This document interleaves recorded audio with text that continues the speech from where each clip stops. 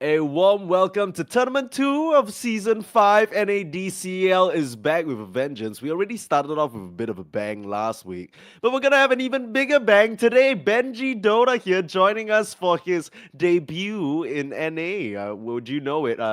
We've come a long way, right? NADCL, humble roots in the grassroots scene in North America, and suddenly here you have the colonization duo from basically both corners of the world, the UK as well as The Singapore. the Bring colonization duo. I love it. that's what we're going with. Yeah, I mean, Yeah. Benji, how are you feeling? I know you've been following this league, sporadically here and there, watching loosely. I mean, hell, we had you at Turbo Mode at TI, right? That was a Mhm. blast. That was a blast. It was a great event, and yeah, super excited to be hopping into this series. Um, we got a couple stand-ins, a couple things. Oh, Math Magician stand-in? Oh wait, no way! Are you Holy kidding me? poggers! Okay, And so he's we got got wait, no, is he gonna play mid? God, I'm excited to see this. Now, yeah, we do have a couple stand-ins for this game, but Okay. I'm really looking forward to this series. It's Yodi Yeah. Brody Nexus, who are kind of they're the juggernauts of NADCL right now. They Oh, sort of absolutely. swept the first tournament. They've come into second tournament. They had a pretty easy 2-0 in Hmm. their first game in the quarterfinals yesterday. So looking forward to seeing how they're going to be performing against THV, a team that we don't really know a whole lot about. We have sort of seen them in 4 games so far, but they were eliminated in quarterfinals in tournament one. Yeah. And yeah, super hyped to see what we got coming out from these two teams. Yeah, absolutely. I mean, THV, these names, if you've been in NADCL, even season 4, you're no strangers to these individuals. It's just that they haven't really had the time to mesh together, connect yet. That's kind of one of the new things coming into this particular season, right? The drafting process for the players was very, very different. And I think extra commendation specifically to Yodi Brody, because Yodi Brody, you know, this man just came in here, flexed on him a little bit. All these other team owners from these other organizations already knew what was going on. They knew the gig, they knew who were the players. He just came in there, got the most winning team, and he's still rolling with it. Nobody's been able to stop them. Like you said, I believe they are still yet to be defeated in a best of 3 series. Indeed, undefeated so far. I mean, Yoda Brody, this guy's a Chad. This Ah, guy, yes.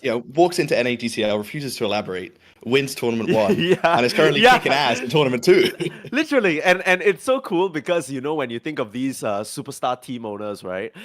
You think about the NBA, you think about these other sports. The team owners always showing up courtside. Yoni Brody's in this lobby. He wants Yeah. first row seats to this ass kicking right now. And by all regards, this is no disrespect to the Honored Vanguard, right? It's just a situation where the stats speak for itself. Yodi Brody, under the leadership of Scourge McDuck, B God, this dynamic duo, they've been able to really lead the way and look very dominant. They don't really look challenged at any point in time.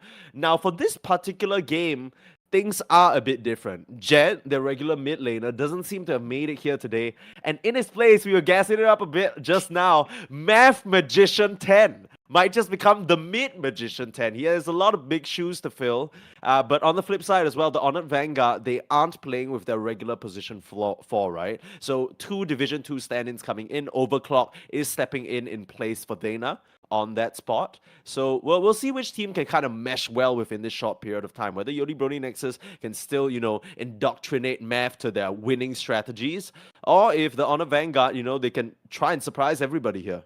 Yeah, we got our first phase picks and bans coming out, and Hmm. no surprise to see the Bristleback out here for Yodi Brody. I think Yeah, uh, so we're getting word that we have a basically, remake incoming. No. We'll see. We'll see. It's up in the air. It's in the works, so we don't know I just see. yet.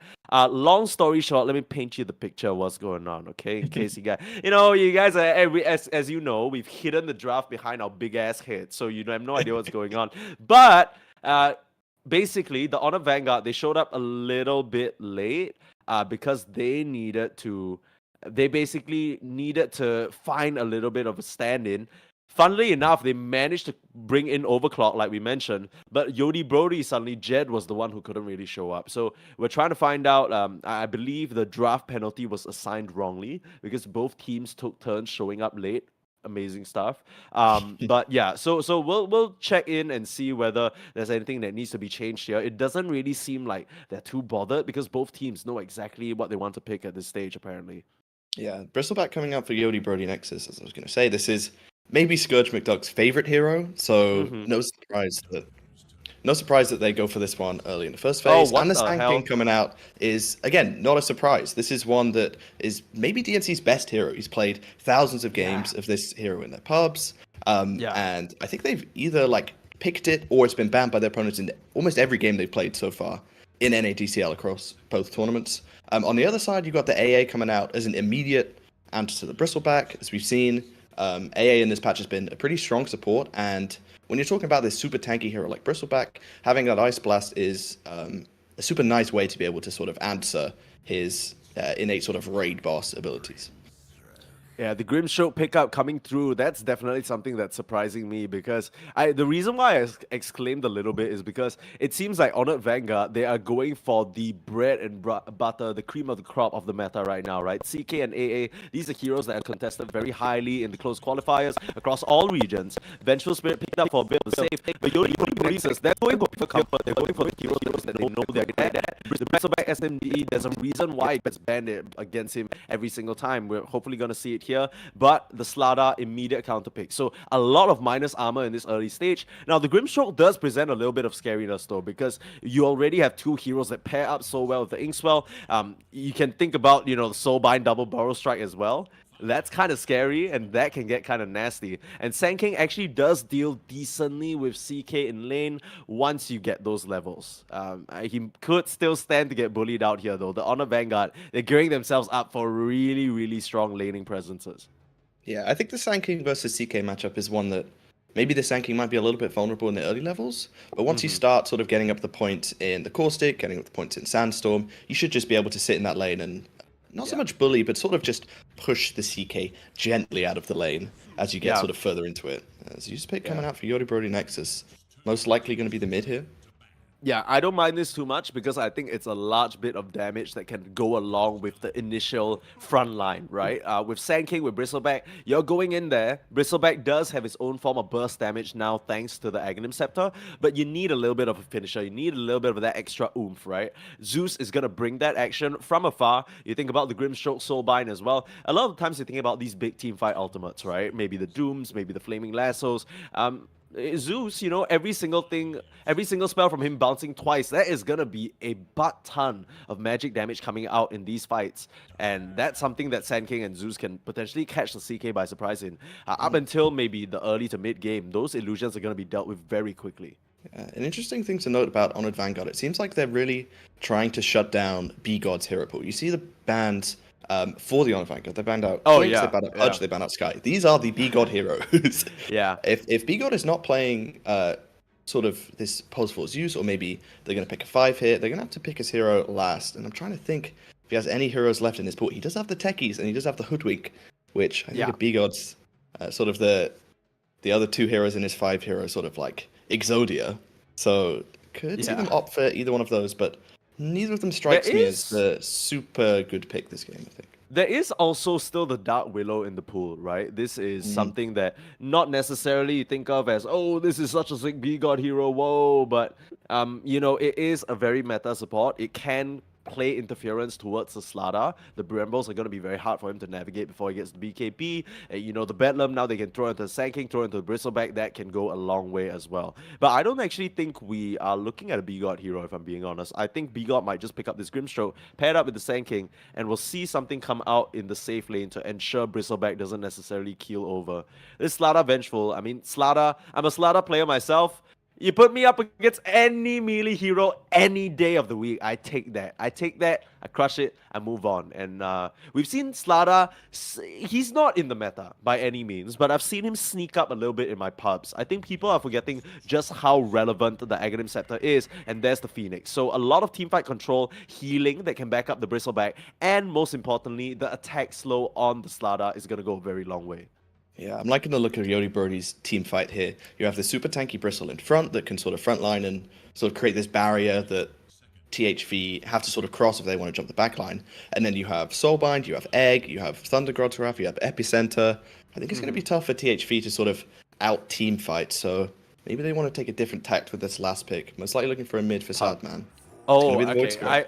I was thinking whether it would be the Puck or the Void Spirit, and here's why, right? The Honor Vanguard versus Yodi Brody Nexus, right now it's a very clear story that's painted in the draft. For Yodi Brody Nexus, like you mentioned, they have that formidable front line, but they need to maintain formation. Their front to back needs to remain intact. If the Honor Vanguard can cut through, jump to the Zeus, stop Math, maybe get on top of B God as well, it's gonna be a very tricky situation. Yeah, so B God actually, just to accommodate Math Magician, B God's gonna go into the mid up against Shaggy. That's gonna be a pretty hype matchup, but that's kind of what I'm worried about, right? If Void Spirit, Slada, and CK can approach you from different angles, break up your formation, and you're not getting that clean connection on the Sand King jump on the first pop, things can get messy and things can fall apart. We've seen what happens when Bristle gets kited.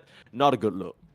Yeah, and I like what you're saying about the inherent jump of THV. I mean, you have so many heroes that are able to get to these backlines. You have Venge Swap, you have CK once he gets maybe a blink, and then he can sort of blow up a hero with the Chaos Bolt Reactor. If you have Slada that's going to pick up a blink, you have Void Spirit jumping on the backlines. It's going to be a real challenge for Yodi Birdie to sort of stay in formation and make sure that they don't get jumped by these three cores of THV.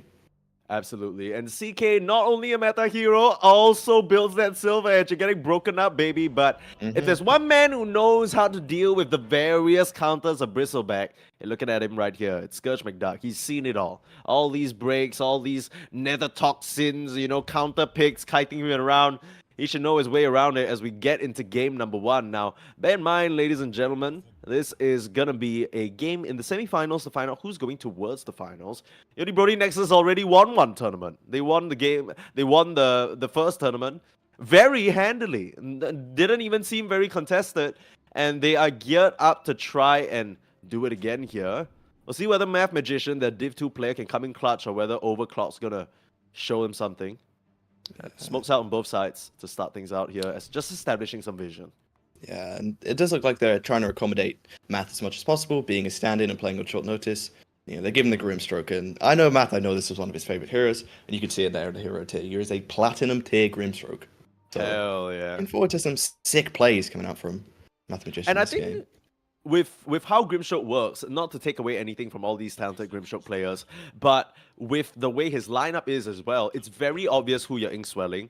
And you're looking at the opponent's side, I think it's clear who the Soulbind target should be, right? You ideally want to get it on Void and Slada, keep them in place, but if you're jumping on the CK, that's a good target as well. Silence up the Venge so the no swap can come out, or the Void Spirit. I think this is pretty clear-cut, at least for what the role he should play in is. On the flip side, you look at who's playing the Venge. That is a lot of responsibility, right? You think about the swap save, you think about how a Venge can really just fall flat if they're not playing picture perfect, especially against a lineup with so much magic burst. If you're not in time, your cores are just gonna die before you even react. So Overclock, definitely a lot of responsibility on his shoulders, a bit higher execution, in my opinion. Not the easiest hero to pull off. Yeah, and especially against a Bristleback, I always think that Venge Swap is not really that useful when you're up against this BB carry, because he just sort of runs you down. He's always pumping out this damage. He's not really sort of a blow you up in 2 seconds and then the swap can save you and you're allowed to reset, right? He's just going to continue chasing you, all the way through to wherever you get swapped to. So, yeah, definitely a lot of way to overclock shoulders. We're going to see how he tries to prioritize that swap, whether he's trying to use it aggressively to set up pickoffs, or whether he's trying to use it defensively to save his heroes. And I think a lot of that is going to depend on this early game and how these lanes go for THV. Absolutely. I do want to point out what you already mentioned in the draft, where they really focused on B-God, but it ends up being a bit of a red herring, right? Because of that, a hero like Phoenix, who's just so strong in the lane, makes it all the way through to the last stage, and Dawn now in a very good position to just out-trade that Venge. Venge already got a bit of a buff up with that Wave of Terror, being able to kind of swap out the damage, but with this Phoenix in lane, no matter how much damage you're stealing, you're just not hitting quite as quick. It's very, very formidable in the lane, and it almost feels like I dare say that the Honor Vanguard might have wasted like maybe 2 or 3 bans. First Blood in the mid lane, B-God, maybe not. Shaggy just outplaying here. The tips come out on both sides. Narrowly surviving. Lucky I missed Smile. That must have been an uphill attack situation, but that definitely puts the Void Spirit in a very good spot. Yeah, sad man, already securing that early lead with the solo kill, and maybe just showing, the difference between a part-time mid player on B-God. Obviously, no no knock to his skills, but maybe the difference between someone who plays these matchups all the time and someone who's a little bit less experienced is we see a kill on the bot lane. DNT going to be able to take down Aaron on the AA, and this is so the highest level possible of comfort for DNT. I expect them to really not have a problem in this lane. AA plus CK, it is in theory a nice combo, but I think if DNT can find some kills early on, especially, he's going to be chilling in this lane when you get to these level 5 and 6s, when you can get, 3 points in your core stick or levels up in your sandstorm, whichever build you decide to go for. Oh, absolutely. He got getting aggressive in the mid lane, still looking for a kill. Can't quite finish it off. That was what single digit AP HP, yes. Yeah, I the last one I saw was 8. That was a close one. Bigot's gonna push Shaggy all the way back. But yeah, bot side, it's what I wanted to mention because DNC, like you said, peak comfort, and really Auron is always going to be the target, so he needs to watch his positioning, right? They're not going to feel as comfortable trying to burst ult red 100 to 0, especially if Auron's supporting. But if they go on the AA, there's not much incentive for the CK to really try and come in and help. That kill is not very possible. Diving through on the top side, door. Looking for some action here. They've caught between Fire Spirits, Blood Grenade, and some Quills. That is a messy and painful situation. They can't get out of it. Ingswarm not going to connect onto Auron, actually. DNC can't find him, hiding in the tree line, and he's going to be safe and salving up. But like you said, still on the chase. Try to pull him back with the Reality Rift and laying down the sentry as well. They're trying to focus down the Sand King. Get a return here.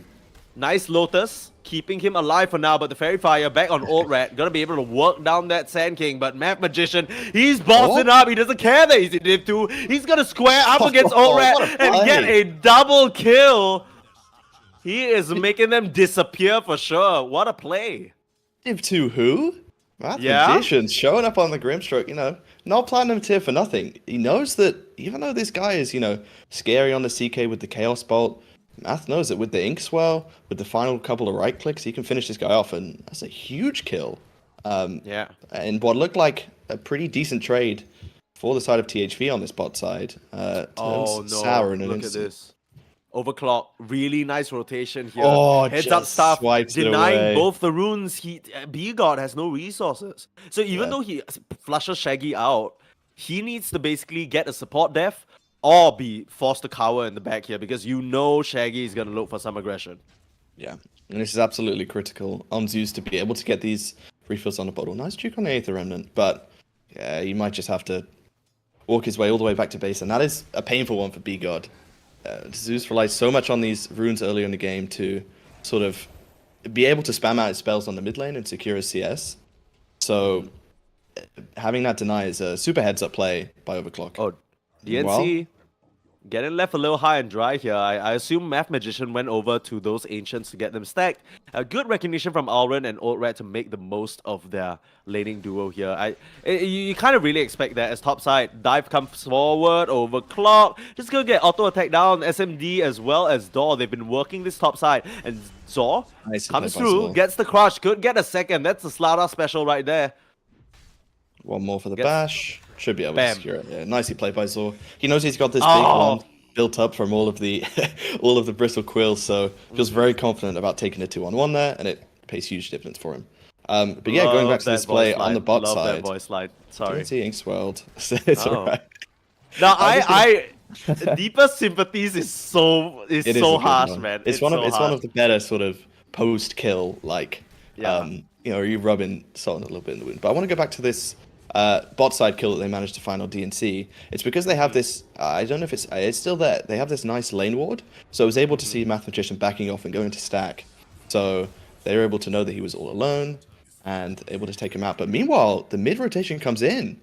Yeah, it's just a situation where Sadman, he full commits to go for the double damage rune, uses the step forward, but Door is just right behind him. And topside, this is where the Slada is his strongest. Doesn't really care about your silly little quills. He'll burst you down. I mean, Zor a little edgy with that voice line. It's like, it was cool the first time. Now you're getting a bit too much of it. But, it doesn't matter, right? He is smashing SMD right now. And I don't know whether you're comfortable continuing to stay in this lane. DNC in the bot side as well. Force the Burrow Strike up. Cold Feet isn't going to land, and because of that, he will be able to TP out. So heads up play from the Sand King. Just pull away there. Mid lane, they're straight onto B-God again. Double damage. Gonna make use of that rune. Looking for the swipe on the Zeus, and he is gonna go down. And the tips come through, you gotta love it. Sad, man, he is just exerting his dominance. Just like Bench said, part-time mid laner difference versus full-time. Not much you can do about that. We'll see. I mean, these lanes have... they looked initially okay for the side of Yodi Brody, but they've started to fall apart a little bit with these level 6s, with these key timings, right? The Slada, with that corrosive haze, suddenly things get a lot trickier. And I think you were mentioning the level 4 to 5 of the Sand King. Level 4 or 5 of the AACK is kind of insane as well. They're just littering the sentries in the lane. And DNC, they're doing a very good job of kiting back this Inkswell. Not good enough though. Alren steps up a bit too far. DNC gonna go straight for him there. Melts him down to size. But I think you're still not stopping Old Rat. You're still not getting rid of this CK. You're not stopping Shaggy. You're not stopping Zor. They are the top of the net worth right now. And if you don't manage to do so, this lead is only gonna grow. I mean, you're sacking the Ancients now for Bristleback that he's gonna get to afterwards, but like you said, there was a ward spotting that out, so they should know this is happening. And honestly, with a Bristleback in the game, you expect nothing less, right? We'll see how things go here, whether they're able to protect this. Stacking is one thing, making sure you get it off without a hitch is another.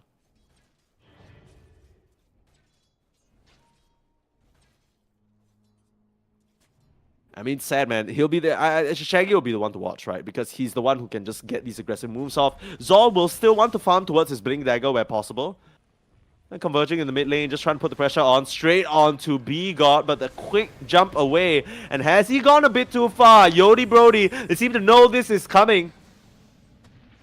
They try and finish off Shaggy on the backside here. Should be enough magic damage. There's B-God with the ult. Cleans up Shaggy, cleans up Overclock, punishes them for that overextension.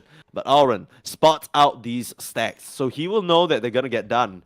Tucks himself into the corner. Seems like they know he's coming through though. And yeah, they're gonna flush him out there. Finding that AA, not allowing him to get away, but SMD Korea. Not too bad. Math Magician, gonna tank a couple of hits for his troubles. At the very least, they farm this stack safely. There's not much the side of THV can do about it. I don't think Old Red would want to come in here by himself anyway. So he's just going to back off, you know, one little component away from the armlet. And we're seeing DNC, yeah, he's just cutting the creep wave, pulling it up to the camp, farming away here, just being annoying. Basically saying, if you want to come get a kill on me, you're going to have to come to the most inconvenient, most ineffective place on your map right now. They're going to bring both supports here, though. Not hard for him to just get a barrel strike out. He's not even going to be bothered, though. He's not scared of these supports at all. He's just winding up. This is really what you want to do. DNC challenging them to come into now his territory. He doesn't care. Just dancing around. This is some Chad Sand King play. Really something that you see from a master Sand King. Understanding his limits. Slada's going to come through. This is where things get dicey. They get the amplified damage on him. Uh-oh. Not something he can get off now. He's gonna get crushed up, stomped up by the Centaur as well. Gonna try and finish off Overclock. No way. I thought he would kill off the bench before going down. Still level 4, unfortunately. But they flush out the Sand King. Well done from the Slada. But like we said, you're rotating, what, 3 heroes, a sentry down here. So much time wasted. Nothing else really done on the map while SMD just farms away.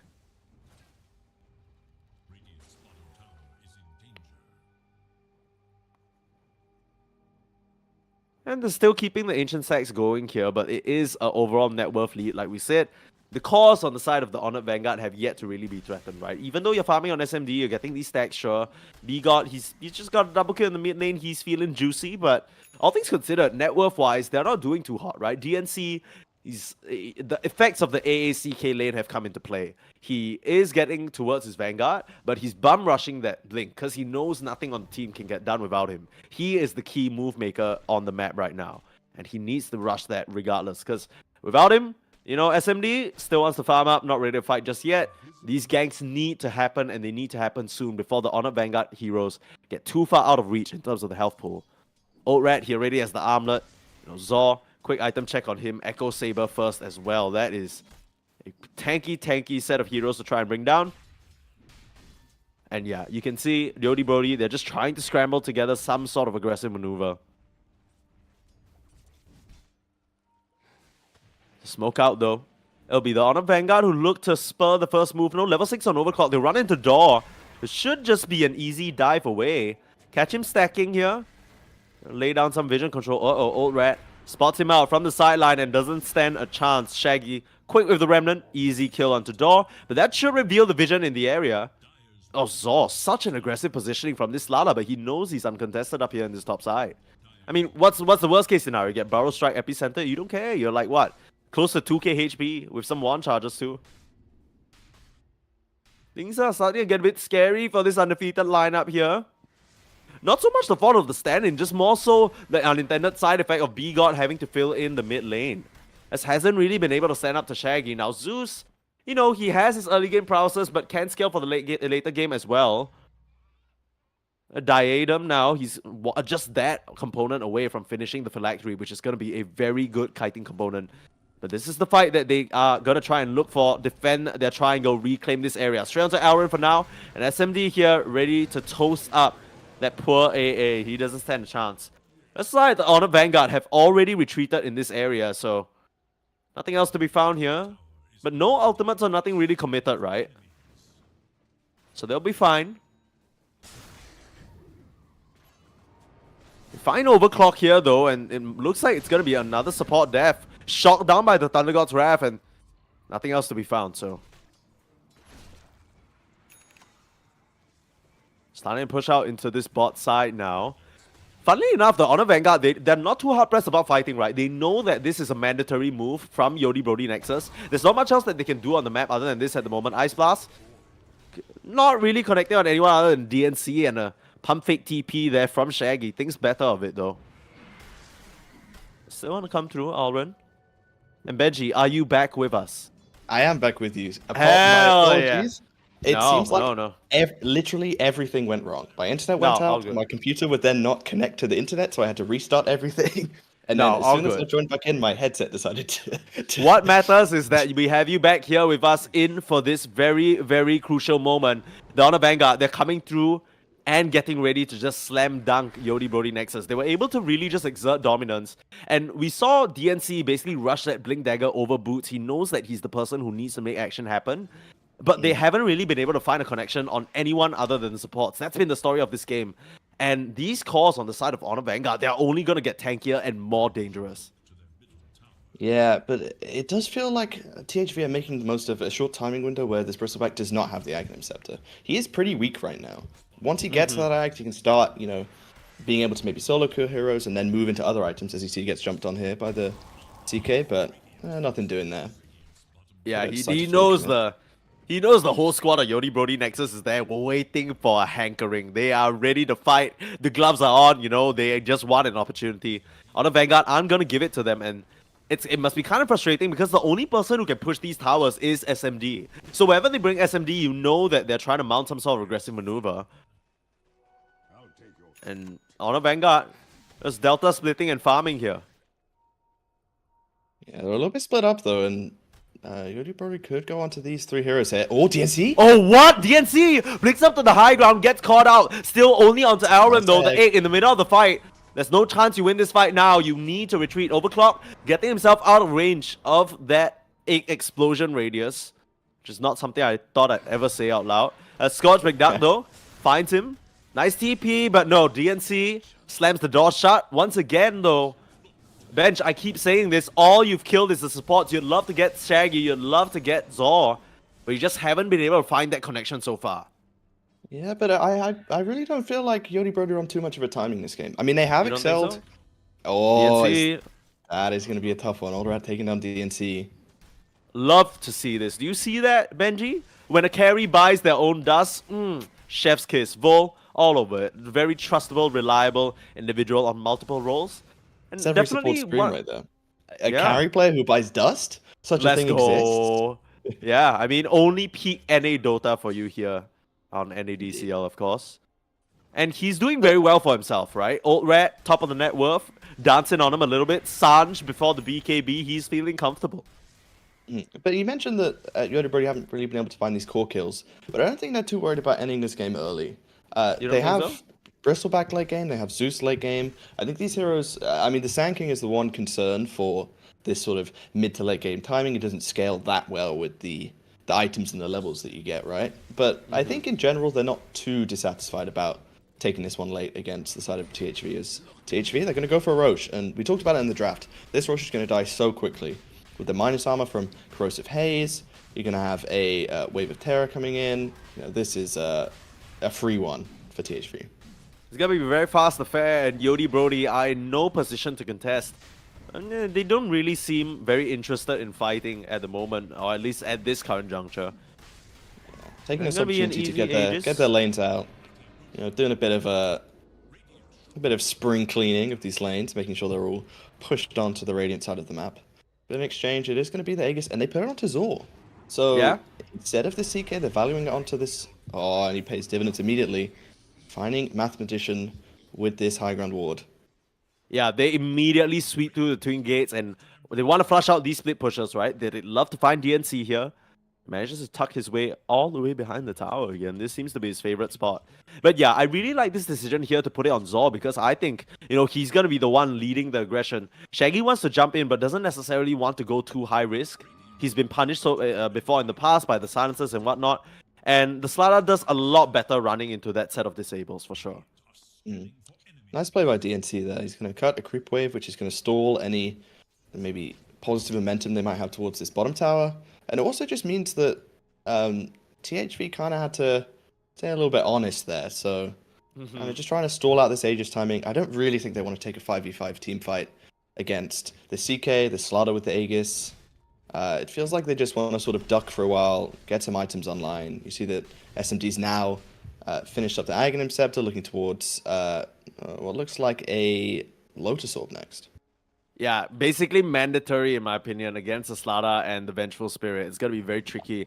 And you know, you did mention, I do disagree with you a little bit. I for one, am a respecter of the Slardar late game. I think a pipe on the Venge alongside an Axe, you know, you talk about CK Void and Slardar late game. I mean, AA can scale, and that damage on the Shatter Ice Blast with the Shard, just locking them in place, that's going to be so tricky to deal with.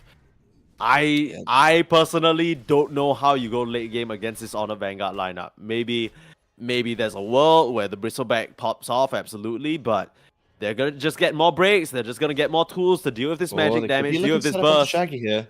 They're gonna try. Seems like he smells something. They're winding it up at the moment. They should see him though. Can't jump away in time, but he's so tanky. Nice the egg right in the middle of the fight, and the swap, they bring him out of there. He should be fine, and they focus down the egg. BKB pop by Old Rat, and he turns around and starts smacking them down. SMD is tanking all of it at the moment. A nice battle strike through from DNC. Manages to work them down. Old Rat, a slight miss toggle, and they can't kill the Bristleback at the moment.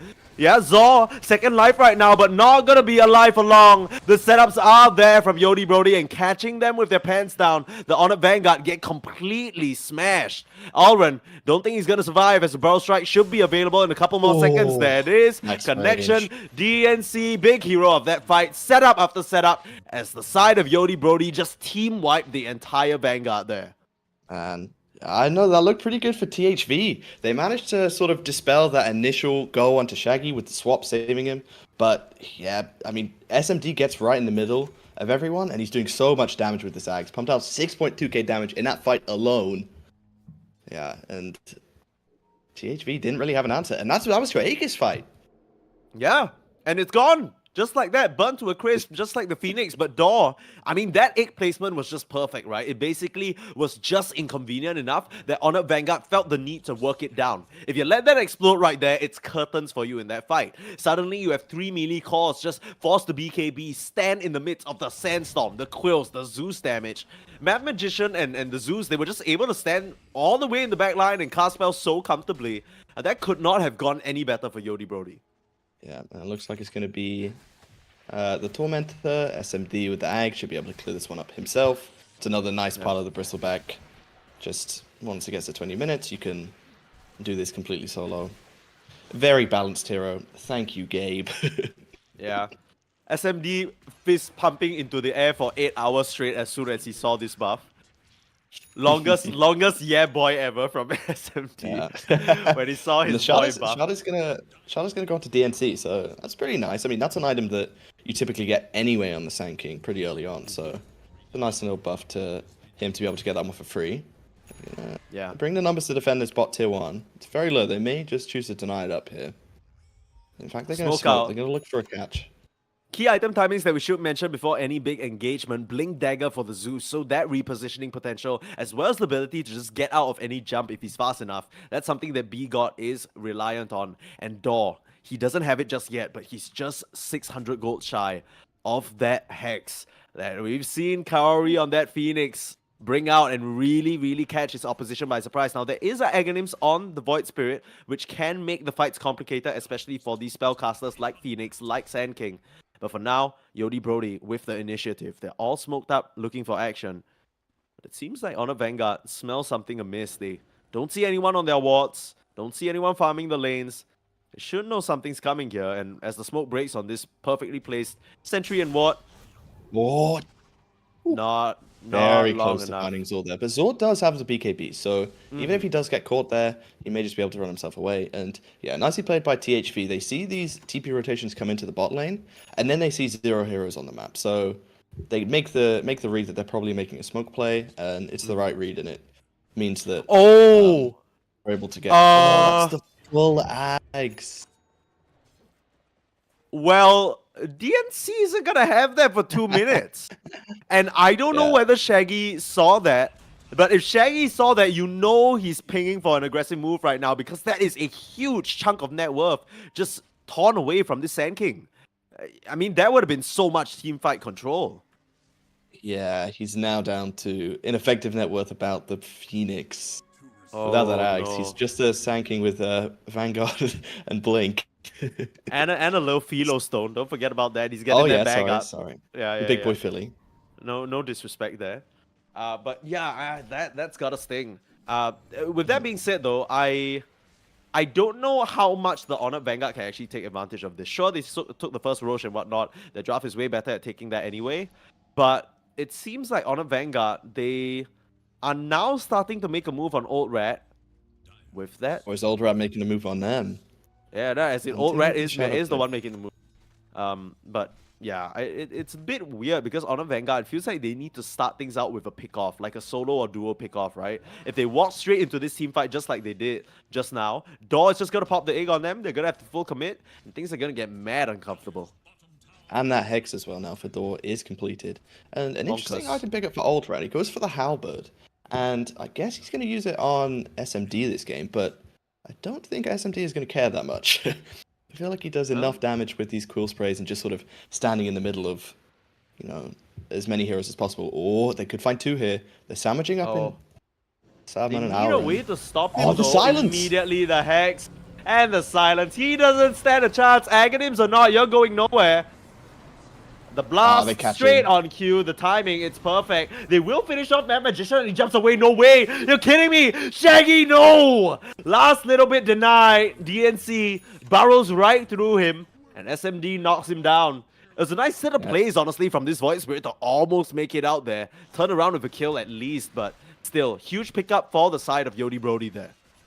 Yeah, I mean, Shaggy almost making the most of a little bit of a misplay from Yodi Brody not quite stacking their stuns correctly, but the NC says, here's repayment for sniping my Ags. Cancels the TP, and now that Ags will come out. So the NC now are going to be an absolute menace in these team fights. If you can get that Sandstorm onto multiple heroes, this ability is so annoying to play against, especially if you're a hero that does not have an easy mobility spell to get yourself out of it. Now there is a bit of an angle, I feel, for the Honored Vanguard, right? There's a bit of an angle. Pitch me the angle. Pitch me the angle. Yeah, don't worry. I got it, editor man. Look, the reality about the Honored Vanguard lineup is they do one thing, and that's burst, right? A lot of physical damage burst, a lot of CK burst, Void Spirit burst, AA blast burst, and whatnot. They have one shot with their BKB Shadow Blades to get this jump. So far, Yodi Brody, they've been the ones with the incentive, they've been the ones with the initiative to try and get these initial barrel strike engagements off, die forward hexes. But when they're pushing the towers with SMD on the front line, that should give Honored Vanguard every bit of prep work, or every bit of prep that they need to understand the landscape, figure out where exactly they want to strike, and strike hard all at once. right?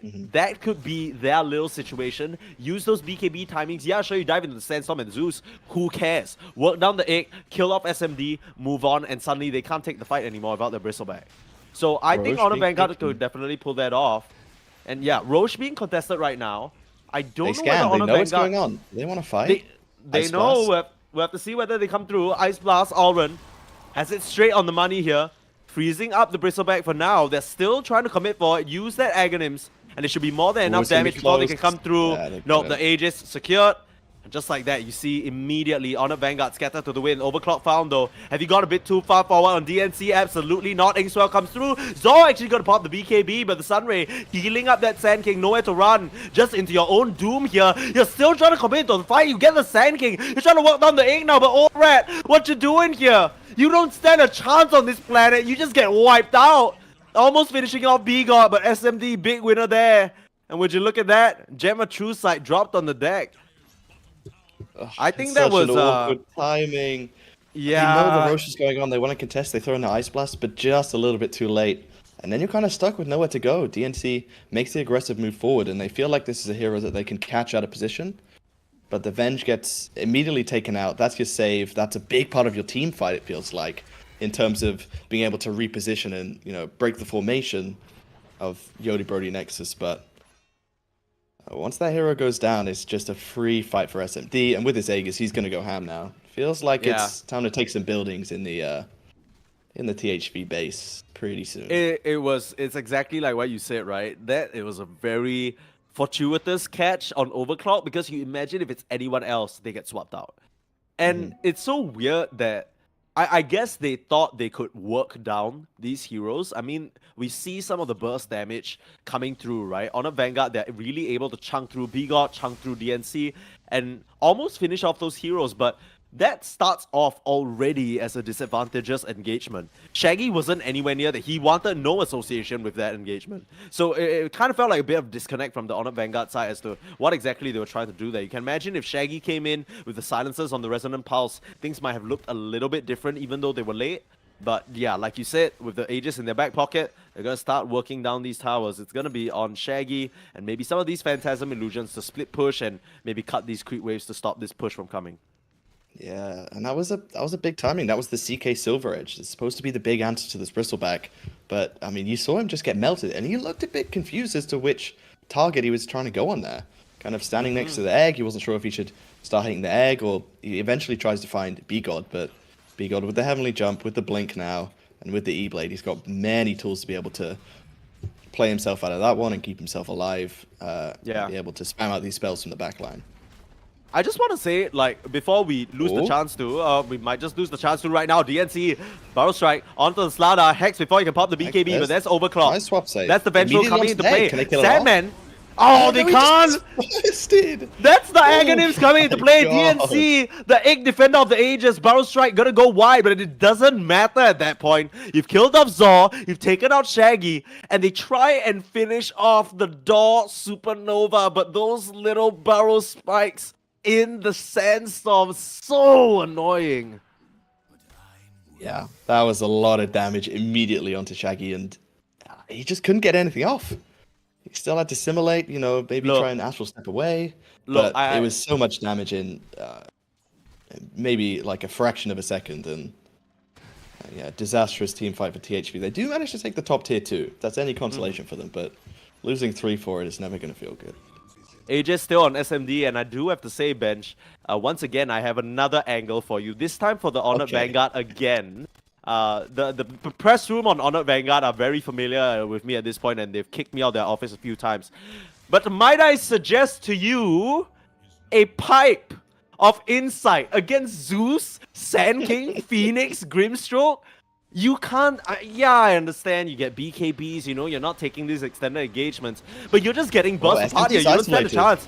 SMD, he's alone here, but he is turning around. The AA Blast doesn't come in, healing up big time. This Bristleback is Bristle Boss territory right now. Gonna lose that Aegis, but was near the tail end of it anyway. And that is your Ice Blast committed, which means the next time he's coming up, that Bloodstone is gonna do double duty. Yeah, it was sort of you're trapped in here with me, I'm not trapped in here with you moment there for SMD. Zor and Mm. Shaggy, they think they sort of have the jump, maybe got one over on SMD, but Turns deals out a lot of damage. And as you said, they do manage to take that Aegis away, but it was timing down anyway. SMD will probably be pretty happy that he gets a free refill. And yeah, 12k lead now for Yodi Brody Nexus. And as you said, the pipe would be very good, but there's no natural pipe builder Yeah, on the it's side of awkward. THV. You're usually looking to your offlaner, but in this case, your offlaner is a Slardar, as they're going again on this bottom lane. Overclock. He's just SMD going is gonna in. dive this one. Yeah. SMD doesn't No care. stopping him. I He's mean, very the deep right now, Slardar, but yeah, the Slardar is still busy on the front lines. And they're not going to be able to stop the Bristleback. He's just running rampant right now. The rest of them jumping in, Map Magician blinking forward. Ink swelling his ally, and so much magic damage. You're going to try and finish off the Sanking on the backside. Shaggy will find him, and Old Red on the front line starting to work down the Bristle. But who is working down who? Under the power of the sun, you don't stand a chance, my friend. Still coming forward, gonna helmet him up, but he doesn't need his auto attacks. All he has is Quills, and he'll send you packing. 4 members down, the only one to survive is Shaggy, who's still trying to cut through the back line. But nothing else to be still found fishing. here. He's Be God, yeah, giving him the he's high still five, fishing. finishes him off with the lightning bolt. Nasty. The Zeus god like name a better duo. The tips come through, this time from Door. The revenge arc is complete, and SMD understanding his power spike. And I gotta say, you know, there are 2 heroes. Sure, you focus out B-God, but this man, he's not playing the +4 no more on this lineup. He is playing the mid and shows up big time on the Zeus. And the way that fight breaks down is just worst case scenario for THV. They started off by missing the Ice Blast onto SMD, and then he's just able to zone these heroes. While Zor and Shaggy, they do try to go to work on the backlines, and they manage to find DNC, but it's rough. It's a complete separation. And so even though you do manage to find these kills, it's a free fight for SMD. Math Magician has, got freedom to cast off these spells. Multiple ink spells onto this Bristle, silencing up heroes. And Door as well with this Hex and this Egg. He is a massive problem in these team fights, and they just don't have the resources to be able to shut him down. Absolutely not. I mean, he's even going for the Aghanim's for a second chance of rebirth, maybe for DNC. Save them in those tender situations, because that's kind of one of the things that this team is lacking, right? The save. You always are going to have troubles if your backline being just penetrated and cut through. And maybe with this egg, you can try and pick someone up in the midst of it. You haven't had any trouble defending the egg so far, right? That's kind of the tricky part with this Aghanims. But yeah, that is the thing, and it's just going to increase the amount of attacks to destroy. But there is an angle. This Ags, I don't really like it on the Phoenix. It does give back in the press room potential. Yeah, I'm in the press room. I'm pitching angles to Mr. THV. Yeah, but how his team can win this game. And we've seen it before. Phoenix, takes a hero in, maybe a hero that doesn't have buyback, or a hero that was otherwise fine. That egg gets killed off, and suddenly it's 2 heroes down. There's B-God having some fun faking out this ulti. That is a very loud sound effect. Yeah, I'm glad I turned off my in-game sounds and I'm only watching through the feed, because I think I'd get a bit of a headache there.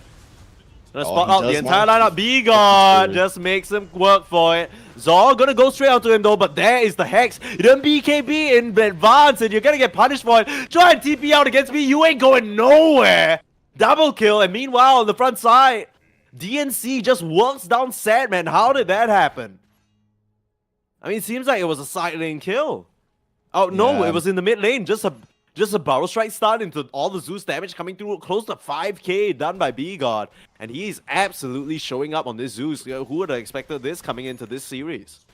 Yeah, SMD, he's diving forward. Aaron does not really stand a chance here. And by the way, SMD has bots too. So he was able to join that fight by bots doing onto B-God. This is a nasty lineup from Yodi Brody Nexus. And I mean, they're showing why so many teams, Bristleback's been first phase banned against them in 7 of their 9 games. THV, they choose not to ban the Bristle. They don't ban the Sand King. Yodi Brody Nexus get both of them, and they're making them pay here, Mikey. I wonder whether it was a situation where the Honor Vanguard baited out those picks, right? When you're not banning this against the team, you're expecting that you have a strategy against it. Maybe this burst damage strategy is what they were hoping for. And sure enough, Zor did pretty well early on, right? But they, like you said, I was a little bit worried. Honor Vanguard, their cause, they were getting farmed, they were making these moves, they were doing well. It was really the supports that they were losing. But SMD showing again and again why you need to put respect on that Bristleback's name. He doesn't care, he's just running forward. Out of everyone who has dealt with all these anti-Bristleback strategies before, he will know the best what exactly he's dealing with. Picks up the Lotus Orb for himself, and suddenly it doesn't feel like he's quite as killable anymore. He is so farmed on this Bristleback. He's pretty much 6-slotted. You can synth that Ags, and then he's looking towards a heart next. So, I mean, if this kill wasn't difficult before, he's already got 3.6k HP, and is really not facing any fight back. As we see, they get a nice jump onto TMC. Able to blow him up. Start things off with that Sand King, but take a look at that magic damage. Daw just pops that egg as well, and they all just get burned up here. They don't stand a chance. SMD still on the front lines. You might kill the Sand King over and over, but at this point, I don't think it really matters. They'll buy back and try and come in. SMD a bit too deep here, but nope. No chance, Shaggy. Too many quills to the back of the head. He's gonna feel woozy after that one, that's for sure. And they'll go back straight towards the tower. That started out so rough as well. I mean, yeah, I guess you have to jump the Sand King. If not, he jumps you. But once again, not respecting the sheer amount of magic burst that could come through. And I just want to commend him. Math Magician, he's really stepped up to the plate. These Ink Swells have been on point. Now they're going to go on to Bristleback again. Ice Blast right on top of him. They don't actually have the save. It's getting pulled back right now, and he actually goes down. So they managed to finally execute the strategy that they're looking for. They get the godlike streak on the AA. And they still lose Old Rat without buyback on that guy. I mean, SMD is 10k ahead of his counterpart right now. I don't think he cares. He's gonna wait that 80 seconds, come back through, and finish off these buildings. And it's gonna be a very, very tumultuous task. And there is an angle, Benji. It is a nice amount of gold. Aaron, maybe he can, I mean, still no pipe on this Radiant lineup. You can see the overclock. He's looking for just a cloak. Call him overcloaked. Yeah. Nice one. Crazy stuff. Yeah, thank you. Appreciate that. That's why they love you. That one for 6 minutes. He saw it in the quick match. He's actually overclocked right now. Yeah. But maybe looking to turn that one into a pipe. Or maybe Aaron could go for it now that he's got 2k gold in the bank. Or maybe you just go full grid and go like Octarine, because you really need this. You need this Ice Blast to land, right? This is the only thing that's gonna cut down the Bristleback. And DNC. Oh, DNC. Solo barrel striking in here. He's gonna get popped up by the spikes. All alone. Doors nearby, but still a little bit far. Oh, the Hex. Look at him coming into play. They can't come in against the egg. They can't come in against the egg. Zorcha's gonna get chased down. BK barrel strike. That's not how that works. But they'll still try and chase down this poor Slada here. Straight onto B-God, but the Manta style. And gonna make quick work of this poor man. They take down DNC, and now, B-God, have he gone a bit too far forward? No. SMD, the big bad bodyguard, here to play, and Old Rat, you've overextended this time around. You might try and turn around for this kill. Even with the BKB, you're gonna get worked down. The magic damage coming out in spades. Shaggy trying to still play interference, but no one's gonna stop Scourge McDuck from his death march. Straight onto Shaggy as well. He doesn't stand a chance. And with 5 members out for the side of THV, looks like they'll be clocked out of this game. Number 1, GG is called Elren. He throws in the towel, and a win here for the side of Yodi Brody.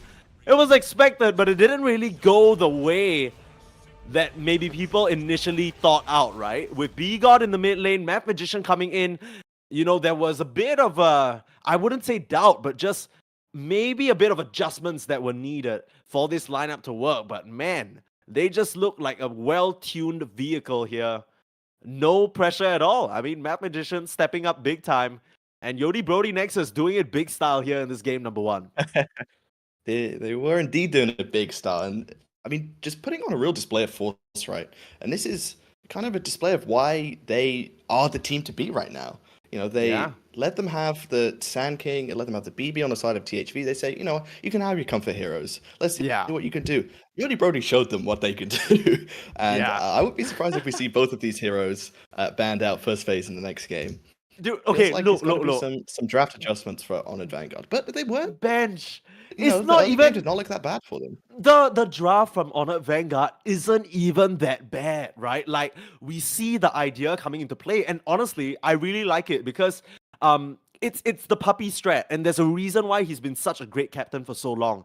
He's always unafraid to play you with your best picks, right? Because he needs to figure out a way to beat it. If he always has to be forced to ban out these specialty heroes, it's just free pathway for Yodi Brody Nexus to snatch up whatever meta heroes they want. That's how they've been so successful so far.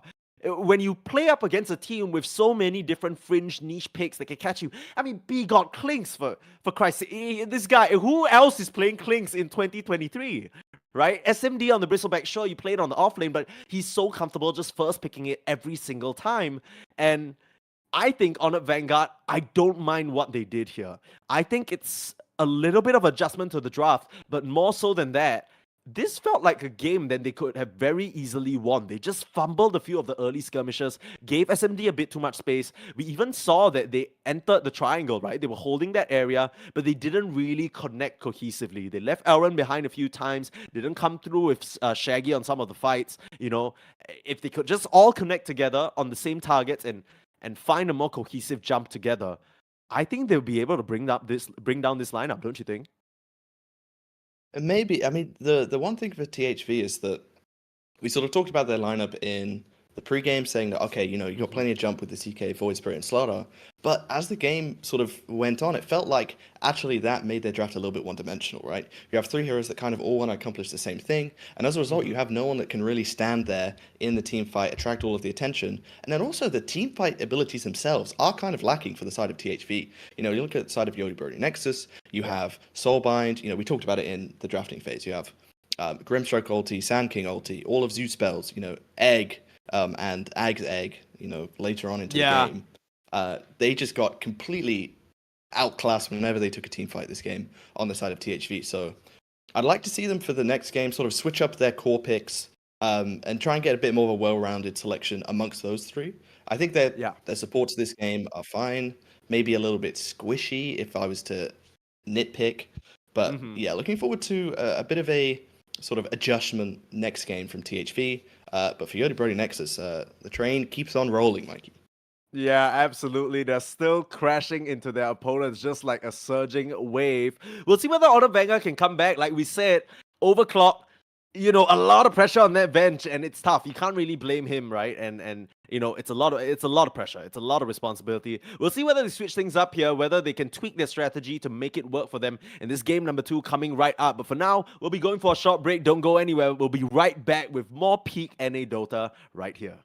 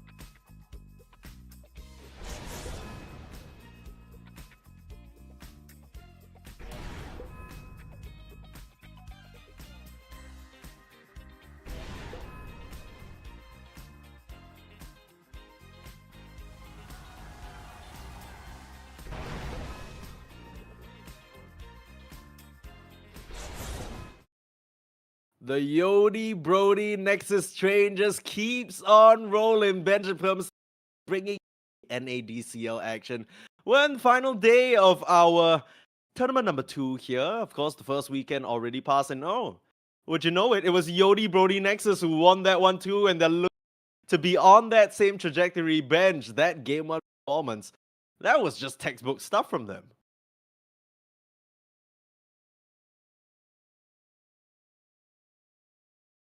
Benji, we cannot hear you at Apologies. the moment. I had I know pressed you're the a mute bit. button. I know you're too speechless about that performance, but you didn't have to take it literally. Okay, so that was what I just said was like the best point ever. Okay. And now I can't Let's repeat hear it. So no. This is it's gonna be a different point. Just imagine that was in fact the best point ever. That This was you're so right. You're so right, actually. So it did feel like Yodi Brody just kind of going through the motions, but in the best way, right? They get the heroes that they want. They know how to execute this draft, and they just sort of, it feels like it's a style that they're so comfortable with. They get their SK, they get their BB, and even with having to switch B-God to the mid role and having Mathematician come in as a stand-in, it feels like they were just so comfortable in this game one. So looking for THV to kind of help move them out of their comfort zone this game too. Bench, me and you, we're both support players. We know this situation very well. Suddenly you need a sub to the mid lane. Zeus is the de facto mid lane support pick, right? Every support player has a Zeus. That's just how it works. If I had to go sub in the mid lane, I'm like, okay, I got Zeus, right? So it's funny that not only is that kind of one of the more quote unquote obvious picks, it also really worked very well with their draft, right? So which we have already for us. So we're gonna get to that right now. And would you know it, the Bristleback band, they're learning that we can't beat it. And B-God, if you gotta stand in on the mid and the support, you gotta have to figure out another hero. You have to play a real mid hero, brother. Yeah. No 2015 mid shenanigans here. We don't want none of that. On the flip side, Spirit Breaker ban as well as the Kunkka ban. So two just very strong cores that can be picked up. The Water Park, an absolute travesty. Nobody likes to visit those anymore, especially with this edition. A bit too much PTSD. Weaver being banned out as well. And yeah, I mean, they're already sort of putting themselves in a more decent position, right? Being able to take the initiative, take out all the specialties. Treant available. Yeah, I was going to say, Treant, I mean, yesterday in all 8 games, it was contested first phase, and it went 3-0 in the games that it was picked. So no surprise to see THV. Once they see it's available after the first phase, they are going to pick it up immediately. And you see the bans from THV. They went extremely hard in the direction of, we are not going to let them have their comfort whatsoever. They banned out 3 of the games from the previous game, 3 of the heroes from the previous game. Sorry, the Bristleback, the Zeus, and the Sand King. So Yodi Brody Nexus, you're going to have to approach this one in a different direction. Yeah, the Treant Protector, I mean, you've had some experience with it in your pub, surely, and I mean, we've seen this hero all over Pro Dota. What do you think exactly is so winning about it? And I mean, you pick the Nature's Prophet as well. I usually think that, as strong as Nature's Prophet is with the rotations around the map, the Treant just walks through the Sprout, right? He's one of the heroes that doesn't really care about it. Is there anything else about this hero that just makes him such a valuable pickup for THV here? Well, I think Treant is just like the most well-rounded support in Dota. It's a strong laner. You have really good spells early with Leech Seed and the Nature's Grasp, I think it's called, the Q. Yes, correct. To be able to find kills early. You're able to defend towers with living armor. And then once you get to 15 minutes, you have this Shard. And then you can also go Blink, which gives you insane mobility around the map. You're able to scout heroes invis. You're able to have a free route off cooldown for on a 8-second cooldown or whatever. I think this hero is just completely busted and should be first phase material in any game that we see today. I think actually, on top of all those beautiful points that you just mentioned, Twin Gates, right? One of the main tricky things about Treant Protector is that he was a very static laner. That was the tricky part. You just avoid him, you go to the opposing lane. It's very difficult for him to rotate and make things happen because it'll be such a long walk. Trees, they always complain about having to take a stroll or like run or anything. They're not like us. So, that was one of the main things that hero really faced, an inability to make an impact either in the mid lane or in the safe lane. But sorry, you make an impact in the safe lane, but you can't really go to the off lane, get a gank off, make use of those nice leech seed levels. But now suddenly you suddenly have a tree and popping up behind you when you're high up in the lane, pop a nature's grasp behind you, where you going? It's gonna be rough. Yeah. But that global potential is something that's going to be afforded by this Nature's Prophet as well. It's very, very strong. Position 5, position 4. And yeah, take a look at that. On a Vanguard, they're just like, okay, none of you get your picks this game. Math, out with you. Yeah, None we're of gonna have this to play a different hero, brother. But Yeah. I like this from THV. I talked about just before this game is pushing Yodi Brody out of their comfort zone. I mean, Yodi Yeah. Brody coming into this series had only picked 21 unique heroes in their 9 games. So they've just been able to get their heroes whenever they wanted them, and THV are gonna finally try the approach of just ban the heroes. Yeah. Whoa, The Age-Ola. Mars coming out. Whoa. Okay. So Not a hero that we've seen too this- much of recently. Yeah, I mean, DNC just gotta pick them up. I'm more of a fan of the old school Blink initiation, big team fight control heroes, it seems.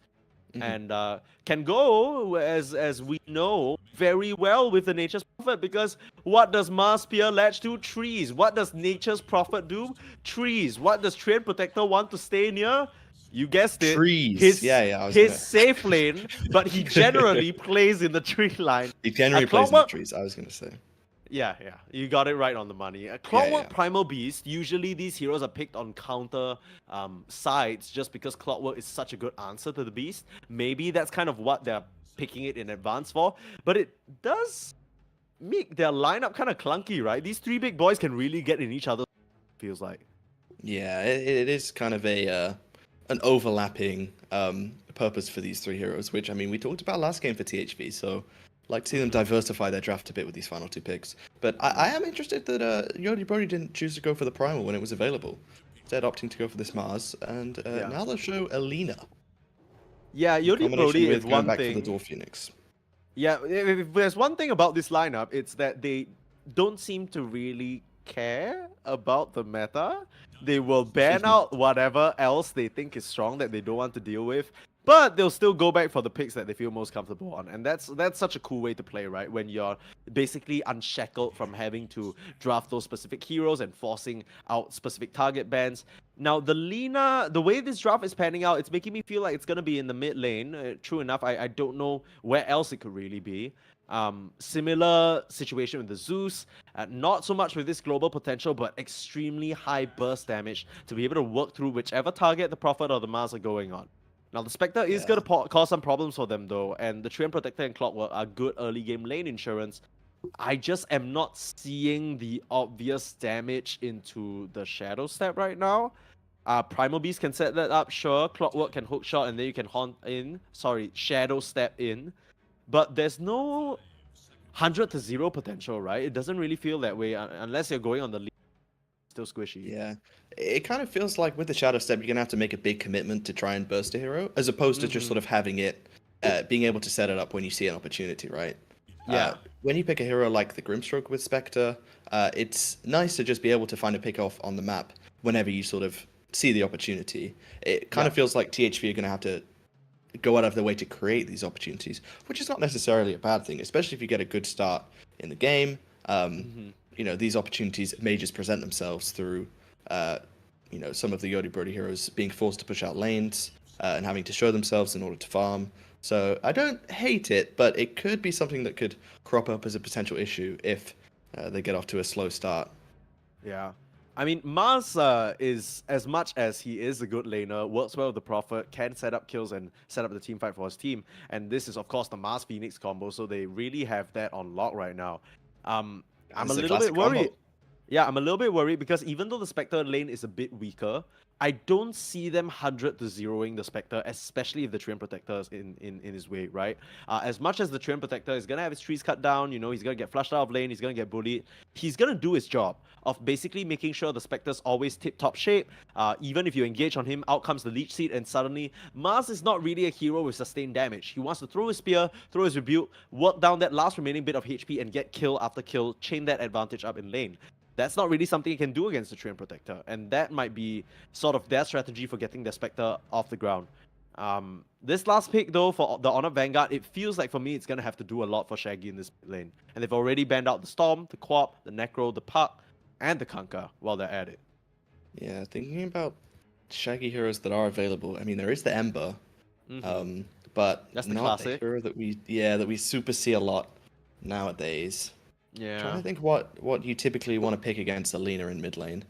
Obviously, we see sort of Kunkka obviously banned out in first phase. That would be kind of quite a nice traditional answer. I kind Necro, of feel like Grok, the Void, all of Ember. these. Well, the Void is actually still available for them. Yeah, the Void is available. I really like the Ember as well, and we're basically considering that this Primal Beast is not going to be mid lane, right? We're assuming that it's actually going to be Zor who takes that out.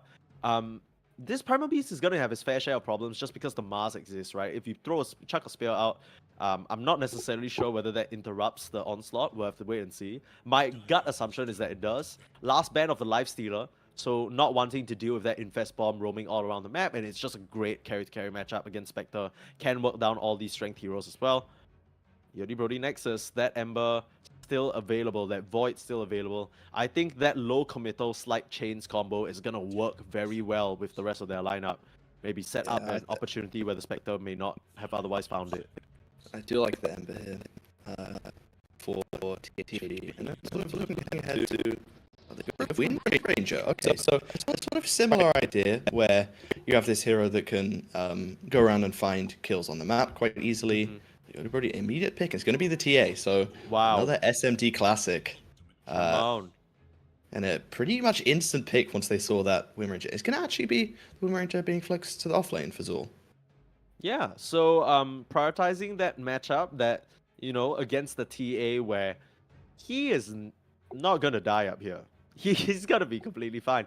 Math and TA, all they can really do is auto-attack, and Zor is going to laugh at them. Laugh at them, win run back and forth, dance on them a little bit, power shot them here and there, just poke them, and laugh at them some more. That's exactly what Zor is going to do. We'll see how much work this Wind Ranger can do, though, because it's not really a hero I have the most faith in, especially in the offlane. When we've seen it succeed in very fringe scenarios, that one TSM game that I don't think, that counts. It's mostly been in the mid lane, right? And it's really felt like a Trump pick. It doesn't really feel that way for me in this game. What about for you? Do you have any faith in this Wind Ranger bench? I don't know. I mean, the TSM game that you mentioned, I think they did, in fact, intend to pick this Wind Ranger. So I don't think we have to worry about that scenario coming out. But flexing it to offlane feels a little bit odd.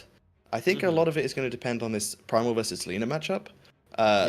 In theory, Lina can sort of keep her distance and, be able to stun on the onslaught to stop that coming through. So Bigod might theoretically do well in this lane, but he's not a mid player. Whereas Shaggy is. He's probably played this matchup many times before. So I think my eyes are going to be drawn to that as opposed to this Wind Ranger in the side lanes. Now, it's worth mentioning that as much as every mid laner, it's mandatory for them to be able to play this Primal Beast. Shaggy doesn't really strike me as a Primal Beast player, right? We think of this player, we always think of the Spirits. We think of these flashy mid laners, the Storms, the Puts, the Embers, the Voids, right? He's gone back to these time and time again, regardless of the meta, and shown up on them. I mean, even on the Void Spirit, just last game, had some pretty spectacular moves, jumping the backline. He would still connect on his targets, it just wasn't enough. Now, the Primal Beast isn't the trickiest hero to pull off, but especially against Alina, who can just pepper you down with auto attacks.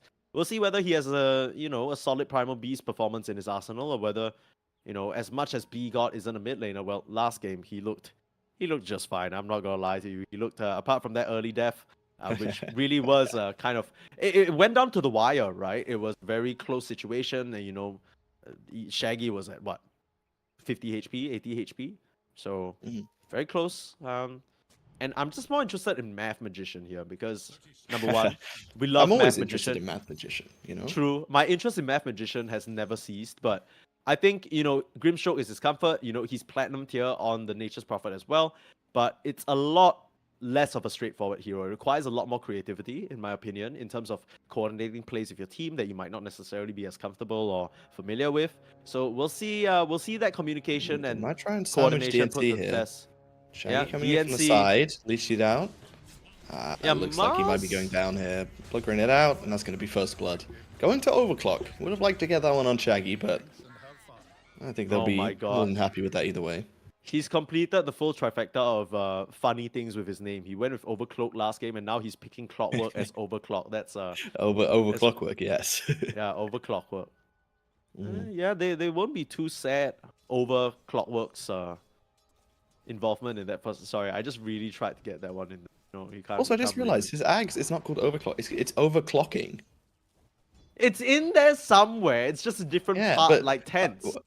why is it? Why is the ing? No, because Anyway, it's like it's a irrelevant no to the no current game state. no, it absolutely is. Look, okay, the Okay, sorry. reality Yeah. is that when he presses that ability, there's a whole duration of time where he's overclocking it.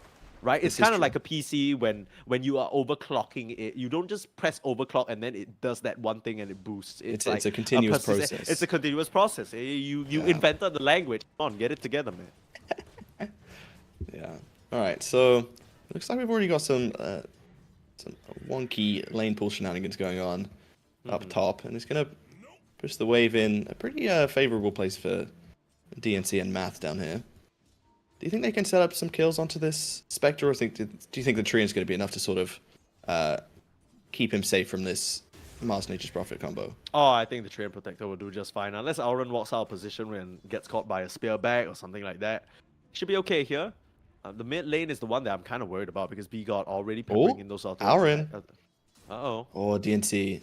He actually went God's Rebuke in the first level to allow him to secure creeps. Does not have the level 2 yet. Dude, you're baiting popped out so hard here. You just rotated Oh, out sorry, here just to Pop. see My it. apologies. You just baited him. I mean, okay, maybe not much of a bait anymore. Actually, the Prophet, the setup, level 2, they find it. You were talking about that spear level coming out, and they hit that timing and immediately make it. Nicely done from Math DNC too. The problem is that I just operate 10 seconds into the future at all times. Yeah, so, yeah, that's I true, saw that that's kill true. coming, miles away once DNC hits his level 2. And yeah, getting a pretty easy setup, which is the spear into the trees. Tree is always going to be playing around the trees, and if not, then you got that sprout for the free setup. Math might be a little bit far forward here. Gonna sprout himself, but that doesn't really do much against a tree. And blow grenade out, able to get the last hit. Not quite. He's gonna be able to Beautiful. limp himself away. DNC with that rebuke says, "Get out of here!" Like, what are you? Get your hands off him.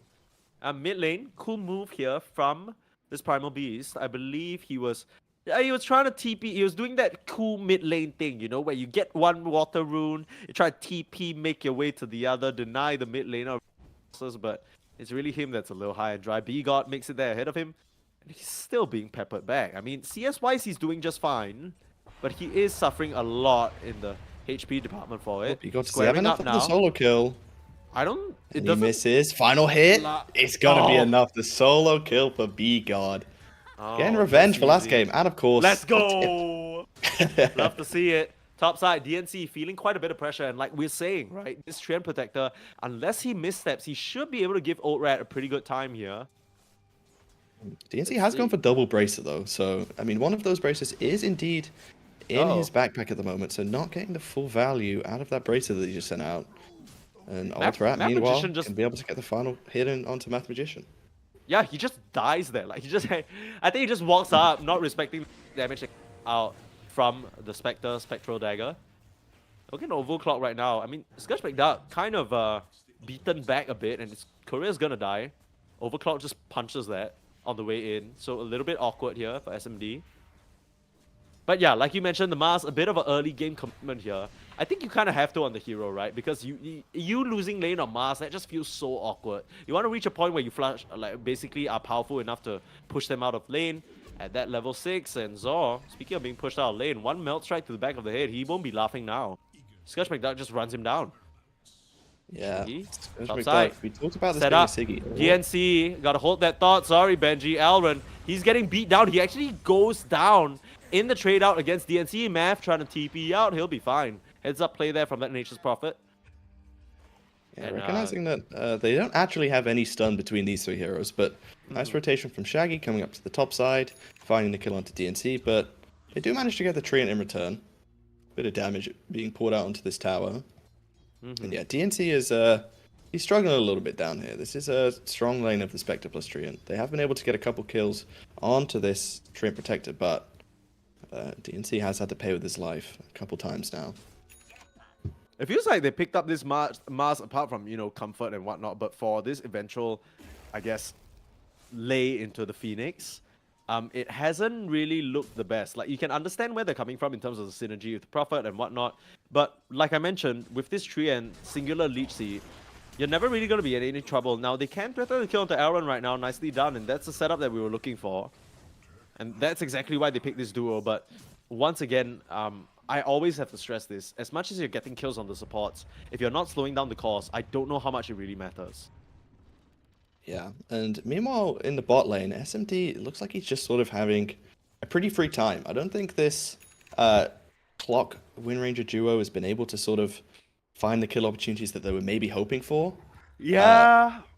Zor doesn't really do that much to a TA with refraction charges. You don't really cut through them that quickly, and as long as SMD's positioning is good, he shouldn't really be ever caught out by this clockwork. So he's having a decent time down here. Currently 27 and 12 on the last hits. Yeah, should be able to just sort of sit down here and find his farm, similar to how the Spectre's doing, his opposite number in the top lane. Yeah. Bigot continuing to put the harass out in the mid lane, but Sadman has that level 6, gonna come straight through with the pulverize. That's the rotation from Alvin, and Dog gonna try and keep his mid laner alive, but perfect timing. Charging through, looking for the Phoenix as well. Goes to the high ground actually. Ace through on Doesn't Shaggy even need the should be able to pulverize, find him. yeah. This is an easy setup for the Primal Beast. Gets 2 in the mid lane, and very timely rotation here from both supports to make that happen. Well played there. An excellent use of that power room. And Shaggy is not stopping. He's immediately going to contest this Wisdom Rune. Whoa. He's going to do the stack. Is he able to Math. find it? Shaggy is a little bit... Oh, just in time. Perfect. Shaggy. And look at Math. He's going to try and contest here. Finds Gonna try and cut him Zor. off. Doesn't have the level 6 though, but Math, he's not getting out of this one. He's just going to die, and that is going to be a free first Shadow Step kill for Old Rat. Set that up to perfection. Nicely done from the Honored Vanguard, catching Math. But meanwhile, Shaggy... Yep, he's getting set up on now. Completely isolated here. Laguna Blade, another kill for B-God. Yeah, no haste rune, no way of getting out of that one. Your rampage is over. 6-6 right now. B-God manages to get the kill back on his counterpart. And all things considered, very even, but it's the Spectre who's the big winner of this laning stage so far. You mentioned that, Old Rat, he's Auron, they're trading back and forth with DNC. But Old Rat's basically been perfectly CSing, not really threatened in the slightest. I have to see what kind of item build he goes for. He has the Sage's Mask, so maybe a Spirit Vessel early on. I don't know. It's pretty decent this game, though, against the TA as well as the Mask. Yeah, I'd be interested to see what he goes for. I mean, there are a few different sort of potential builds for the Spectre. You can maybe go in for the Radiance if you're looking to really farm up. There's a Blade Mail option. And I do like this Sage's Mask just as almost like a casual mana regen item. A lot of the sort of theory behind Spectre is that you need this mana to be able to farm with the dagger. It's McDark. Being found. Yep. Auron, Sandman, straight in. A very, very easy situation for them to clean up here.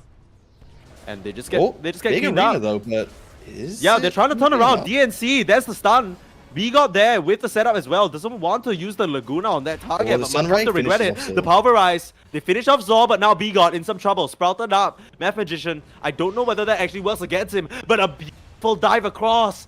The Phoenix just creates so much space. And Sadman not able to get the touch on the B-God. Sadman now in trouble. And they finish them, all of them. One last touch. DNC and the Rocket Flare. It's not going to be enough to finish off B-God. They take down everybody on the side of Yodi Brody Nexus. THV, you can't really blame them for trying that move there, but the superior coordination comes out from the Nexus guys, and they just school them completely. Now they'll try and go onto Math Magician. Unfortunately, doesn't really stand a chance against the Clockwork. They're gonna try and come through, hook shot. Focus fire available as well. They actually egg in the middle of it. Yeah, I don't think you can commit into this. Gonna choose to retreat instead, and that will be the end of that. Extended engagement, can't help but feels like it does favor the side of Yodi Brody next, able to finish off the Spectre there. And Zol still chasing down DNC. Definitely favors Yodi Brody Nexus. I mean, that arena looked a little bit hopeful. You do get the 4 heroes, but where's your backup? But the TP rotations come in. B-God manages to clean up into that Spectre, and also manages to stay alive during the whole ordeal. So very nice for him. He's currently top of the net worth. Yeah, B-God narrowly surviving. That was the rocket flare situation. Overclock, it doesn't stand a chance. They're coming through in the mid lane, trying to get the revenge onto the Lina at the moment, and they finally will find it. Elrond, there is the overgrowth, and they punch down Scourge McDuck as well. Oh, Maybe not the beautiful engagement sprout. you wanted to show into. Yeah, but it's perfect from action. Setting up onto Old Red now. He is losing a lot of armor, but it'll be Sad Man who gets that last touch. The Spectral Dagger finishes him off. And Daw is here as well. I mean, I don't think you can continue to go on this. But still, very nice moves from Math Magician to fish Scourge McDuck out of there. Oh, SMD. Stayed around a bit too Sure long. comes Hook in, shot, and yeah, pulverize, not even needed. They take him down, and Auron still setting up onto Daw on the sidelines there. But the layers of initiation coming into play here for the Honored Vanguard. They're able to find these squishy heroes. And Scourge McDuck goes down a second time. He's not doing too hot in terms of the net worth. Yeah, and I'm loving this support duo from THV in the early fights. The amount of vision that both Treant and Clockwork can provide you is so large as they manage to find the Clockwork. But yeah, the vision game is superior for THV on their supports, and it's allowing Shaggy to get these free sort of onslaughts through the fight and picking out exactly what targets he wants to pulverize. Arena top lane, they find the Spectre. Set up. On to Old Red. This should be an easy one unless some magic miracle happens, and the magic miracle is just that he walks away, presses the Shadow Step straight onto the pulverized poor Lina Bigot. Found again. This is gonna be a second time in a row where he goes down, but Math Magician coming up big, just appears right beside him, takes him out. You got global potential, so do I. But DNC, nice dodge out on the power shot. Can he get his way out of here? Rebuke in 2, but he's not gonna have that time. Trying out the onslaught, interrupted by the Sprout. Are you kidding me? As well as the spear. Math, the big bad bodyguard, you just can't work through this Nature's Prophet. He's holding down the line for a squad there, and they hold back the Primal Beast as well. Nicely done, and Yodi Brody avoid losing more than necessary. Yeah, Math Magician finding himself all over the map here. You know, able to finish off the Spectre there when it looked like she might be able to just sneak away from that team fight. And then, yeah, coming in just at the end to ensure that DNC is able to make it out of that one. This with is his life. Bench. This is now me switching sides. I'm now in the Yodi Brody press room, and I'm pitching an angle. Rebrand to Map Magician as a Scourge McDuck. He's gonna get scouted out here. Nice Hook shot. That's the perfect one. You can't sprout your way out of this one anymore, Scourge McDuck. He's gonna try and get out of here. DNC is in the area. Once again, Math has sacrificed himself for the greater good. This could come out in a huge rebuke and pushes back all those melee heroes. Could even Arena if necessary. DNC looks to be the sacrifice. Everybody on the side of Yodi Brody forced to die for their carry. They're coming through, but there isn't any more control option. They're holding down the uproar. He's taking a lot of damage. Yeah, but they're diving tier 3s. I don't think you can do this. Scourge McDuck, he's in his own tier 3. Where is the backup? Where's the squad? Math Magician will respawn. They actually finish him off with that vision. Old Rat pays the ultimate price, but finally gets the target they were looking for. Old Rat able to clean him up, and Map Magician here again, ready to make it work onto Alron. The Stream Protector looked to turn for a moment there, thinking that Zor would be a good enough backup, but Dor has that egg if he needs it. They're still chasing on. The Sprout, yeah, that doesn't really work against. That is a Sprout against the Treant Protector. But yeah, a bit of a deep dive there from THV. You can see why they did it. They want to find this TA. I mean, I only lose the Spectre in return, but you know, definitely one they maybe would have back if they if they can go back and Veggie, they dive tier 4s at like 12 minutes. I don't know how further deep you can go. They were right there, right next to the Yodi Brody Nexus itself. Yeah. Okay. Smoke up. This is the blink reveal onto DNC. Looking for a target with this blink arena. You've got all 4 heroes. And it might be Shaggy. Yeah. Oh, misses the spear though. Do they have a little bit awkward? The egg, the super overwhelming team fight. Nothing you can do. Gets cooked entirely. Yeah, they just full commit there because they understand how important that kill is. They can't afford to lose it. They want to get this mid tower. The defense starting to come through. Hook shot straight out to Bigot as well. And again, they find this Lina. Shadow Step not needed. Overclock's just been all over him. They're going to try and punish him for it. Math Magician will clean that one up again. But yeah, I mean, Bigot, he's not had a great time here. He's still doing well in terms of the net worth. But he's died 4 times now. Yeah, that's the thing about Lina compared to a hero like the Zeus in last game. You don't really have this easy sort of escape with the Heavenly Jump on a hero like Lina, that means your positioning has got to be absolutely top tier before you can, find items like the Blink or a Force Staff to be able to help out with that. And we've seen it a couple times. This Clockwork has been finding the hook shots every single time, and a lot of those onto the Lina. Yeah, and I mean, this Lina, it still is doing the work, all things considered, right? The magic damage coming through, has the boots to travel. Scouting out for his team, but he's going to run into Bigot here, so very much aware that they have eyes on him, and Bigot, I think, is going to wisely get behind the tier 2. 16-16 here, the gold lead isn't too crazy. But the fact that Shaggy, as well as the Spectre, once again, now setting out the DMC, this is the perfect arena for him. No egg available, though. They're still trying to run through. Shaggy caught on the offside of those walls. They'll burn down 2 before the fight even starts. Old Rat use that Shadow Step to come in, but they can't even get on the initial target. Now Shaggy being caught out. DNC blinking forward, chops him down. Perfect stuff, and you have to wonder whether that Mars was target. That felt like it was almost perfect for him. He's like, oh, commit 4 heroes into me. Okay, I'll trap all of you in here where you can't touch my backline, and they'll work you down. Yeah, it's a lovely arena by the Mars, and then it feels like Shaggy just trying to overextend, trying to maybe do a little bit too much. He knows that this is where his hero should really be shining, but diving into heroes like the Trian and the Lina, they're going to be able to find you. Auron. Do they sniff him out? Do they have the detection? The sentry's down from Math Magician. Now Nooney picked up Deso for the TA. Is going to get a stack immediately. Yum. Mitch McDuck. Now with Lance Deso looking towards the bot side. DNC gonna get caught out. Old Rat, that's an easy shadow step for him. That's a setup of Zor, who's been very quiet this game on the Wind Ranger, but finally gets something going for himself. The Maelstrom completed. Just catches DNC off guard. Yep, it's a DD rune as well for Old Rat, so wanted to put that one to work immediately and finds a kill onto this Mars. Zor, very aggressive positioning from THV in this bot side. Yeah, right. Playing sort of even in behind this tier 2 and farming look up. Look at the ward, like look at the ward behind the tier 2 ward. Yeah. Like it's like what the heck? It's like right there. There's one on the cliff. Like anyone who's gonna come in and try and make this defense is gonna be in trouble. It almost seems like they're gearing up for Zor to potentially focus fire this down and maybe grab a bit of a freebie. Overclock. Gonna get caught out here. They'd love to get the Spectre instead, but looks like they have to settle for him and might not even be able to grab him. He 4-staffs out of there. Very nice play from the Clockwork to break that one up. And Zor, he'll spot them coming. So they know there's vision in the area. Ground. Oh, Math Magician though. TP's behind. Math Magician! Gives the vision for his team to be able to jump, and they find Zor. Math Magician has been cooking on this Nature's Prophet, and that's not a word I use lightly. Scotch McDuck, top side, being set up. Old Rat though, no chance here. Just gonna get hammered down. Shaggy is here as well.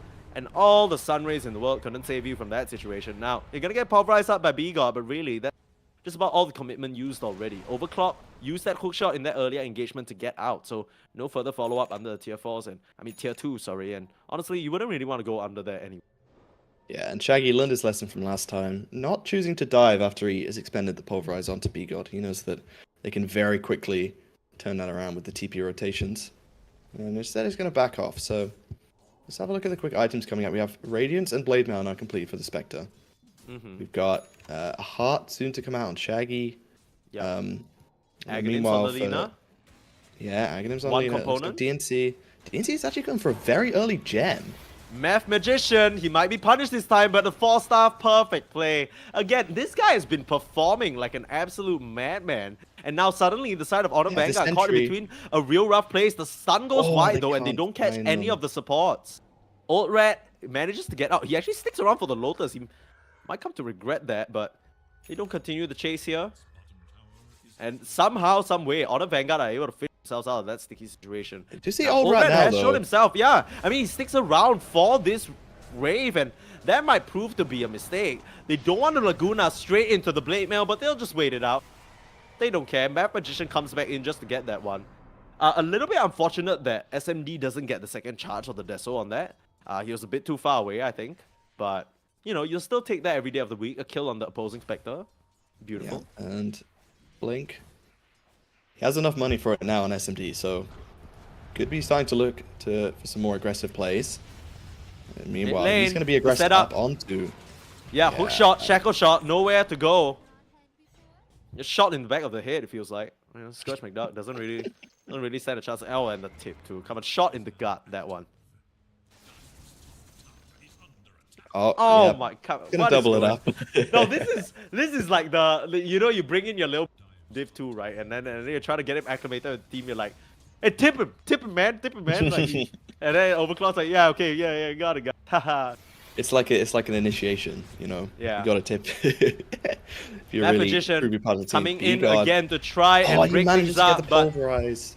yeah, and Max immediately range. coming through as well. Math Magician, he doesn't stand a chance. Damage. Alred and the rest of the squad flowing through as well. They have that overgrowth, but they're slowing down DNC at the moment. Can't catch up to Door, but I know someone who can.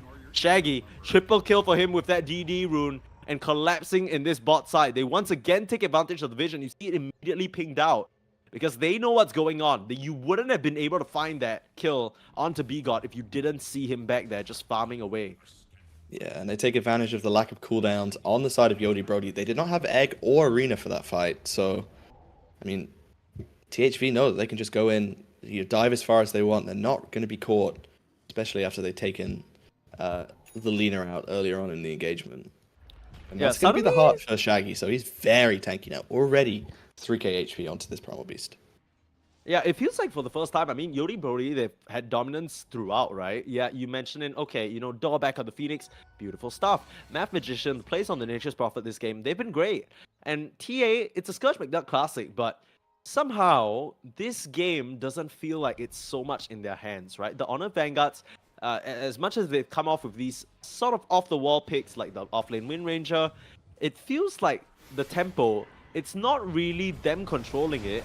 They're gonna try for this team fight now, but really, the Honor Vanguard them. Here comes the hookshot through, trying to work down the egg. The arena walls are protecting it. Old Red able to walk away on a sliver of HP, and the power shot finishes off the dieback though. They understand this fight they need to win, but can they? Scourge McDuck hiding under the cover of the Mel, but there comes Shaggy, all rising through, and that's your TA dead. B-God still standing and delivering though. They have touch the Lina. Old Red still sticking around. Overclock sacrificing his life as the front liner.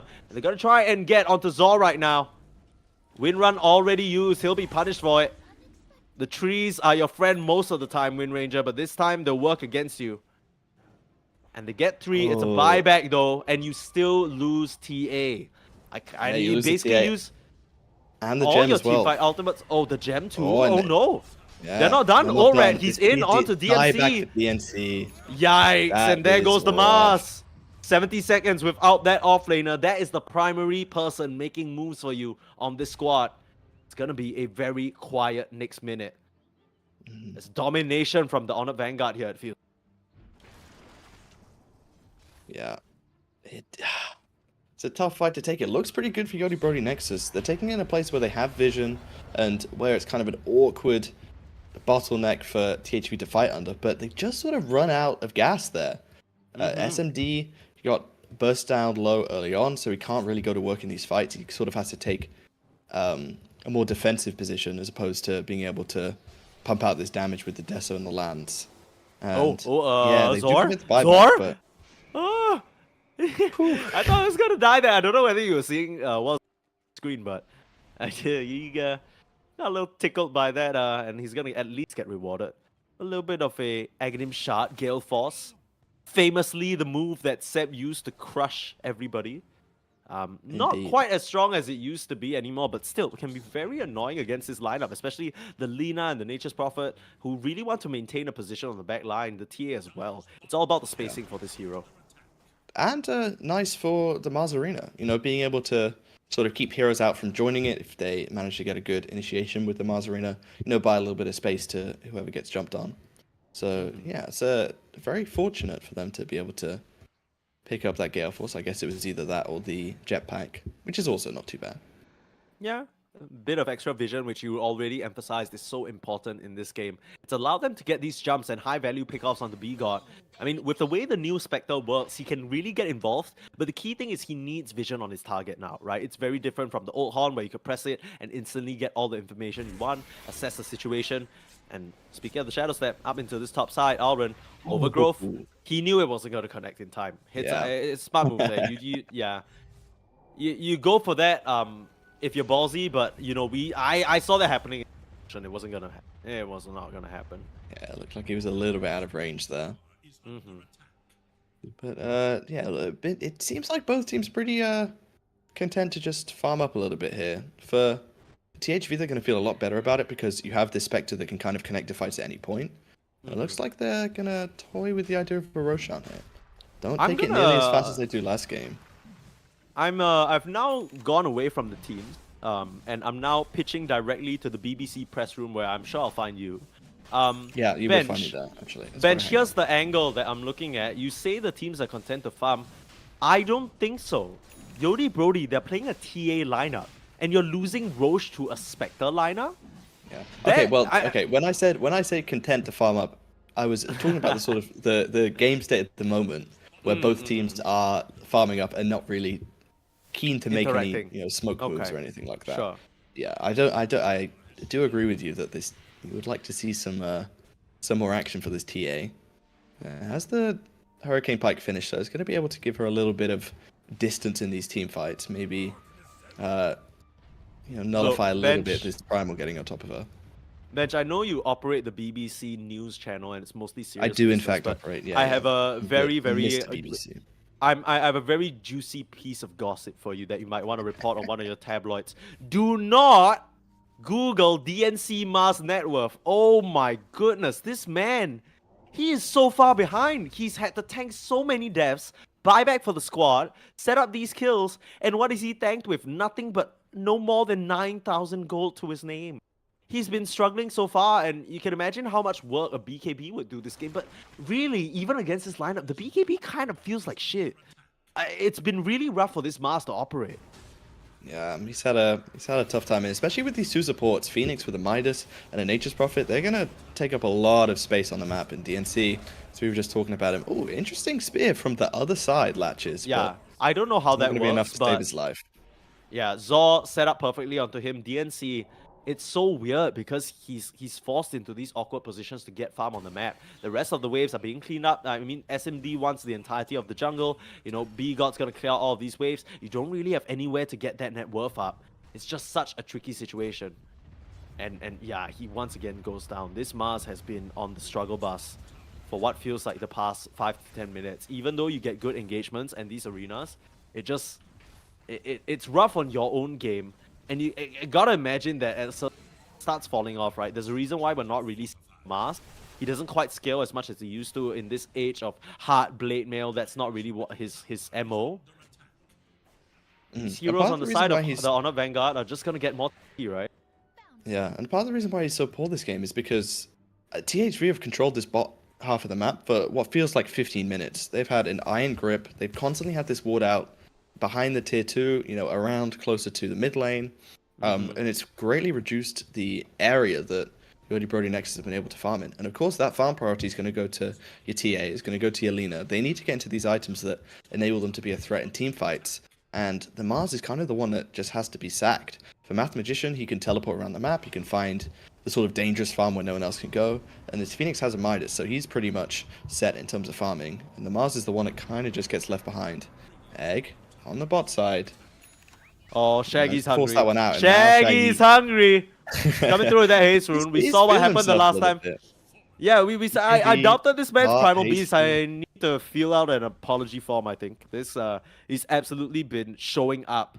A few rough starts, but it seems to be the trend that whichever mid laner starts out a little bit rougher ends up just crushing the game, and that's exactly what Shaggy's doing so far, right? Now clearing up all the TA traps with his gem, reducing the map vision, which you've already mentioned before, so important for this lineup. Suddenly the map gets darker, you're a lot more uncomfortable walking out getting this farm because at any moment the Honored Vanguard could just collapse all upon you. Yeah. Okay, so I mean, even though this game feels, very much in the favor of THV, we got to remember this is only a 2 or 3k net worth lead.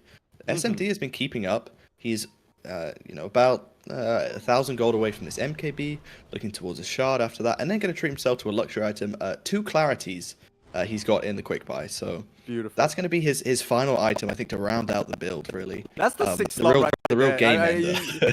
You can't You can't ask for anything more from your TA. You know, I feel like some people, they think like, okay, you know, 2 clarities mango, but that's just unrealistic, you know. I don't know what age you think you're playing Dota in. That's gone are the days of when Miracle was made, okay? You know, we gotta be a bit more Yeah, team okay, oriented. you know, come on, Grandpa, let's get you out of. Yeah, Let's get you clarities to are in short sleep. supply. They gotta limit this time. You know, when's the last time you read a patch note, huh?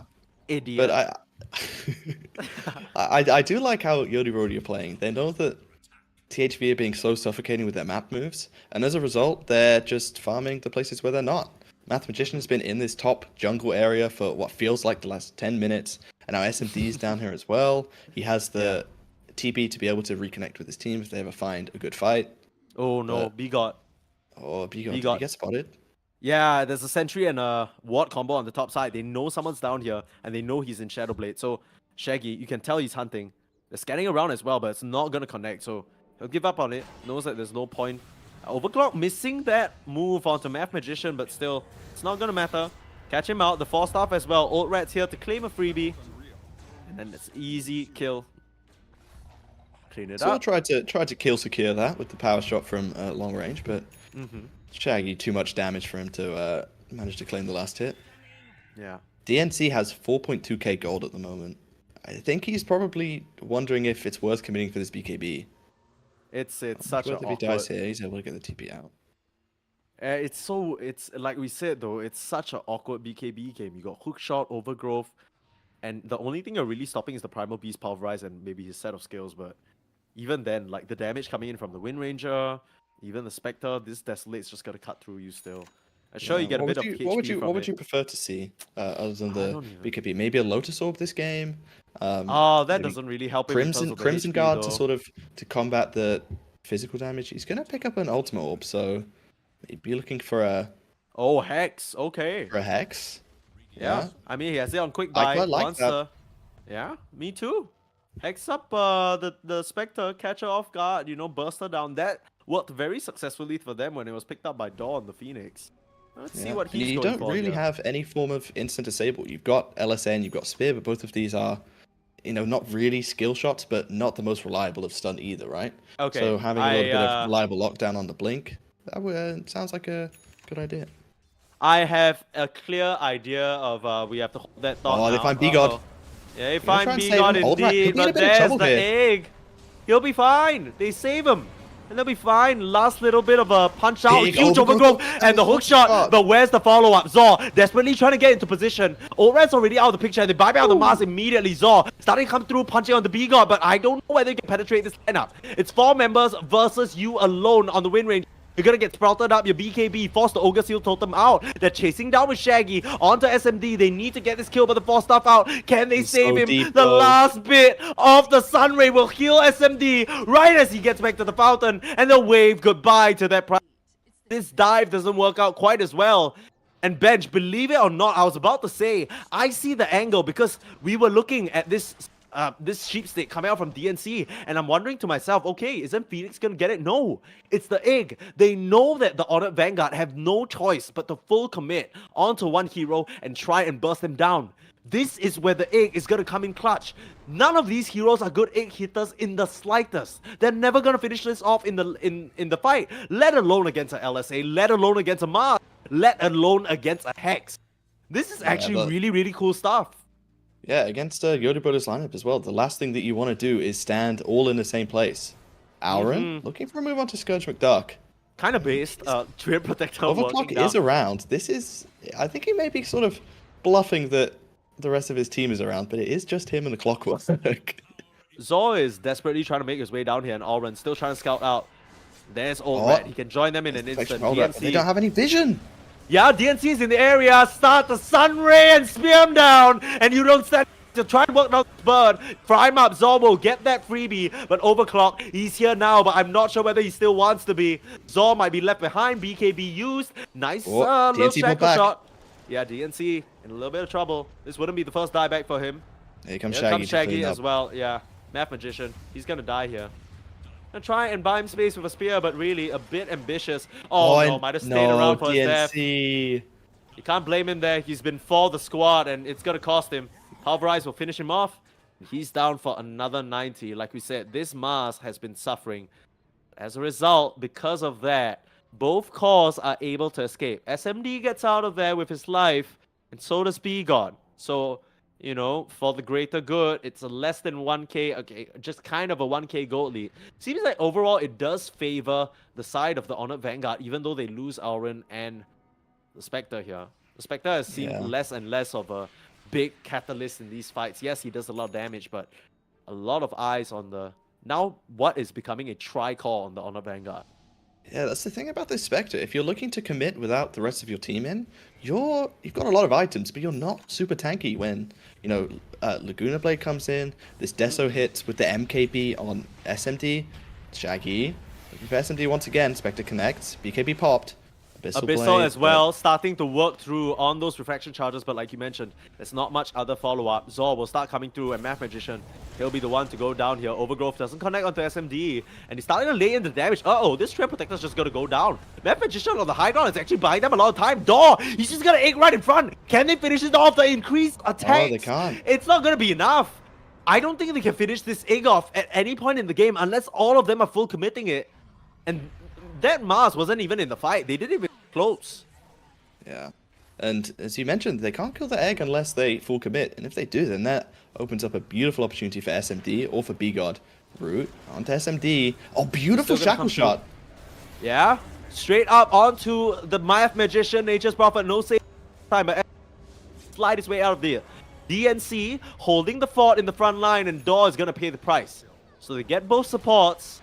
B-God looking for a setup here, holding back Shaggy though, but oh, here comes Zor, just being so aggressive, punished by a Laguna, and Method back, pops the ultimate, holds Shaggy in place, and this Primal Beast once again, overcommitted, caught out by the root, probably wasn't expecting that, still had a onslaught away, but you can't do that when you're rooted up. Heads up play here from Math again, and they punish Shaggy. It feels like Yodi Brody just out-positioning them in these fights. They're outplaying them completely. On paper, THV should have the stronger lineup, but the way that SMD is able to find the outskirts, the way that B-God's able to, you know, be able to bait these heroes in and then turn with the LSA, pouring in all the damage from the Dragon Slave, and with this newly picked up E-Blade, he is going to be able to burst heroes from almost 100 to 0. Auron. I'm not sure whether they know he's in this top side, but he knows that in this Roche pit, this could be... He has the axe as well, so these trees are scanning out some vision for his team. He's going to be able to steal this one. I mean, without your Primal Beast and your Spectre, this is going to be a long shot at best. You're going to have to come out with a real hero play. There isn't anyone else in this area. Auron, he might just try for it. We'll see. Oh, okay. It was a valiant attempt. That was so close, actually. Did he get anything? Did he get the cheese? No, he emptied didn't. out the inventory, but he got nothing but death. I was just about to say, Auron, he's had this Agonist for a bit now, and as you can see on the map, a lot of eyes in the forest littered all across the board. Yodi Brody, they don't have anyone who's confident to buy the gem. The Mars is queuing it up once again for the squad, but he's been a very easy target for them to take down. So I'm not necessarily sure whether the longevity of the gem will be safe on him, but they kind of want to move forward with this swooping maneuver, right? They want to take advantage of the Aegis. This is the timing they were waiting for. Actually, currently has the gem from earlier. I don't see it anywhere. Did they put it down? It's in the database. It's in the database. Yeah. But I mean, SMD, he's got Aegis now, and this is a level 25 TA, so 7 more refraction instances. Shaggy's gonna go to work on him, but he's completely alone here. He's just dead. Shaggy, Baby, what is you doing? I don't know what that was about. It seemed like he expected some sort of follow-up from his team, but there was nowhere to be found. And now Auron, he's on the sidelines, but they're clearing up the trees for now. He could get a very nice overgrowth. Actually, the Phoenix's Aeon Disc gets popped. That could be an opening for them, but without their Primal Beast, like you said, he's been so important in making space for them in these fights so far. Heads up play again from DNC. He's been suffering. This game has been rough for him, but he has come through when they've needed him most. Zor trying to jump the back line, but Door immediately popping that egg. And no shot there. They were trying to take advantage of the Aeon Disc being down. But SMD back on your racks. Auron and the squad versus 3. You have a buyback on your Wind Ranger, but not much else to offer. Still no Primal for 40. I feel like they could just clear up this lane and, you know, there are tier 2s up in the other lane, so probably just going to be that. But a nice play from Math Magician there. Manages to get the Sprout on this Wind Ranger. Wind Ranger pretty hard to catch, but does not currently have a Quelling Blade, so once you can cancel that blink out, then, you know, it's not very elusive whatsoever. Almost has a way towards the Aghanim Scepter as well. Would hate to have to buy back now, but seems like Yodi Brody, you still need to address the waves. It's being pushed out, and there's still a tier 2 in the mid lane. So they'll back up. There is time for the Honored Vanguard to regroup and try and find an opening. And with these increasing amounts of Ooh, they see vision, yep, straight onto him. there goes, Hook shot. Yeah, nicely played. Yeah.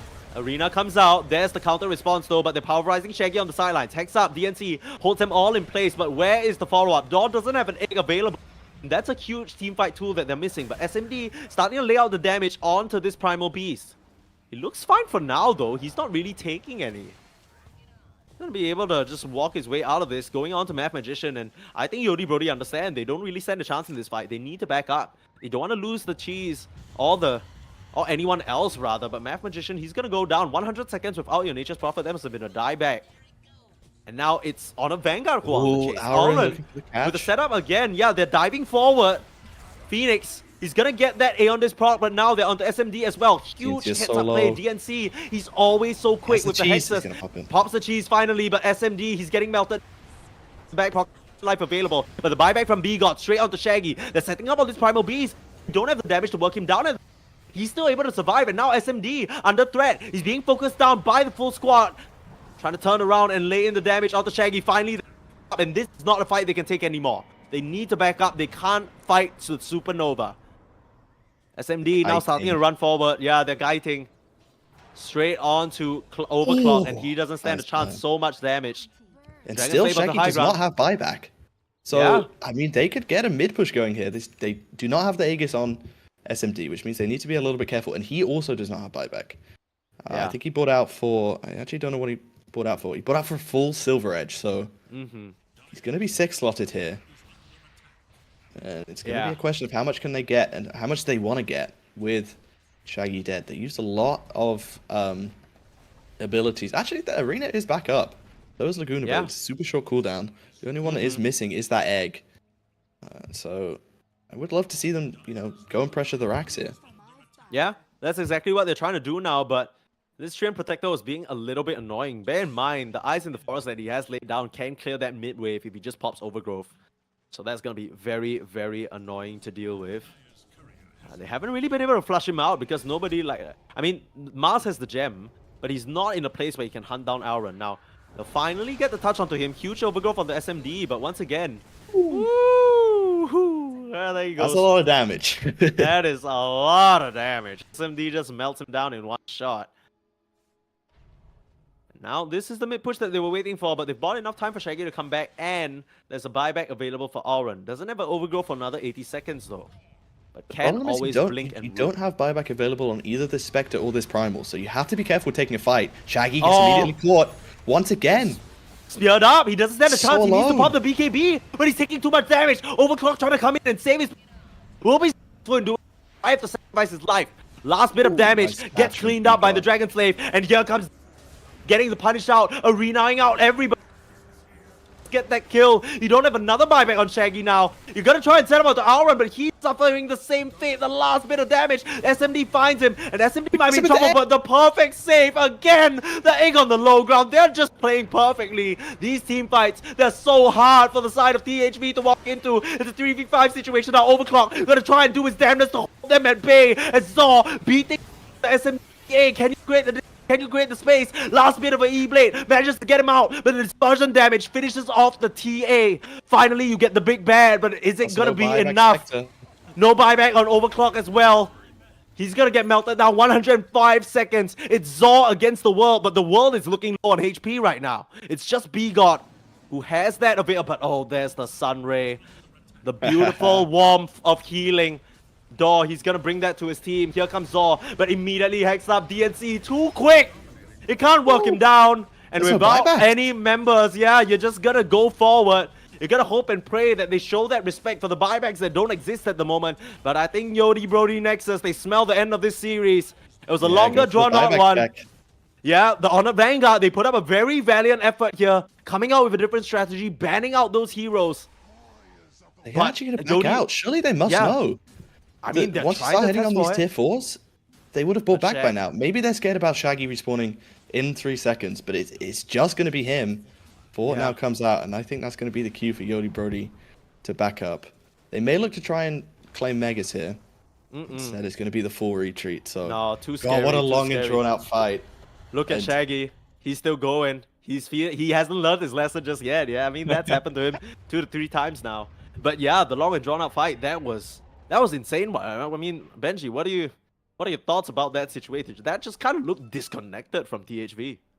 yeah, I mean, it should be a fight that they should have to their advantage, but they don't have really any buybacks. The only buybacks that they had available to them were on the supports. So you kind of have this, the cores don't really feel super good about committing too far. And I mean, Yodi Brody, their positioning in this game has just been perfect. It feels like they've been behind the 8 ball for most of it, but the way that they play these fights, the way that they kite their heroes in and out, despite, not having the tankiest of heroes in, TA Lina double core, they've just been able to, save with 4 staffs. You had the egg save coming in onto the TA, which was just beautiful from the low ground. Yeah, that was sick. I didn't even know it had That that was much good. range. They're What? gonna try and set up DNC? DNC. Pops in second arena, just gets it done. Where's the rest of the follow-up? Overclock, he poked through the walls, learn something new every day. Now DNC though, do they have to save? They're It's not the gonna be egg. able to pick They up the connect. mask, but the egg, but they it's in the don't middle get of it. everyone. But the Hex, Overclock, desperately trying to punch away, but you don't stand a chance. You're fighting the sun, my friend. You're gonna get burned alive in your own tin suit. There's the spear through. It's on a BKB Primal Beast, but it's not gonna matter. Tips come through. They are punishing this poor Shaggy Primal Beast. The dominance that he had in the early game is dissipating now, and with 4 members down this time round, SMD survives it all, and he'll be ready to push. Denies the double damage, Oh, they're looking for but the Spectre. Math Magician, Keeping in. Math Magician, he's not gonna be able to stop that jaunt away straight onto door. But a second, son, Zor. where are you going? Held in place by the Overgrowth. Not the Overgrowth, sorry, the Math Magician Ultimate. GG is called, and Yodi Brody. It was a bit of a test in this game number 2, but against the might of the Door Phoenix, you don't stand a chance. The tips come through onto Shaggy. Nasty stuff. A little bit of all chat. And you said it was a test for Yodi Brody Nexus, but it's one that they passed with flying colors. Facing a little bit of adversity in this game. We talked a lot about DNC and his, his difficulty finding farm, but in finding the team fights and finding the jump, he was excellent this game. It really felt like every member of Yodi Brody Nexus stepped up to the highest degree. Door probably will get the plaudits, and rightly so, for his Phoenix play. But SMD crazy. on the TA played beautifully. Math Magician, the stand-in from Div 2, being able to find these catches. That was insane. Honest Prophet and Be God. Not a traditional mid player, but showing out on this Lina. Beautifully done by Yodi Brody Nexus. Yeah, I mean, that was really, really insane stuff. I think, dude, they come in, the Honor Vanguard, they come in to game number 2, they're feeling refreshed, they're like, okay, I get this Primal Beast onto Shaggy, we're gonna mess him up. We're gonna go through, smash onto Be God, he's gonna be on a hero he's not comfortable with, it's gonna be lit. We've banned the Zeus, he can't play it. We've banned the DNC Sand King, Grimstroke, banned out as well. SMD, no Bristleback. They forgot about the Phoenix. They forgot about the Phoenix. This man is 10-4 and 32. Yeah, it was an insane game by Door. And Dude, I want to see the damage that he it's dealt. just another hero that you have to ban against Yodi Brody Nexus. It feels like there are too many. I don't know how you play against this team. And I do not envy the team that has to go up against them in the finals. He did 37k damage in that game. And I'm getting word now from Pop Tart that we'll be having him in for a nifty little interview. We'll see just when he pops by here. We'll have to wait for him to show up. But that was really an MVP level performance. And honestly, Yodi Brody Nexus, what they've built here is more than just a superstar team, right? Being able to integrate Math Magician into this game plan. Sure, he played excellently, but it's never easy to do that. It's very, very tough to just step into a team, assimilate, but having that environment and having that sort of aptitude to build a successful roster, that is something that is really, really impressive. And I think my biggest props goes out to DNC, because as much as Door played super well, I think DNC in both games, he had to take a very, very sacrificial role, right? Okay, we got Door opening, beautiful. Doors open. Hello, my friend. Hello. I can't. I'm just about to see you now. Quick check. I think you've already answered this before because at this point, your team has won so much that you've done so many of these winners interviews. I don't know what questions haven't been asked you, so I'm about to throw you a couple of curveballs. You already previously answered the reason why some of your other teammates don't do interviews. Is there a certain benchmark or point where they will be allowed to roam free again, or is it just you on permanent interview duty? I think part of it is that also they just like don't want to. Like Okay. I'm pretty sure they find it funny that I'm like always doing the interview. Like it's part of the Yeah. job. Okay. Okay. Well, you don't seem to find it very funny. Well, that game though. Sorry, you okay there? Did I just immediately collapse? You good? Okay. Yeah, I mean that game there, a lot of tips coming out at the end, and I think the key thing between game number 1 and game number 2, Benj and I were discussing it. They banned out basically 4 out of 5 of your heroes, but they forgot about the Phoenix. Did you have a good laugh about that one as well? I mean, I thought I was gonna play the Furion, but Okay. they just said that like Phoenix was a really good hero in this game. I was like, sure, Yeah. it does look like a good Phoenix game, and it was. So. Yeah. Yeah. You kind of own there. They literally never had a chance to kill your egg. Now, final question before I let Benj ask some of his questions. In the first game, even though the second game, they didn't really have any clear egg hitters, it's tough for them to bring it down. You still went for this Aghanims build, right? This is a kind of, the people have mixed takes on this because some people say it's a bit more of a grief. You try and pull people in and it can really, really end in a disaster. What are your own opinions on this item as a Phoenix player? I saw people buying it in close qualifiers. That's like the only reason I bought it. Like I don't know, like I'm not like a super Phoenix player or whatever. Right. But, like, So you can save people with this item. So what you're saying is you basically watched the close qualifiers, copied strats, and it succeeded. Yeah. Like Hell I was trying to yeah. pick Ogre. Like Puppy's playing Ogre. I tried to play that. It's like not good. No, I think that might more be Puppy special. There's a reason why only he's picking it. Now, Benj, do you have any questions for our man Dor over here? Yeah, I do. So you guys come into this game with a couple, a stand-in in the form of Math Magician. What was your guys' sort of approach to that? Did you try and make him feel as comfortable as possible? I know you moved Bigod over to the mid. Were you trying to prioritize him in draft and sort of give him a hero that he felt comfortable on?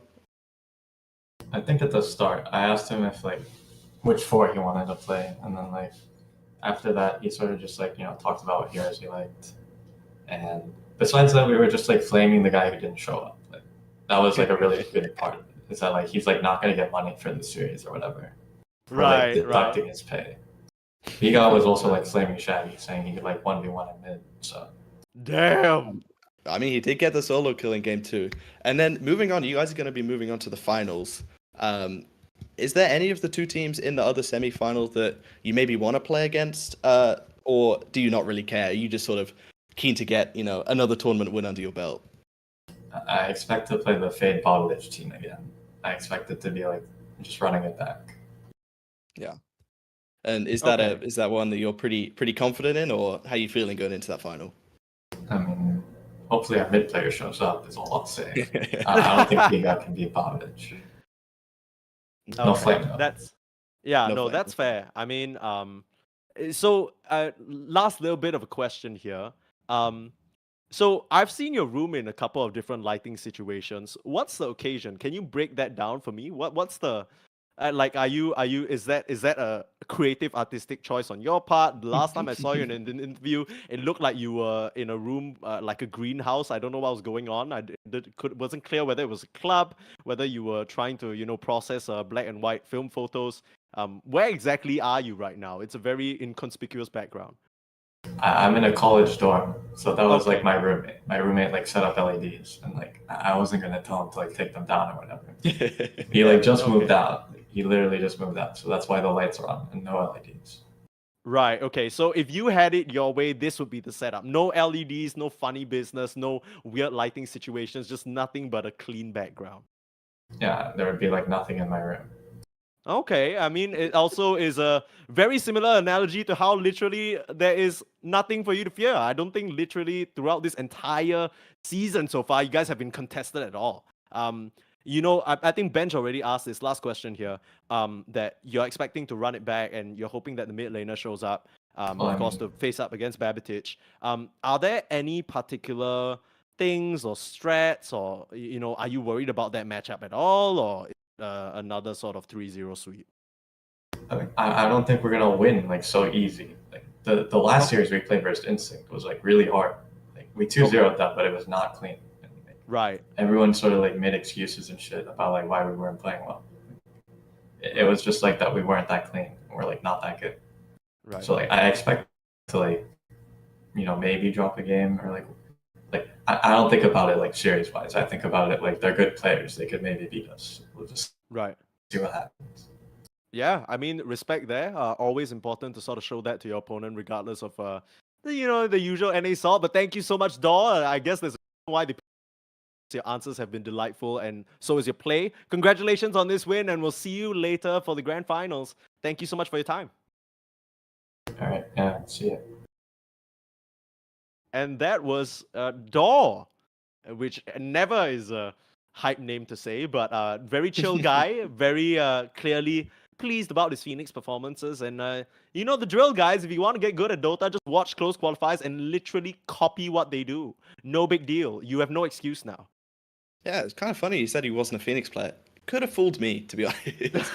I mean, he's a Phoenix player now. I don't know what to tell Yeah. you. That Exactly. was pretty convincing performance. But that does wrap it up for our first series of the day. Now, that is the semifinals, right? We're near the end of Tournament 2. In case you aren't aware how this goes, we're in Division 1 right now. We're watching the action. But basically, the first tournament already won. And would you know it, if in case you weren't here or live under a rock, Yodi Brody Nexus won that one as well, and they're looking geared up to perhaps take home another title. Now, we have to find out who their opponents will be, though. Last grand finals, it was Sporkface Killaz. That was the lineup that, I think Dor was talking about, and we're going to take a look at the brackets and how things have shaken out so far. So he also mentioned a bit about how it was a bit shaky for them in that Instinct series. I mean, that's a very strong, formidable team ever since gaining Ash in their ranks, a very experienced player. And even though it's a 2-0, like he mentioned, he didn't really feel like they played the cleanest. So a bit of stuff to clean up there. But the Honor Vanguard, they unfortunately fall here after defeating Fryboys 2-0. Of course, in the bottom of the bracket, or the bottom side of the bracket, Bullish on Gaming taking on Astronaut Esports, 2-0 them. So really 2-0s across the board. But I really don't think that tells the full story. As Grin against Sporkface, of course, they've been able to beat them out. And that's going to be the next game, right? A Bullish on Gaming versus Sporkface to decide whether we're going to have a repeat grand finals or whether the Bullish on Gaming boys can bring out a little something different here. Any expectations for you based on what you know about these teams, Bench?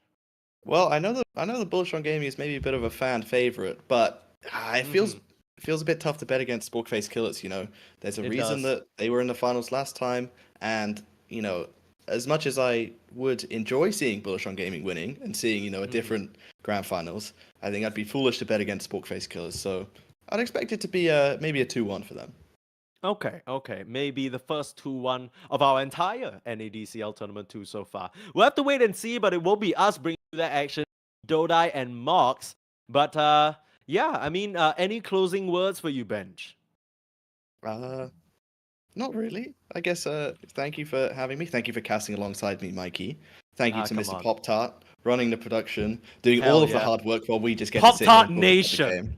Yeah, this is such a privilege. I mean, like, if you guys have never, if you guys are players, or if you guys are even just fans or involved in the league, and you've never been in that position where you have to run production, the work this man puts in, and he's here for every single broadcast, right? Every weekend he's here. So props to him. I mean, on top of him as well, there's a huge team of builders that make this possible. They are weak when their work putting in the website, putting out all this information, the new sort of drafting UI and the whole software that they have set up. It's a lot of work that goes into this league. So, of course, if you haven't already, be sure to support all this hard work and the NA Dota scene with a little bit of a supporter pack purchase. But that is the end for me and Bench here. Thank you so much for joining us. Like I said, we have Dodai and Mox bringing you the action. Grin Esports versus Sporkface Killers. No, sorry, not Grin Esports. I'm baited a bit by the graphic. It's Bullish on Game. Oh, you got me there. Bullish on Gaming up against Sporkface Killers for a chance in the grand finals to potentially upset Yodi Brody Nexus. We'll be back after a short break. Don't go anywhere. Wonderful Calling me thing a that they leader, removed. or what do you call it? I think that's something that's like underrated is the dabbing up the boys. It kind of goes with like leadership. It's like the first one you look towards. And there's a few of them. Like your notable ones are like Hagro, Martin, Spin, and My. We have another interview today with one of the NADCL's finest streamers. It is Xeriscape. What's up? Finest streamer, finest two-time champion, two of them, not one. You know, with money doesn't fucking count. It's about the rings at the end. You got two of them. Yep, and Division 2 has been treating you well, right? It's treating me. It's definitely a treat. There's only one person I wanted to play Div 1 with, and you got like a very unfortunate team that I didn't want to play Div 1 with. And so I didn't get drafted to like a random squad that I didn't know anybody, and I wasn't gonna have a fun time. Hmm. So I'm kind of excited that I get to like chill on it, especially because it's a lot of time commitment, No, especially this format. This format is really ramping it up, and you've said you've won 2 season championships. How long have you been involved in the NADCL? Just the first one. I was like legally around the first 4 seasons, right? We're on season 6 now, or season 5. So we did 3 seasons, and then season 4 was the remix, right? Yep. Yeah, so I wasn't really involved in any of the first 3 seasons. Neither of my teams made like the upper one, and then I didn't feel like playing the silver division or gold division, whatever the second one was called. Totally understandable. Stand out amongst these 9 to 10k MMR players, all battling it out for glory. It kind of goes with like leadership. It's like the first one you look towards, and there's a few of them. Like your notable ones are like Flea and Sammy Boy, and there's like a drop that goes to it. We have like Door, AMB, LGTK kind of, but there's no like Pingus or any of like these great captains anymore that we got to carry over from 4 to 5. So then you like go towards like people who play together, and there's not really like last time when we started this after the draft, there's like the cut was just in the league, minus 1 player. And there's nothing even similar to it this time. Now it's more randomized, which I think was the original goal for this, was to kind of introduce you to 4 new people each time you played. Because I think the closest that we got to like having a DPC team translating over is Double King and Mark from whatever team they're on. They're together again. But besides that, it's a completely new split. I definitely think it's super interesting. We're playing into this format. We're kind of in the last patch, and now that we have so many new players, we get to see them all abuse Spirit Breaker, CK, Muerta. Who do you think? Which team do you think is going to pick the most Spirit Breaker? Nobody, dude. That's Hero's first. That's first phase gone every time. It didn't even have that many like in-house games, truthfully. There's 140 in-house games, and I think when I was looking at it, it was like 18 picks. So you know that shit was pick banned every game or banned. Which is the vibe. That is so wonderful. What was your favorite part about the Combine? I've seen Chen mids. I've seen stomps where all Herald players versus all Divine players. What was your favorite part of it? I think when Shaggy followed around, we queued the last game of the Sunday night or whatever. Shaggy takes a little break in between the picking phase, loads up the Pudge, just walks around, hooks creeps. And so the game was just Dre following him, but Shaggy's following Ush and stealing Ush's creeps. And then Shaggy and Ush get put on the same team, and it's like immediately that Ush is demanding a trade off this team. That was my favorite bit of the whole Combine. Where so we're looking out for them. Let's move Roshan back into the middle of the river. Oh, Rosh is terrible right now. I think Rosh has to be on the high ground, which sounds even like worse. But it's so fucking hard to like. You can't fight. Like you can't take Roshan and fight. Like a lot of the Roshans end up being like, oh, we just BKB and TP out after, and we're gonna go suicide a few homies. It's so hard to like. There's no position shit. It's so tight and shit. Roshan's a dirty objective right now. So Volvo has tried to add a lot of new things into the game to kind of keep it fresh. Is Roshan your least favorite? Fucking Roshan and high grounds, buddy. Keep me the fuck away from those. So you want the shrines back that give you spout and regen, and you want them all over the base again, right? I think The base part is the bad one. I liked like the one that was like behind the off lane. That shit was sick. But now you can't do that because now everybody fucking dual lanes. And off lane's already. What if you put it behind the safe lane? Oh, we're cooking. Ooh, we're cooking. And by the way, Hero like Xeriscape, what role did you play last season? Come on now. I played position 5 for Bullish on Gaming, buddy. Oh man, that safe lane shrine would constantly be used. What a wonderful Calling me thing a that they feeder, removed. or what are you calling me? No, I'm saying you just harass and then you just walk away, you pop shrine, you're at full, and then you can just do it again. You can kind of that already if you feed. Like you just go die, they give you a new TP scroll each time, right? So like you're like only one step away from what you're trying to get towards here. Exactly. And as a 5 player, there has been a movement amongst Dota players to all buy Midas. How many Midases do you want on your team at a given time? I feel like you can't be bad at the game and buy Midas. Like if you buy Midas and you have Chris Usher on your team, and Chris Usher sees that you have Midas and he dies, like getting ganked middle, I think it's just over for the game. So you have to be a little careful those. But like if you're like the good people, like Miposhka and shit, you buy Midas, right? That's definitely the vibe. So for me and you, it's Jover if we buy Midas. It's for fucking everyone Jover. else, Yeah. we're good. Gotta buy the medallion, dab up the boys a little bit. Feel good. I think that's something that's like underrated is the dabbing up the boys. Mm-hmm. I feel like, if your carry player's having like a shit lane, he's like died 3 times and you've like maybe got the kill after he died. He's 0-3 whatever, and you medallion press on him when he TP's back in. Doesn't that like fix the mood? You managed the morale, right? You brought the morale back up. He was diving deep down, but then you just dabbed up the homie a little bit, and now you're back into it, right?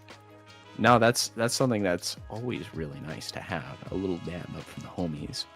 Speaking of homies, supports are at a weird place right now with Chaos Knight being able to one-shot them, Spirit Breaker being able to bulldoze through them, as well as many other of our heroes being able to just eviscerate them but just by looking in their direction. As a support player by trade from Bullish on Gaming, what supports do you think are good right now? Like what's something underrated? Give us some tech. Underrated supports? You want me to tell you about the Bristleback 5, or what do you want me to tell you about here? Oh, what are you cooking? What are you cooking with us? Cook. You have blood grenades, and you just snot up on some people, and you lower their armor and you chase them down. Enigma, that's a sick hero. If you ever about that, I don't know. What else is good fight? See, that's Shaman. Shaman's pretty sick right now. You just shaman the Spirit Breaker. Yeah, you just like sit behind, you do fucking nothing in the game, but like you farm. That's cool, right? That's like having Midas, but not having Midas. See, like, also I really like playing Nature's Prophet, but that shit's like super, like all the haters pick it, Nature's Prophet is the most hated hater individual in the Dota 2 roster. Actually, no, Tinker is. Tinker is the most hater Dota 2. Let's say you're in public, right? And a Dota 2 hero was going to walk up on you and step on your sneakers, or in fact insult you, spit on you in some way. What hero do you think that would be? Just spitting on me? What's like a snarky hero? No, it's like the fake. Is there any like PMA heroes? Because it'd be those. What do like the guys in PMA pick? They pick like the tryhard shit, so that doesn't even apply. Fuck. What's the cat girl Marcy? That cat girl Marcy can spit in my fucking mouth, What else can spit in my mouth? I think Viper. I think Viper would come up and spit on me. That's lazy though. It is very lazy, but I would be That a get puddle. The crowd going. What else do we got? Enchantress?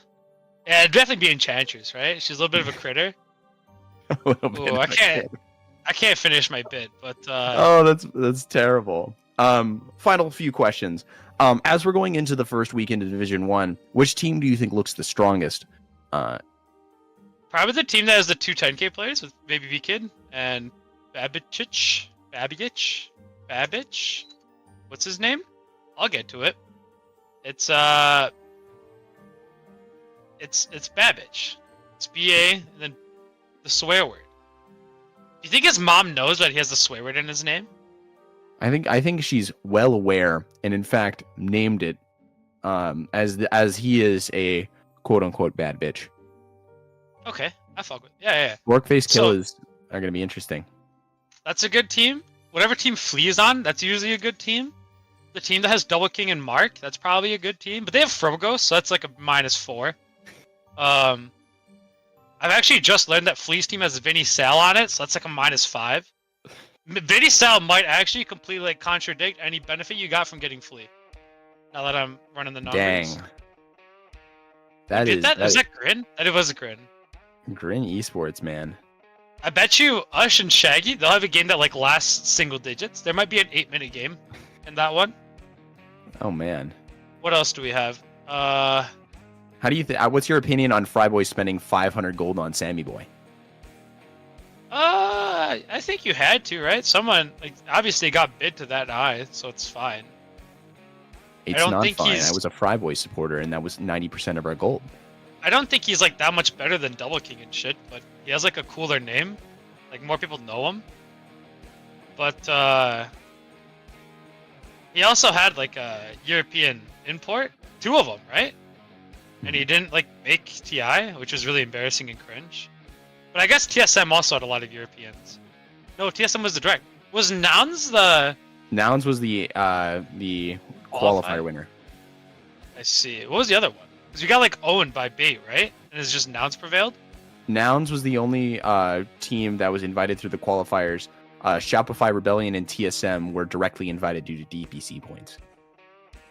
Okay. Yeah, so I mean, Same Boy imported Europeans and couldn't win, so that's like a very bad sign, right? Like he did it before when he played with the Vi Lama when they like did that little wildcards team. Mm-hmm. You know, and I feel like once you import Europeans, your like career never gets back on track. It's why I like PPD. Now he manages teams, like he manages a league instead of like getting the big money jobs. He tried to go to Europe for a little bit, realized he couldn't do it. The European blood. You know, once that shit gets in your mouth, you can't get fucking out. Mm-hmm. Interesting. TI winners, by the way. But anyways, Xeriscape, it's been wonderful talking to you. What do you want to shout out? What do I want to shout out? I want to shout out Skyward. That guy doesn't get enough appreciation. He kind of put this league on the map. He didn't really, but that's my guy right there. That's another 2-time champion. For those Skyward who don't, is the boy. I think Skyward needs more love, and people don't want to give him the love. I think we all deserve love, actually. Can I shout out everybody? Self-love. I think Self-love. everybody should love each other a little more than what they do. And I don't mean that in like a love each other kind of thing, but in like a spread kindness kind of thing. Damn. You know, I think By the we way, can all don't be get a little European more- blood in your mouth. That tastes like shit. But Okay. you can Xeriscape, where can they find you if they wish to follow the ways of self-love? I don't think you want to follow my self-love. I'm around. You guys know I'm on. Shit, where am I? I like don't use social medias. I have the Twitch. It's my name, the Xeriscape with 2 E's. find me there? Xeriscape with 2 E's. Find That's him where there. I'm at. That's where I'm at. Well, we Alright. hope your streams go well, and I'm very, very excited to see you in Division 2. Hell yeah. All right. Thank you. Wonderful Follow me thing up. that they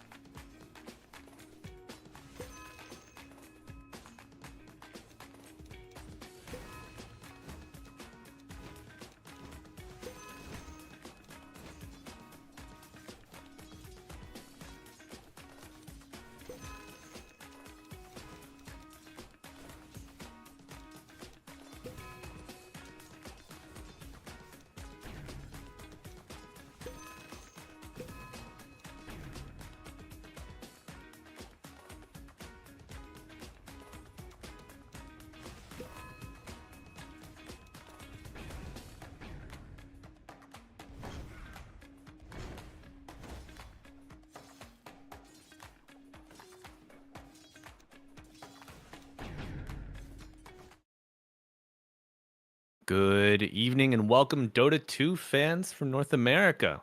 We're here tonight for the semifinals matchup between Sporkface Killaz and Bullish on Gaming after their run through the quarterfinals. I'm joined here tonight by none other than Mox Dota. How are you doing, Mox? Hey. Welcome. I'm doing good. I'm really excited to be here. First time talking about some Dota. Just participating in the NA scene on a visceral level. So I'm pumped. I'm ready to go. Right on. How long have you been playing Dota? Let's get some background on you. Oh my god, playing Dota forever. I mean, it's listen, I'm not the oldest Dota player, but I'm an old man now, so it's been a long time. I've had my share of you know, quitting sessions in Dota, so my hours don't reflect as long as I've been playing, but Yeah, I've got my hours.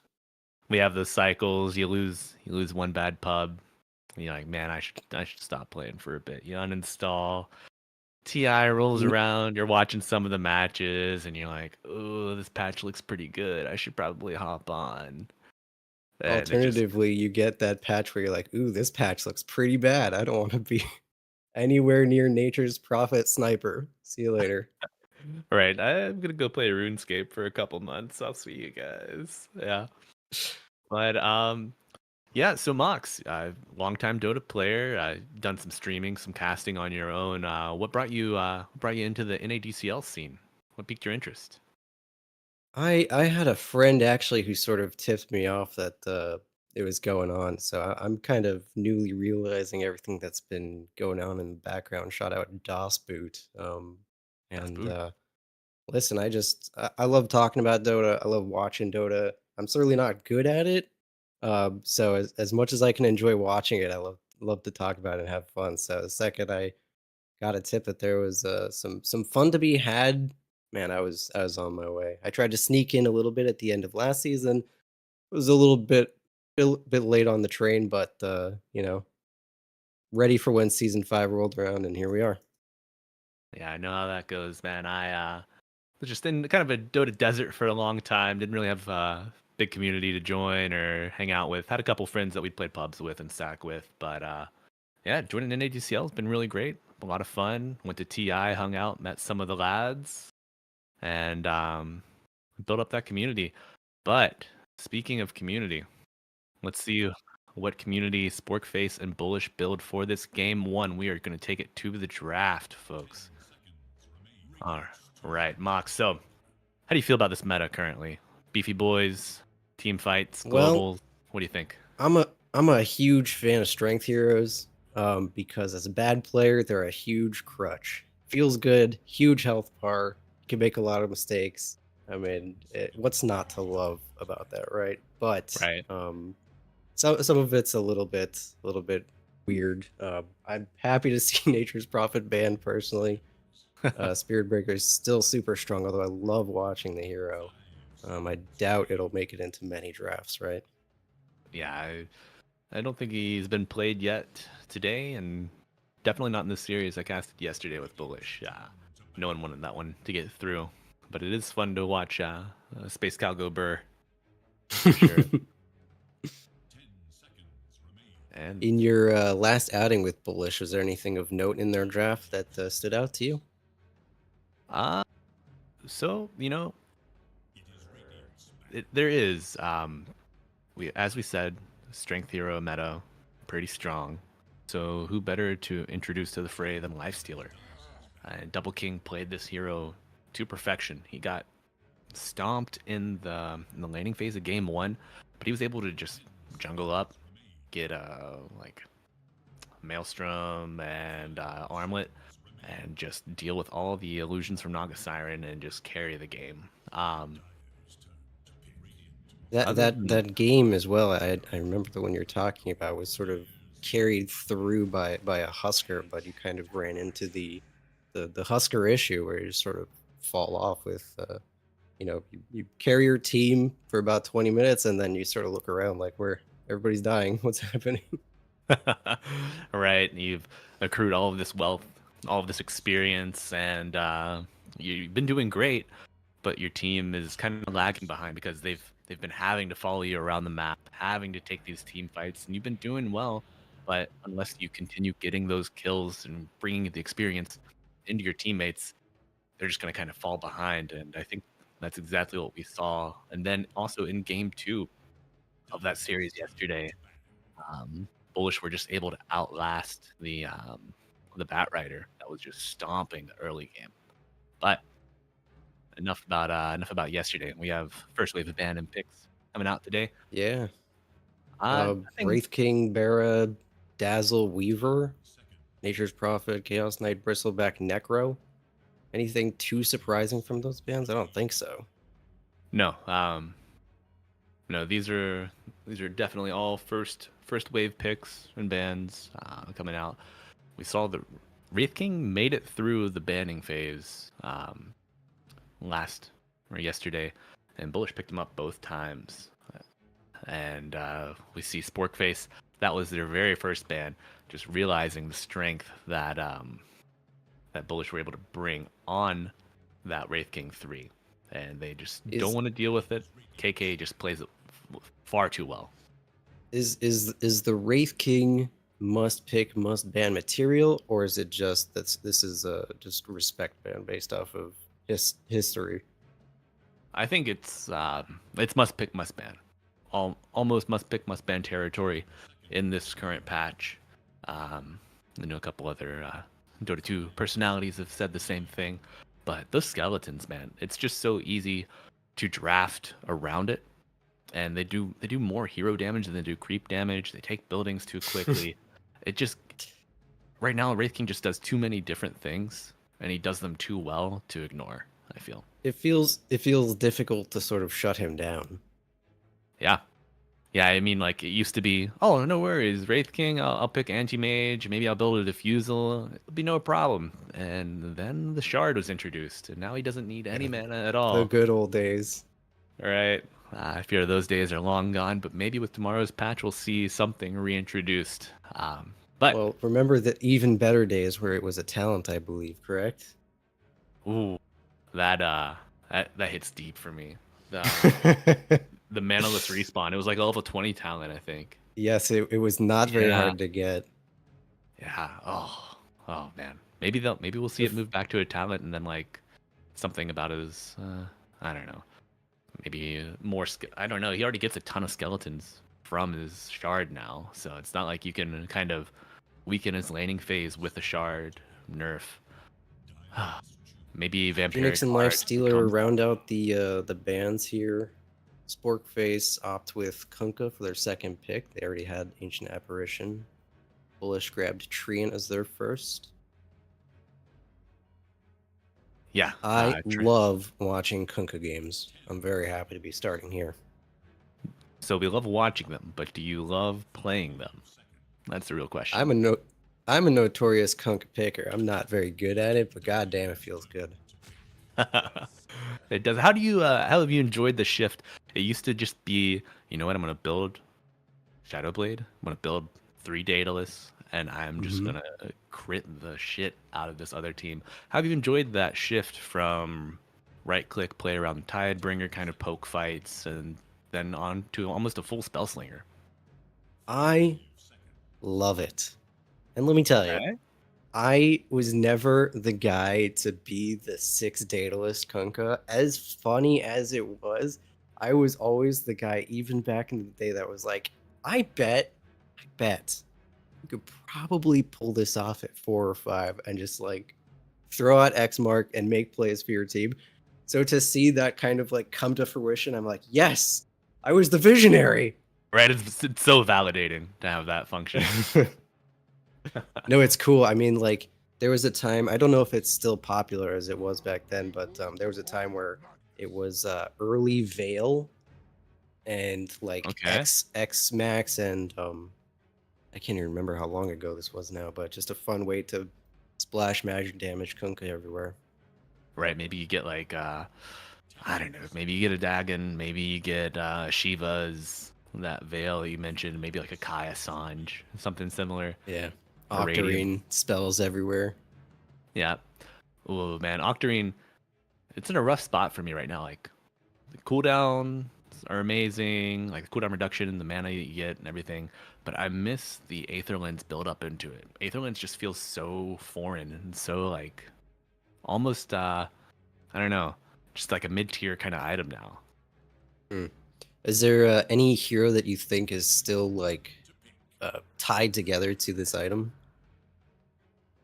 Yeah, I mean a lot of your supports, you know, you want to throw your spells, but you just can't afford to get too close to the fight, especially in this meta with like a Kunkka, with those strength heroes that just want to pull you back into the fight. The Magnus, the universal hero, it's just you got to dodge a shockwave, dodge a skewer. You want to throw it from safety. So your heroes like a Jakiro, maybe a Skywrath, anybody where you want to kind of play in trees and throw your spells in, and then play the cycle of the fight. That way you have your cooldowns up again. You can throw out a stun, throw out another silence. Those heroes are kind of high value on the Aether Lens, but doesn't look like we have any of them yet. No, Maybe a Bullish Pugna. going big on the strength fat boys. So Tusk and Magnus picked up. A lot of team fight already going out. Yeah, Sporkface just grabs Pugna. They already had Spectre, so it's kind of an interesting pseudo global and action going on. yeah. Playing Yeah, a the save with Pugna. Ice Blast into the Shadow Step. Anybody Mhm. who is X marked, or maybe like they get hit with the W on Pugna, it's gonna be easy pickings. Ooh, oof This is indeed. a hero that almost ruined the Dota game of mine this afternoon. Lone Druid. Well, so you said almost ruined. Was he against you or was he on your team? He was well. That's a good. That's an excellent clarification. Which team was he on? Excellent NA Dota clarification. He was on the enemy team. All right. So how did you deal with them? And what advice would you give to Sporkface here? Dude, I don't even know. I mean, they already have Spectre, so it's not impossible, right? Like they can get to the Druid himself, but do they need more magic damage? Do they need a really strong? I mean, what are they looking for here? Kunkka plays mid here, or yeah, right? Ancient 5, Pugna 4. Yeah, I think so. I think it could be a Pugna 5 with the Spectre, but I don't know. Spectre AA doesn't feel like a super strong lane to me. I feel that it's one that Lone Druid plus Grimstroke maybe. Well, Grimstroke is still in the pool. This is a hero that's been picked very early in a draft or just banned outright. I mean, you get Inkswell on Bear, and Ancient Apparition is just food. Yeah, that's interesting. I wonder if Sporkface are kind of looking at that with their last ban here. They'd go with Troll Warlord instead. Do you think that hero was the answer? I mean, Double King plays the Troll Warlord quite well. It's one of his highest. Actually, in competitive play, it's the one that he has the most games on. He's got 87 matches, and it's like a 55 win % rate for him. So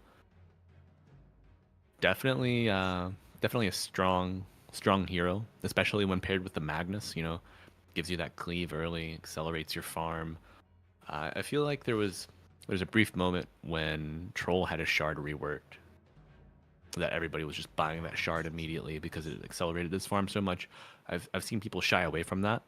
So giving a steroid to him in the sense of the Empower is really, really good, I think.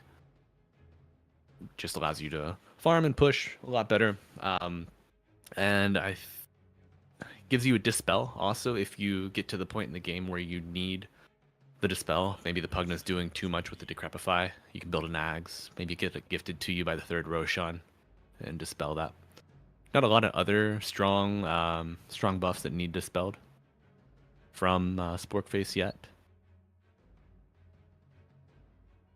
Bullish go with the Huskar final ban. Maybe a little respect. Sporkface are looking for their offlaner. Is there anything that jumps out to deal with Bullish's lineup so far? Let's see. You need someone to survive. I'm thinking a centaur could be good. And oh my god, Gyrocopter. dude, I was taking notes today, and I was gonna include some information on Double King about his gyrocopter win rate. You, But I was you like, you had this one sneaky ready to go, huh?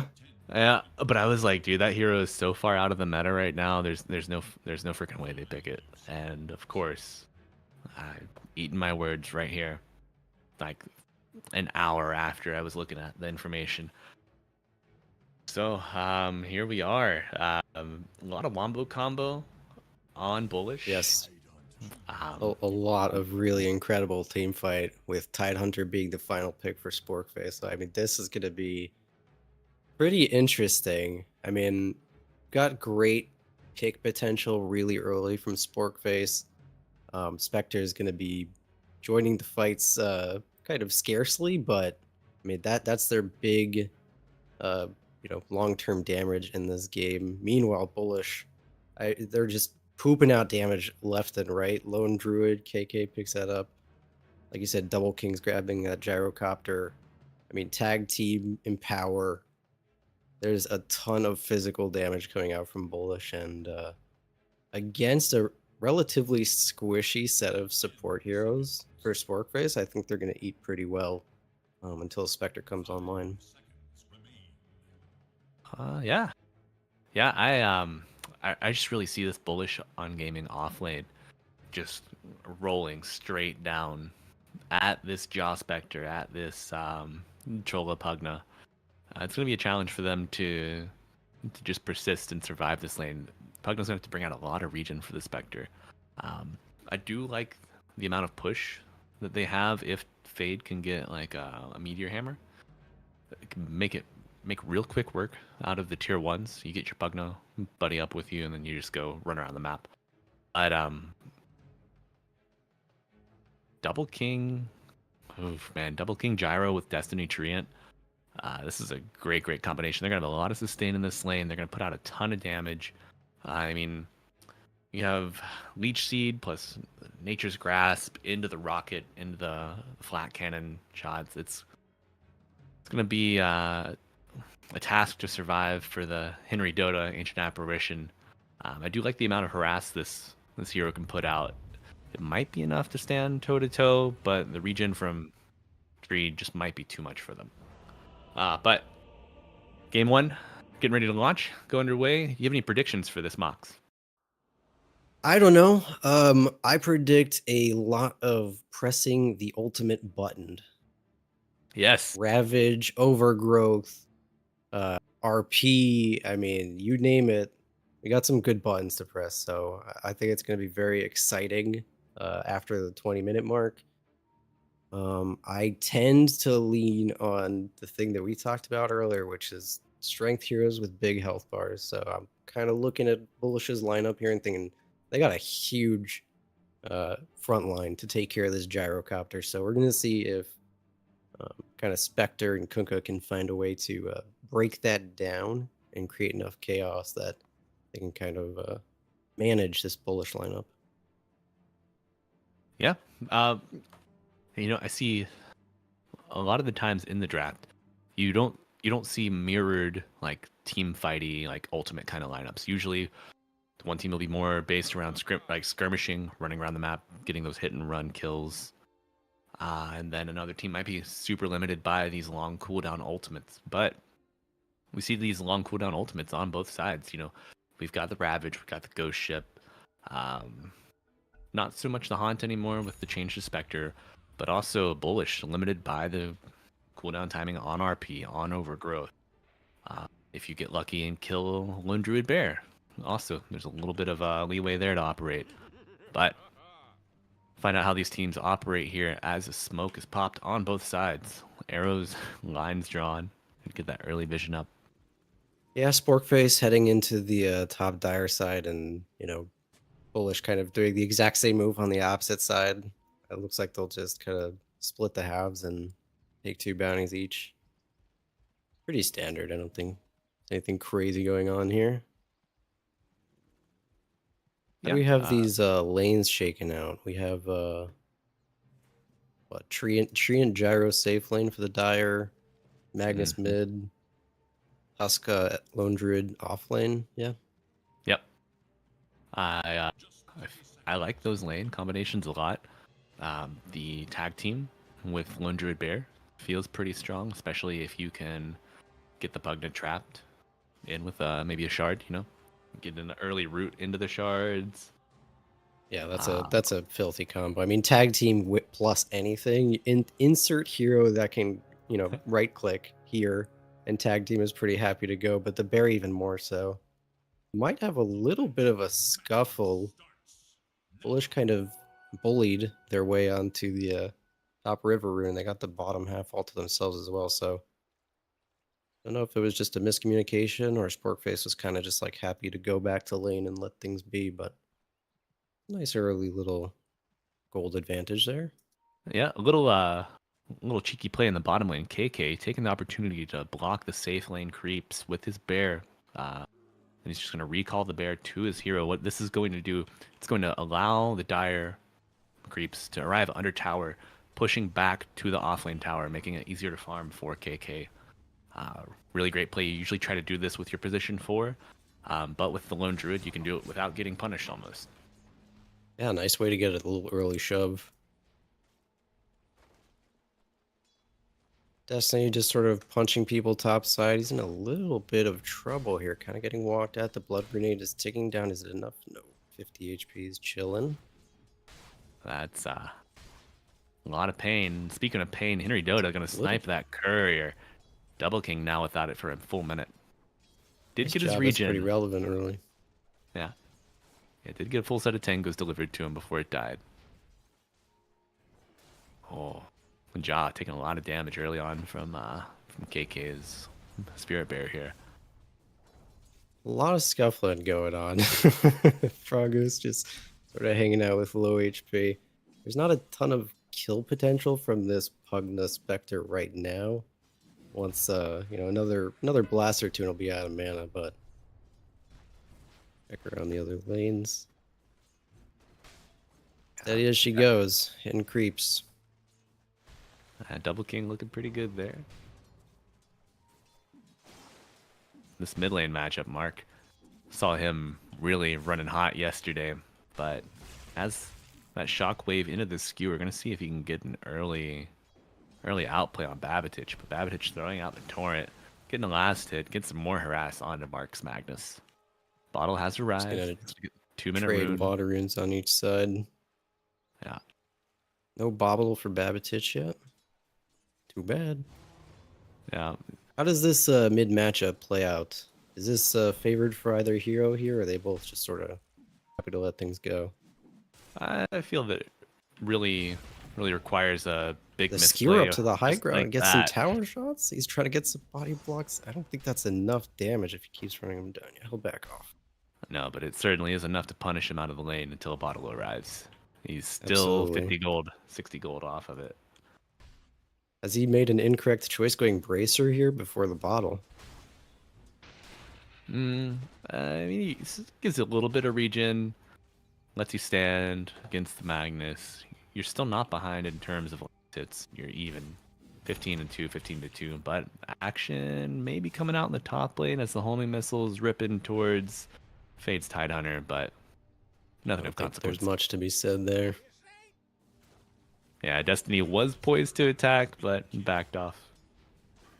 I got you baited.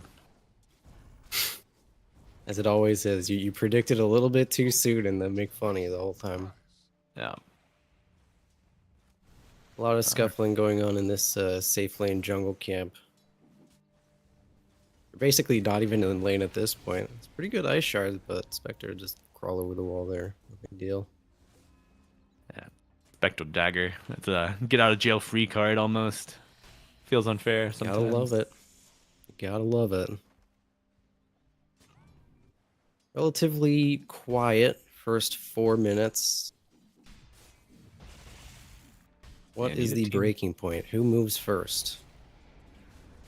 I think whoever runs out of region on these side lanes, maybe. Bottom side's getting really close. Jock has traded Frogos as well, so we're getting first blood there. Kind of missed that, but that is not the exact trade that you want to see. No, 1-for-1 usually okay, but when your Spectre goes down first, it's a pain. Early orbit Definitely- corrosion on Lone Druid contributing a lot. Definitely want that first blood onto the Spectre.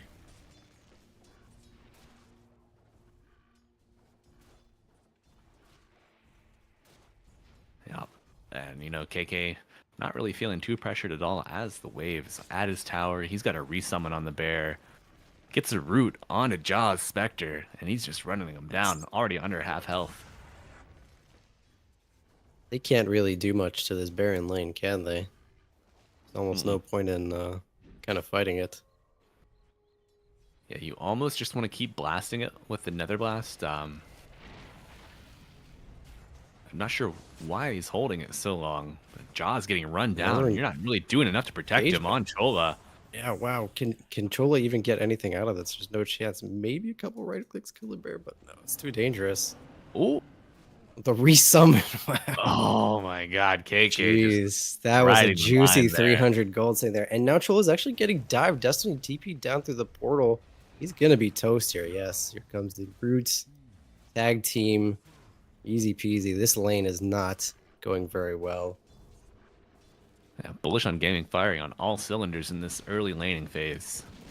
Yeah, and Double King alternatively just really happy in this lane here, kind of just right-clicking Fade and no real threat there, so he's pretty happy to live life. Yeah, the Gyrocopter not farming super well against the Tide Hunter. He's actually a couple last hits behind, but you have Destiny waiting in the wings, stacking some creep camps in the jungle. And Habitage pinged out some wards that are going out from Frogoose and Radiant Jungle. They're going to know to de-ward these. Maybe that he was trying to get more involved on that mid lane action. And I imagine at this point, the Tusk is going to be looking to get around the map a lot more. This lane is already going well for the Lone Druid, so you can kind of start to leave him on an island a little bit and exert pressure out other places around the map. Destiny looking to bully Henry here. Oh, they're running for the Wisdom Room. They must be. Old Feet's not going to freeze. Destiny has the boots. He's going to get there first, but Babatich Yeah. taking the TP, gets the X marks into the Torrent, into the Ghost Ship. That's a dead tree. Excellently done. And Henry- they got the Wisdom Rune. That's a win. Yeah. Big win. It takes a little bit of pressure off of Mark, who is already doing quite well in the mid lane. He's going to have the chance to maybe think about making a play, gets a counter ward onto the Observer, further accelerating his lead. He's got the Shield Rune bottled. He's going to have enough mana to play around the map wherever he wants, but he's got a wave to safely farm under his tower. Bot lane action. Jaw is getting his wave cut. Oh no. I mean, this is not looking too great. Agu's happy to just sort of run him down a little bit right now. Gonna decide to engage Jaw. Daggers out. Snowballs in, but here comes the Kunkka. Oh, but Jaw's escaping just barely. Will he get the Not bear? for Will he get anything? long. The X marks? No! The Mark Oh, Magnus RP on the beautiful. 3. Oh my god, the skewer just in time. Saved the bear, got the resummon. Now Babatich sort of running for his life. The decrep, though. Great spell against this right-clicking lineup. So they kind of walk out, only lose the Spectre, but that's not just the only Spectre. I mean, that it is a rough game. Is it 3 deaths now? 0-3 and 2. Oh, and Mark's it's going to going get Mark getting a double bottle refill here. One off of Frugos's Tusk, TPing into the mid lane. Then he's going to have that double damage rune in the river form. There's a Snowball coming shards. Ooh, forward the onto shards Henry. don't miss. Yeah, they won't dive that deep. I feel like they're powerful enough to at this point. Oh no, Yeah. double damage for Mark in the bottom of the river. Where will he go? No RP 75 though, but bottled, so might Sporkface see that running come at out. KK. Still has the Torrent. Throws out the X. Here comes Torrent the misses. X, the boat. Yeah. Okay, so they give the kill to Jaw. And it makes this game a little bit more feasible. Top side, there's a little bit of action. Fade's stuck in the shards. Just sort of saying how you do. Base created. Oh, Mark on Magnus spots out these juicy, Oh, dear. juicy stacks. Oh dear. With Is the he double strong damage, yep. That is He- a valuable grab. They're gonna Oh, come no. and contest this. That's 3 stacks worth of ancients. The Runs Ravage in, coming There out! comes the Ravage onto 3. Mark in trouble though with the DD room. Spectre is in. snowball! The snowball save. Oh, The centaur stun from the neutral camp. Not quite enough to turn that fight though. They'll save a fair bit amount of farm, and Henry actually gets 2 of those kills. Don't love it, but honestly, the way things were kind of trending, you're pretty happy if you're Sporkface from that. Yeah, you take whatever you can get when you're that far behind at 10 minutes. And they lose a couple of the ancients to the Magnus, but ultimately Fade cleans up the stack. Could have been way worse with the double damage rune and reverse polarity coming up. So, I mean, that's about as good as it could have gone. Yeah. All that happening. Okay, nice. There's the lone druid bear.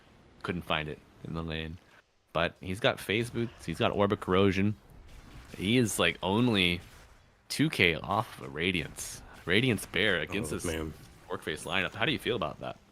The bear is happening. I don't mid lane. Mark is getting gone on by 3 heroes. The torrent boat connected. He's pretty dead. The Radiance, I mean, it's gonna be good, right? I mean, especially against Decrep. You just continue to walking instead of, no time lost for damage dealing there. So, man, would you consider Radiance being a non-standard lone druid build at this time? What I know, it's kind of, it's just an alternate option. A little bit of engagement.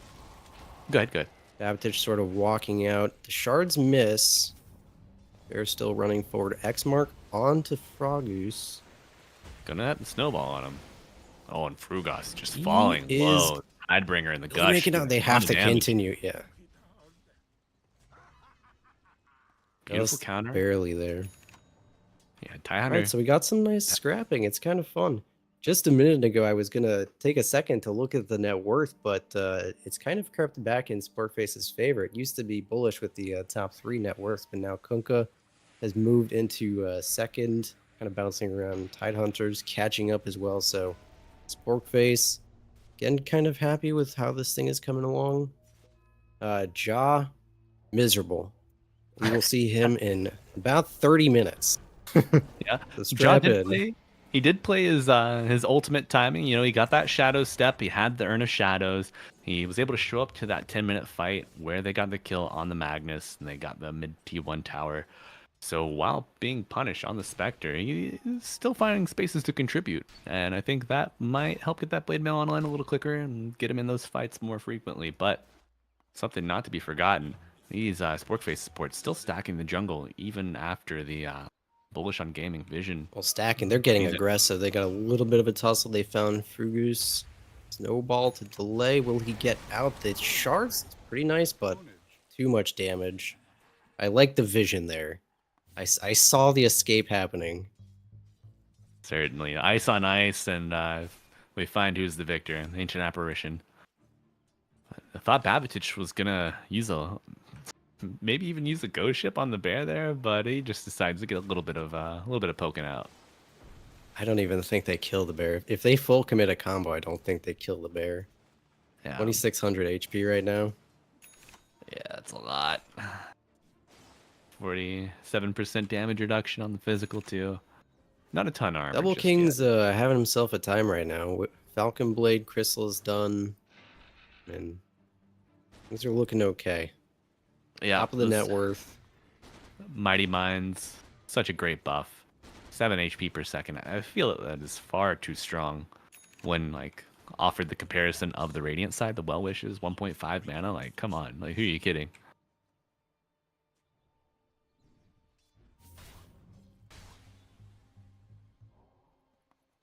Babbage with the X marks, grabbing the rune. Oh man, He missed it. Time to get it. Yeah, You missed it. I thought it was a bit peculiar of a cast, but I understand. I see the vision behind it, scouting out the rune.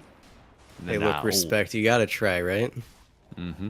And here we are seeing that early game combination of the Meteor Hammer Tidehunter, the Nether Blasting Pugna, taking those tier 1 towers. They're now moving around the map, looking to take this third and final tower. Not going to be there early enough to challenge the Wisdom Rune, so a little bit of a drawback for him. But any chance that this Gyrocopter had of taking stacks freely in his triangle in the graveyard area, that's now gone. You have no tier 1 protection. Yeah, this is going to be Sporkface's kind of play for the rest of the mid game, I Uh-oh. imagine, right? We've got another... Jaw on the top side of the map, getting wrapped on by 4 heroes. What do you see? He's not happy as it currently stands. Not much things to do about that. He was just a little bit too far, I imagine. I mean, the ward coverage looks way better for Bullish there. His vision was a little bit more towards the mid lane, kind of hanging around a little blind. Maybe just a little bit greedy. Thought he was safer than he was. Yeah, certainly. I think maybe he's like, they just took my tier 1 tower in the off lane. There's no way they're gonna be up here.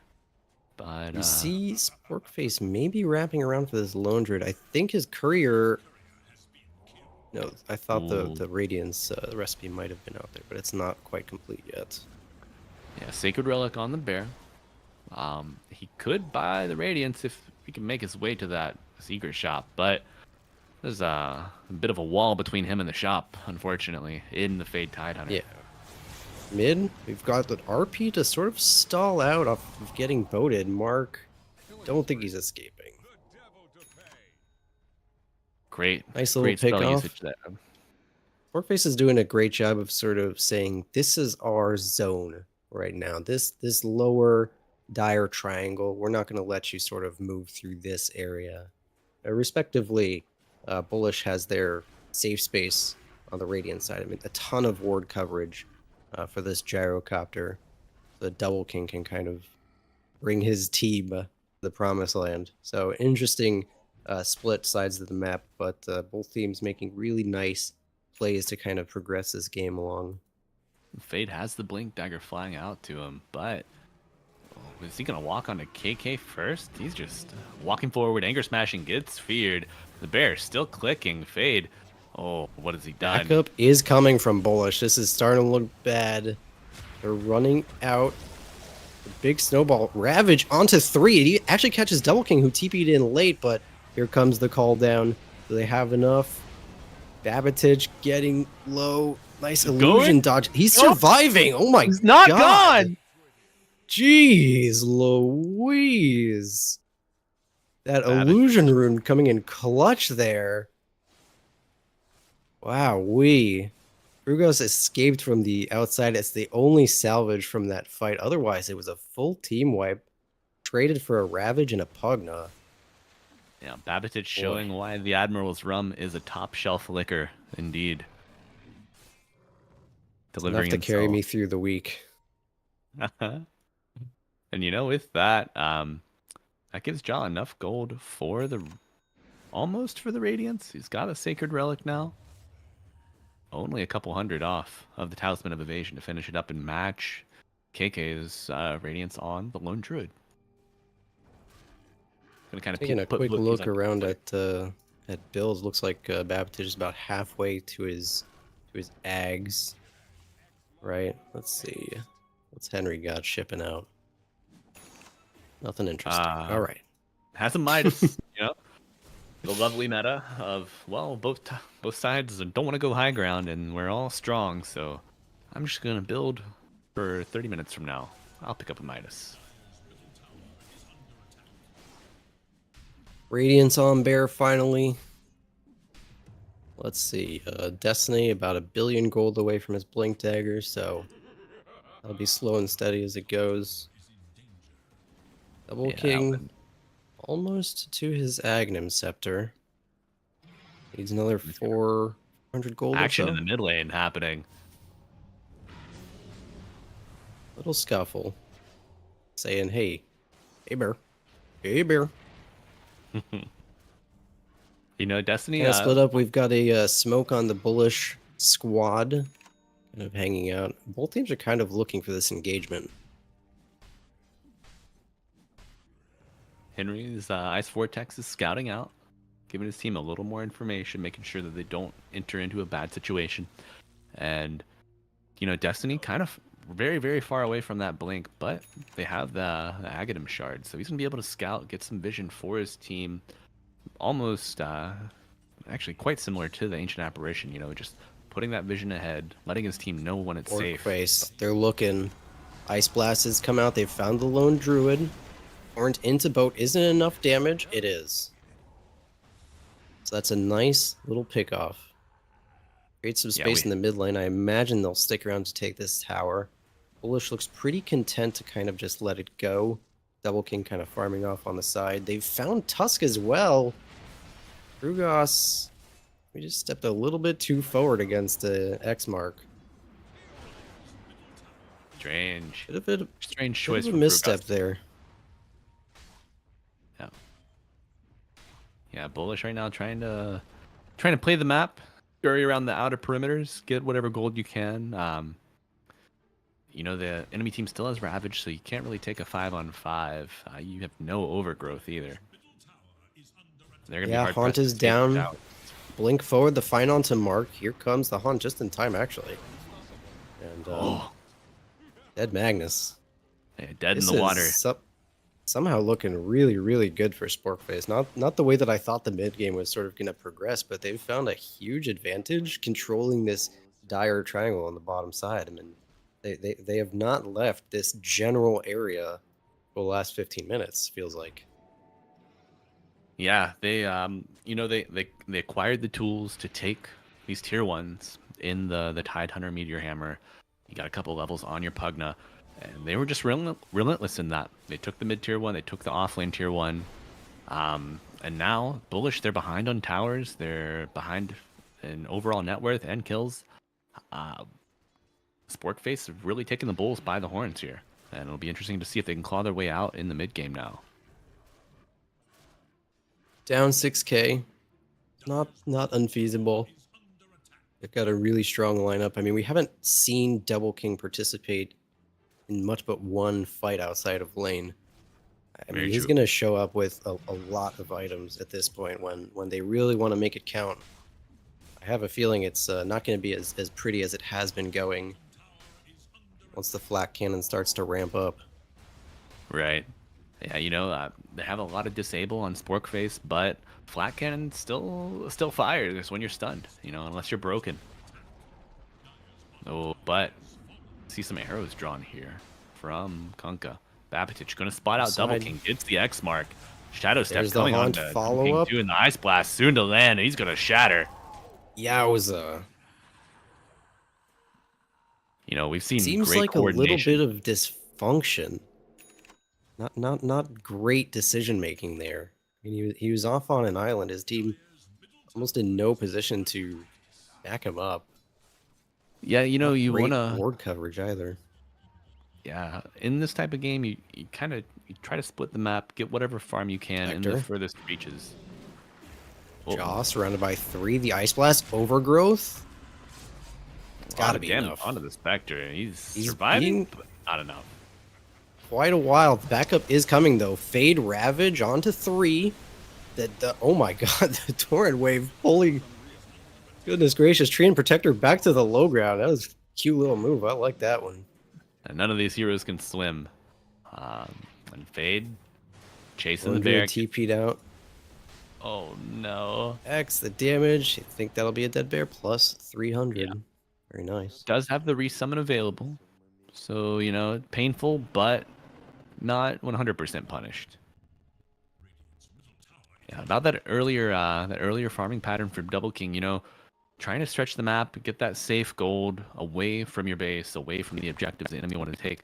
But if you do that under a ward, you're going to find trouble.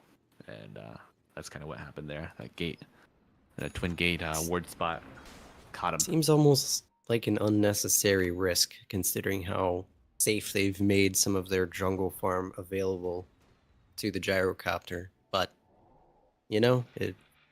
trying to, like you said, stretch the map, create some advantages somewhere. They thought they had a free Spectre.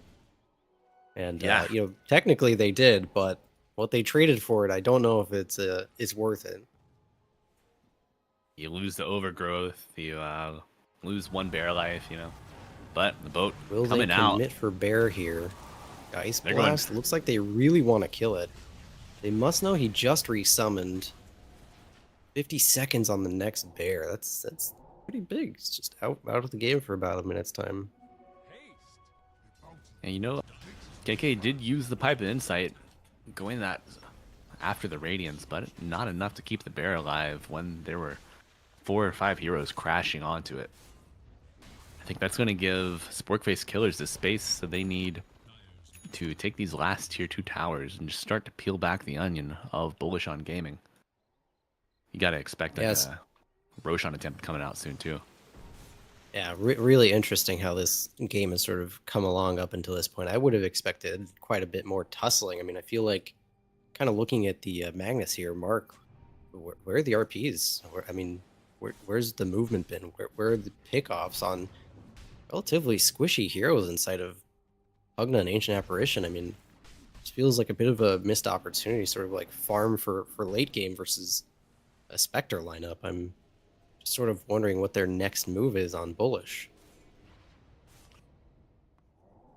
You know, I mean, Mark contributed to some early fights, felt good, but then Sporkface had the strength to kind of punch back, so you needed a BKB, and then his bear Here comes a died, his gyro Big died. contest, by the way. They began Roshan, Sporkface, well positioned here. Destiny's scouting out, but they know he's in the tree lines. I think they're looking for him. Smoke onto the gyro tusk. Fade on the high Sort ground, of- waiting to break any smoke. At a standstill. So what is the move? They recommit to Roche with Spectre. They kind of walk out of the pit though. Ice Blast Ravage hits a few heroes, Gyrocopter included. BKB up on Double King, and he is blasting away. This is not looking good for Sporkface so far. All Tide right. Hunter, the last one sort of here. Babatich doesn't have a way into this fight. This wall of health bars He knows he has to sort of get out. boxing out everybody. He Immediately is looking for TPing escape. out of there. You know, I think Mark heard you calling him out, and he's like, "All right, I've got a plan. I'm gonna cook something up for you, Mox. Don't worry." A little And- bit of a caster curse, but you know what? We wanted to see that. We wanted to see the team fight. We have all these huge buttons. Why are we not pressing them? I thought you said we have these huge buns. I'm like, hell yeah, we do. Well, you know, something NA Dota does have for everybody. No doubt. But really, I want to compliment the Destiny Treant Protector there. He plays it super patiently, waits for Mark to get the RP off, skewers forward, and then is able to get the overgrowth onto those extra 2 heroes. Great patience. from Yeah, I mean, Destiny there. a lot of things happen in that team fight, but mainly, like you said, Destiny with utmost patience gets a huge overgrowth onto a Ravage, kind of like trading out for each other, right? But nullifying it as Frugos looks like he's in big trouble. Takes the boat.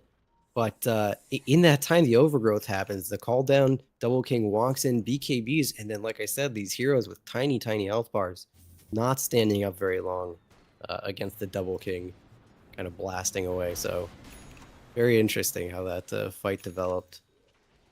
Yeah, you know, Spectre had been a huge proponent of these early game skirmishes, but she only has 1,800 health. So, I mean, you get that damage on her, she's just gonna melt, and that Radiance is all for naught at that point. Yeah, I believe Jaw's working on Manta next, correct? If it's not already been bought. Yeah. Yep, I think he's shipping it out now. I believe that Manta will be done. Yep, does have the ultimate orb in the recipe on Courier. All right, so Bear's happening. Mid lane. Bear sort of just walks up, punches it down. Skewer onto Chola. with the skewer pulling Chola That's back. very nice. This is what we were looking for out of this Magnus lineup. There's so small of health bars on Sporkface. When you find these supports, like this is how they push their advantage. I'm surprised it took so long, but we're finally arriving at the location and You know, I think- taking advantage of this double damage rune right now. Yeah, I think that's just an exercise in patience coming out from Bullish on Gaming, knowing that they are going to have the tools to deal with Mark the Fry blinks Boys in. lineup. Oh my The god. Ravage hits. Oh my god. RP onto 2. That catches the Spectre and the Ancient Apparition into the call down. They're into the Overgrowth as well. They're rooted. The knock up. Will Jaw make it out? Oh, nope. There goes the Ice Shards. That was the Wombo combo. And finally it was see it pretty arrive. unsuspecting. Tidehunter casts Ravage from about 10 miles away. Does hit everybody, but just seems a bit strangely disjointed. Double king, Double using king. the Ogre Seal totem forward, knowing that he has the X to pull him back. I mean, You know, he's under tier just 4. hanging out right now. They still have 3 heroes Gonna to deal with. re-engage. He's got No the Aegis this Nope, time. He's dead. no Aegis. Okay, all right. I did see the Aegis go down in the team fight. Yeah, Got you know, a melee racks for a gyrocopter and an Aegis. you lose your Ravage, you lose your Spectre. You know, they killed the bear or caused a resummon. So, you know, 2 minutes without a resummon. Listen, any barracks down is a win, but that's just a bit of an awkward trade there. Yeah, I'd really like to see a smoke play come out from Sporkface here. They know the gyro's down for 40. They have some really great spells. You know, they can just get the Kunkka smoked onto somebody. He's got Octarine. He's got his Ags. He can just connect with the Ice Blast and then send the Spectre. And that's going to be another kill, at least. Maybe 2. And then you can just keep farming, maybe even get that tier 2 tower top. But I don't know if they're ready to make this move yet. Yeah, I don't think so. If you take a look at the Ultimates too, we're about 20 seconds off, so their timing, if they were going to make a play, is rapidly closing. Yeah. Henry does shift a smoke into his inventory. Maybe he heard me. Oh, nope. He puts his wand back. Never mind. We're fine. No, I think we'll go back to hitting a few creeps. Let's take a minute and recompose ourselves, perhaps. Yeah, Mox, you see any items that Sporkface might be close to? Or are they just kind of hoping for the best? I feel like we've hit a point where we sort of have to make plays. I mean, the Manta style was the latest thing to come out onto Jaw. I don't know what we're looking forward to next onto Tide. He's got his Shivas done. This is a time of game to sort of make plays and take whatever remaining objectives there are. There's one tier 2 outer left. I imagine they might look towards getting some more gold on their supports and taking that out. But Bullish has some dominant vision down the mid lane. I don't know if you've looked at it quite as of yet, but Sporkface kind of just protecting their safe jungling side. So I really like how Bullish has set up this mid lane dominance, and I wonder if they're going to look to follow up making a play on that. Yeah, those wards straight down the mid lane. It's going to give you the opportunity to see whenever maybe the carry, the Spectre, crosses that mid lane of the map, trying to establish their farming patterns. It's going to give you a chance to is sniffing for something. It looks like they're grouping up for what could be a smoke play. Yeah, Henry does have one. Well, he did. I don't know where it's find gone. Mark. He was under ward, blinks out, and he's gone. He just was out of range of the X marks from Babbitich. Tricky Mark. He drew a lot of attention down to this bottom side. Space created in a big way. Yeah, I like this itemization coming out from Mark, knowing that they already have one tool to break the Spectre, but he gets a Shadow Blade. So might be building up to a Silver Edge of his own, knowing that he's going to be on the front lines, able to initiate and break the Spectre before he can get punished by it. Oh, speaking of punishment, though, Henry walking into vision. Mark, is he going to take the bait? Oh, and it looks like they will. The RP onto 2, though. It turned around. No, he decides to TP out. He says he's got to get out. He doesn't get out in time, though. Oh, no, he's going to shatter. Oh, boy. You know, I thought... Oh, boy. I knew it was going to be bad. That sentry, almost at the end of its duration, under a minute left on it. It had already been cooking there for 6 minutes at that point. And what a value Gate that 50 moved gold to top got you. side. They found the train protector in the trees. I thought they might have had a suspicion that Double King was farming nearby, but took the easy tree kill there. Yeah, Bullish just bleeding out across the map. Speaking of Octarine Core, it's a nice little Kunkka buy. They found Tusk in the jungle. We'll certainly be dead here. Oh my god, it's so much damage. Between the Spectre, Manta, the Desolate, and Babbage just waterboarding this Tusk. He has no chance at survival. I do This love double the damage, too. role play synergies going on. Tidehunter Kunkka controlling the water park. We've got the ice battle between Tusk and Ancient Apparition. We Fun have, things going on. We have the Nature Boys on the Dire between the Lone Druid and the Treant, you know. Going for a little whittle and romp.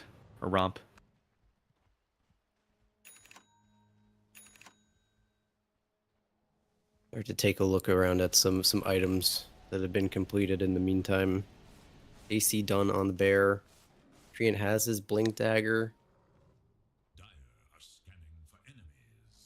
What else do we got going on? Satanic is done on Double King, by the way. All right. Another Dispel, nice.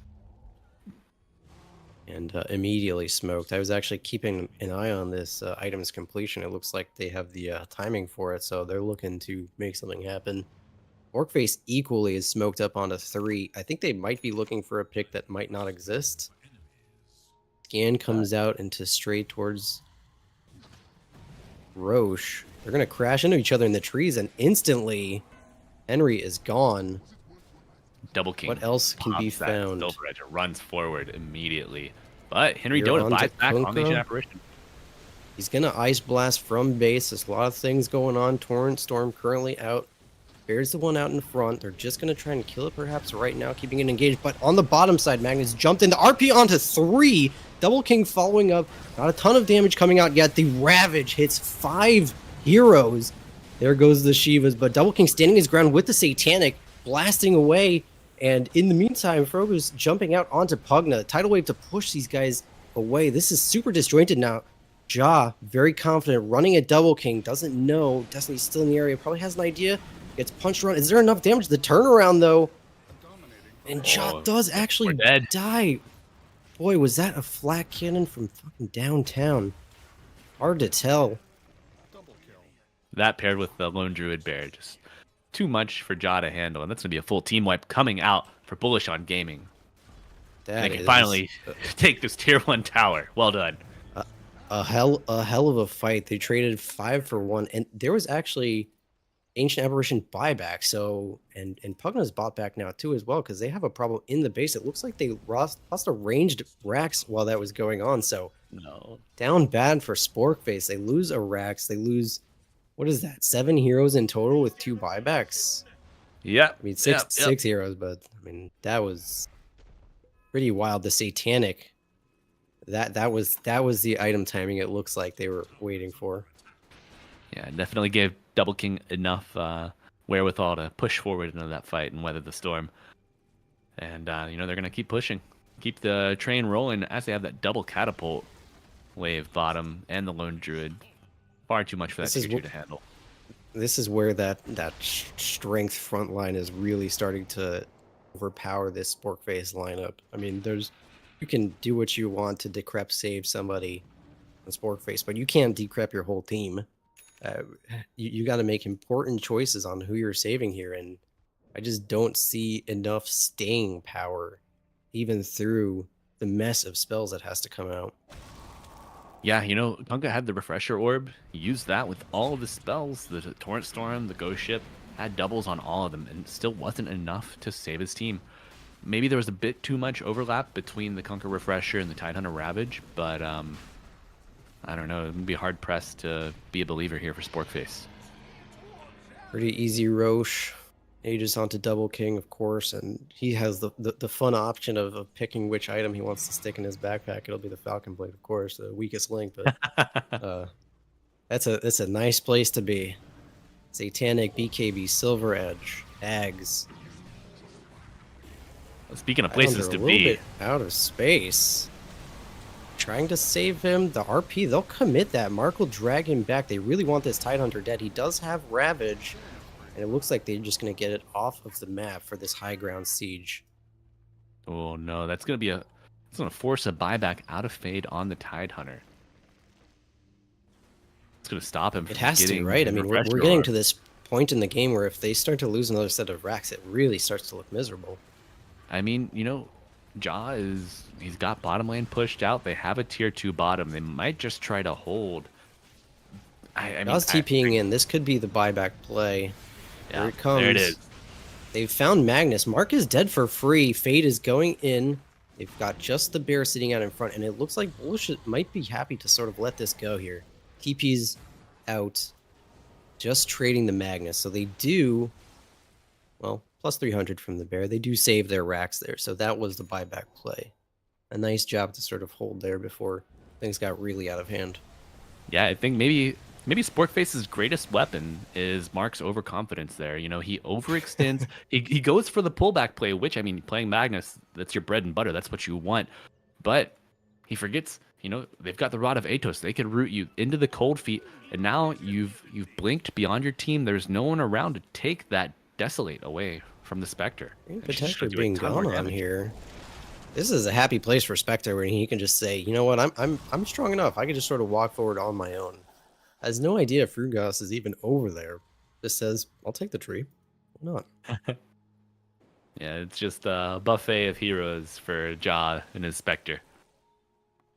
What a strange place in this game where Bullish is up 12,000 some odd gold, but this is the Spectre special, just so strong in these 1v1 situations. I feel like they should be able to regain some map control. I mean, if you take a look at the minimap, there's great control by Bullish on warding. I can't say the same so much for Sporkface. It feels like they need to find their footing, kind of establish their presence on a map that feels a little bit lost in the last few minutes. Yeah, I mean, the Spectre's still trailing in net worth from Gyro by like 4K. But there are heroes on this other team that are far behind the Spectre. You know, the Magnus, the tree. Oh, smoke in the river. They see the Kunkka X. Mark is going backwards, trying to finds the skewer. Oh my god, And that is just Kunkka off. Middle of nowhere, free kill. Are they going to think 4-man Ice Blast? There's no way they do anything. They heard. I thought I heard a Spectre haunt somewhere in there. I was getting a little interested. I was like, are we doing something here? Yeah, the Shadow Step came out, but Ja maybe just throwing it out to kind of poke around, see if he had any unsuspecting targets off the side of the fight. Ja gonna buy out. Finishes the Eye of Scotty. It's flying out to him now. Radiant Scotty Butterfly. I mean, that feels like a pretty good spot. Yeah, I mean, You the do last time already have the MKB answer on Double King, though. Yeah, I mean, the last time we looked at the Spectre, she only had 1,800 health. She's effectively doubled that in like 10 minutes. But We do have buyback on Kunkka. Ravage comes out. They found Mark. They want to commit. BKB, is it enough? Ooh, just barely trying to live. Nice ice shards catch the bear. Will they commit to kill this? Probably has Bear's reset. dead in the water. 80 seconds, so that's just going to be a sacrifice bear, and they're going to TP out, so... But Anchor holding on to that bear for dear life, laying down. I love this spell. It's so funny to just look at. Oh no, Ja. He's going to get the smoke popped onto it, but immediately attacks afterwards, alerting Bullish to that smoke presence. They're going to retreat all the way back to their side of the map. Grab the Wisdom Rune. Maybe take the Tormentor?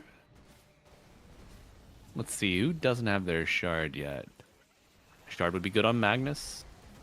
It's going to be between Double the King Magnus also doesn't or the have his Gyro. Shard. Yeah. I feel that double shockwave might be a little more value than the rocket barrage on the missile. But full duration of the Aegis used on Double King. It's going to tick out as he's in base. That high ground defense, I mean, the pick on Mark is super huge there because they had a minute left on Aegis there. If they get set up just for a little bit, Bullish hard engages in their base and goes for it with 2 lives on Gyrocopter. I mean, that was a huge find to get Mark just sort of sniffing in the wrong place. Save the base, save the game perhaps. Sporkface. This is maybe the first time we've seen them playing so aggressively on the side of the map of Bullish. Babatich has the gem, trying to scout out any vision maybe establish some map control for them. Down 15k though, it's crazy to be thinking that you can make this kind of move. Yeah, that is I've got a huge health bar confidence right there. Big D energy. His Big team was HP right energy. behind him in yeah, big HP energy. There you go. His team was right behind him. I mean, they're you're not going to find many people except for Jaw on the Spectre at this point off on their own. They have done a good job of reestablishing vision.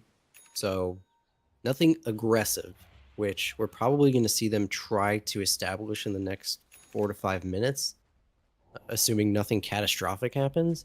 But they've reclaimed their own jungle for now. You said the magic words. Assuming nothing catastrophic happens. Assuming the ultimate buttons don't be pressed in beautiful conjunction, and we wind up on a Dota Cinema Symphony. Assuming no one sells their refresher orb while it's off cooldown. Oh, Baptich getting a little too close to that secret shop. Nah. But Fade. Fade also has the refresher orb. I think we're going to see a lot more control coming out. Henry blink. Headset dies. Rest in power. Yeah, I hate when that happens. Well, it gives us a great time to sort of look around at, how our item builds have progressed. Tidehunter with his refresher orb, so there's 2 refreshers on the side of Sporkface, unless there's more that I have not seen yet. No, nothing coming down the turnpike just yet. Just those 2. And full ags done for Frugos. Where else are we? Where is Bear? Bear. A full set of Oh, I Wraith found bands and a Bear. pipe on the hero. Scotty Eggs Radiance. Damn. What comes next? He's got a Holy refresher shit, orb dude. queued up. It's got 6,500 health. Are you kidding me? Yeah, What that's the hell? that's about 4 Dota heroes. That's about 4 Pugnas. Oh my god, man. That is a grizzly that you do not want to run into. He's got the Ags too, so that bear can just split push. If Sporkface get into a position where they can take a team fight confidently, they're going to have to constantly be answering the call of KK, coming back, dealing with the bear, pushing out the lanes. You have exposed Rax top. Mid lane's gone. I mean, you got the Spectre, you got the Ancient Apparition, you have some global presence to deal with it. But I don't know, man. I think that freaking bear might be just too strong. Well, yeah. I mean that paired with the Double King Gyrocopter, like, which one do you go on? You have to ignore the bear. Oh my god, What? it's melting. How? They do catch it. X marks the spot coming out. Atos pulls it back. Babitich getting the boat onto This looks the like bear. a full He's just- team fight for a non-playable character. Partially non-playable.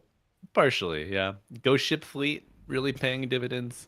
Almost feels like somebody popped a refresher, and they just keep throwing it at it. But they do deal with the bear. They have a resummon available, right?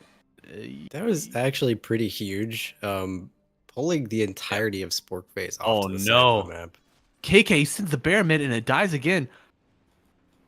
90s. Wait. No, he got the He's got recall. the bear. Oh my god. I thought it was dead.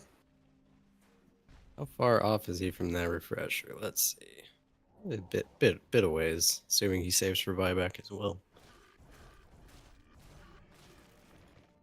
Still under Getting, just under 2 minutes until Roshan. Quite a lot of full inventories. Is there any kind of items that sort of stick out at this point of the game, or we're just down to execution here? I don't know. I'm torn between a refresher on Magnus. But I mean, the nullifier is going to be kind of a nice pickup. It lets you deal with the supports, Force Staff, Glimmer, all get dispelled. They become food. Henry Dota doesn't really have any escapes on the Ancient Apparition, so if you get on top of him, just really dispel any save that comes out. Yeah, X marks the spot, cannot be dispelled, so you can't really take that off. But I'm just wondering. This has become a fairly conservative game over the last couple of minutes. We've had a couple of back and forth kind of plays through this mid to now late game. They look pretty happy to just sort of split the map. They do have mid racks down.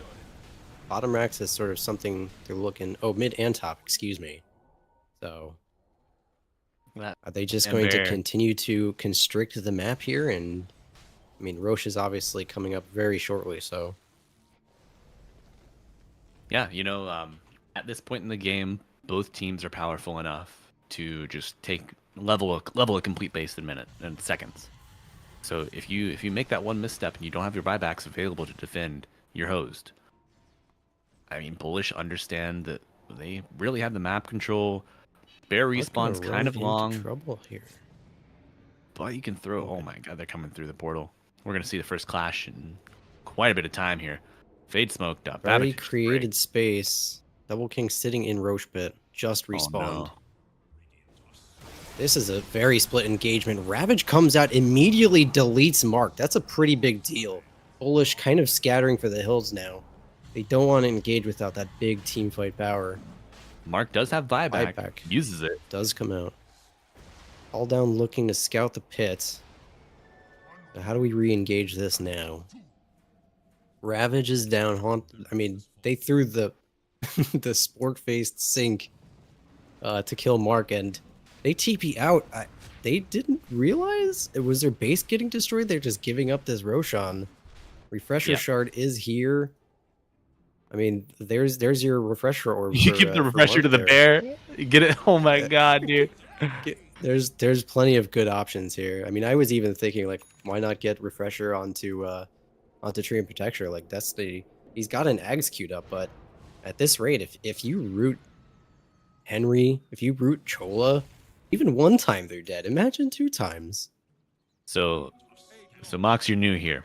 So I'm going to tell you this. The North American Dota, it's not about playing the right kind of Dota. It's about breaking the spirit of the other team. So picture this. We just saw Sporkface TP back to deal with that bear to prevent megas. They kill the bear. Bullish take Roche immediately.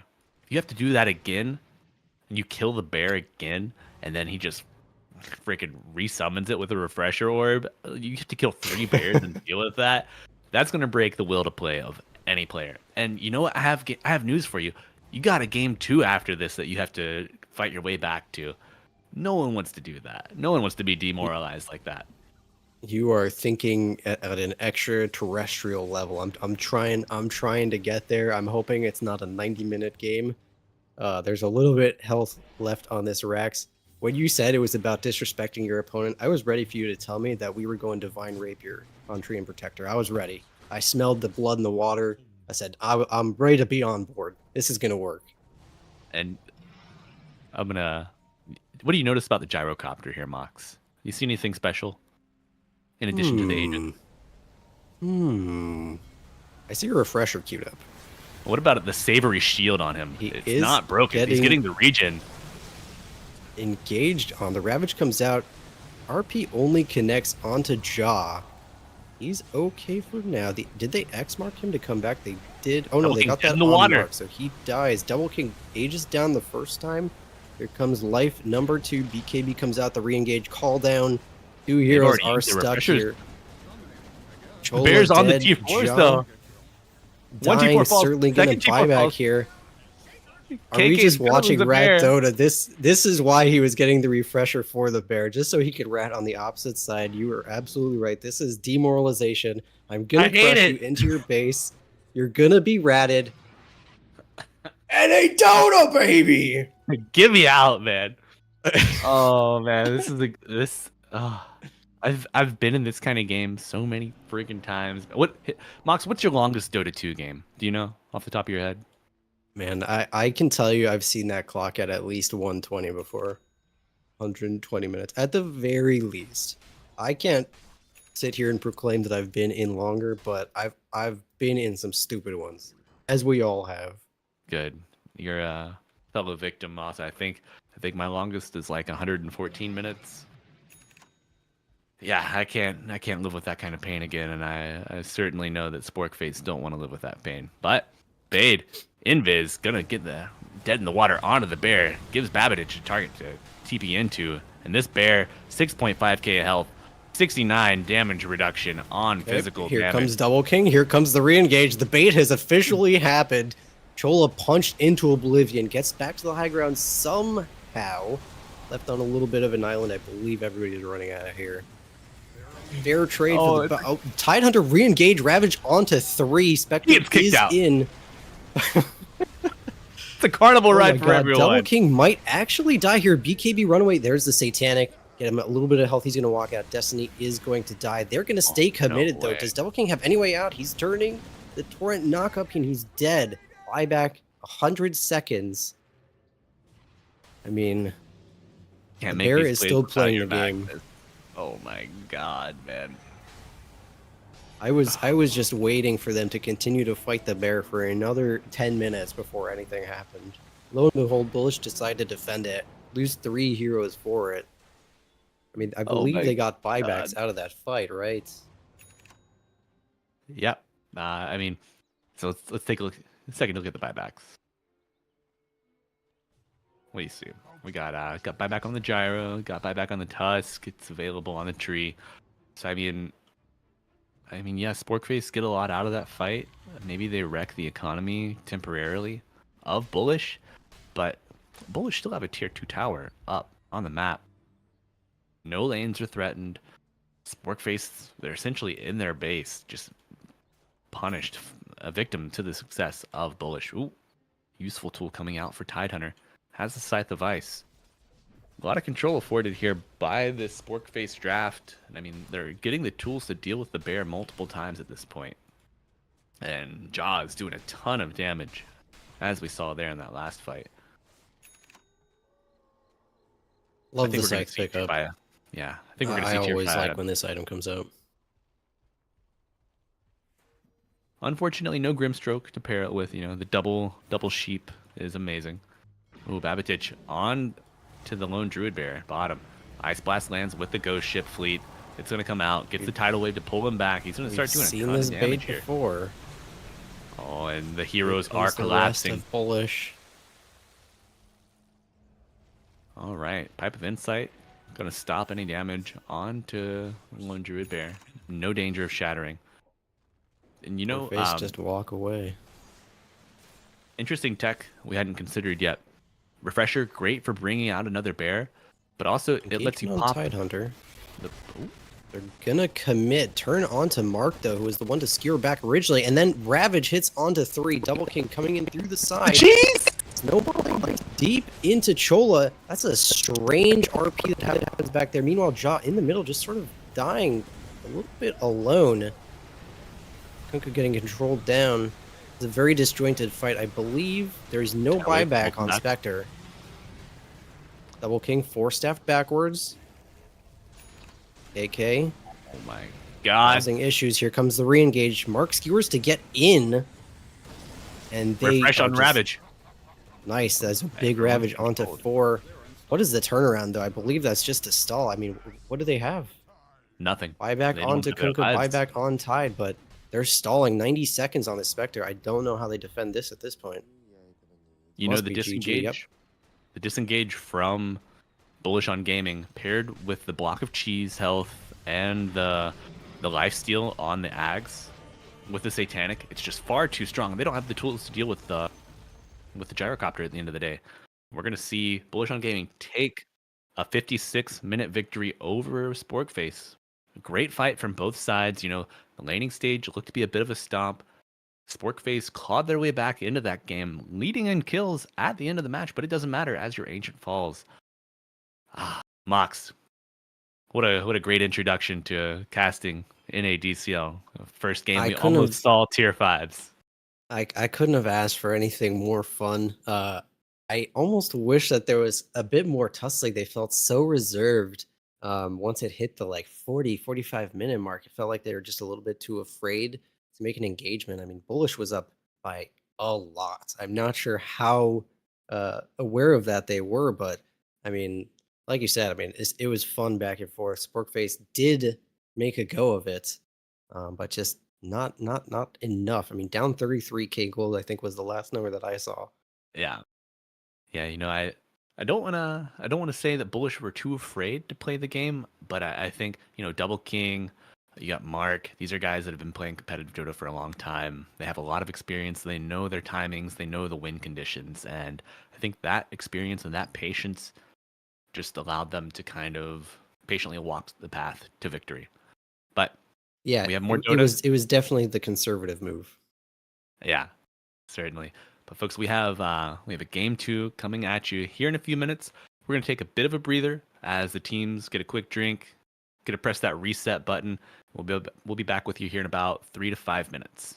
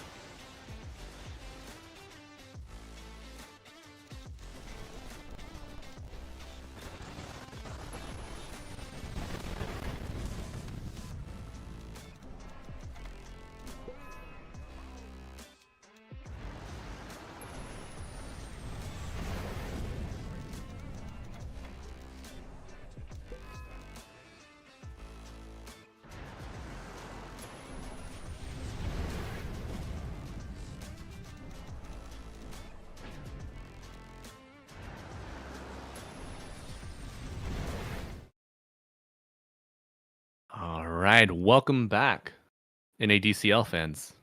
We're happy to have you with us. And friends, a little bit of a surprise for those of you in the audience, and especially those of you that are supporters out there. I don't know if you've seen the Discord. You do have a chance to join. NADCL Discord. You can do ! Discord in the Twitch chat.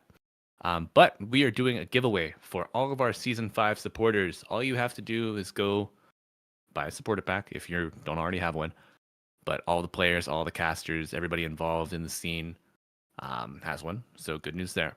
But go in the announcements channel and just react to the giveaway. And you have a chance to win $100 just for hanging out, being part of the crew. Don't let that slip by. You know, $100, that's 10 supporter packs that you can buy for you and your friends in Season 6 when we do our launch in the winter. But enough of that. Mox, welcome back. Yes, How you doing? thank you. Boy, what a first game. That was fun. Yeah, I'm looking forward to what Bullish on Gaming and Sporkface Killaz have cooked up for game number 2. Do you expect to see anything different? Any of the heroes that slipped through the bans to be like eliminated from the second game?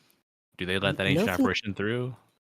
nothing particularly stood out as being, obnoxiously game winning in that last one we just went through, right? I mean, maybe the lone druid caused so many problems with split pushing and decision making, just sort of pinning Sporkface in their base for the entire time.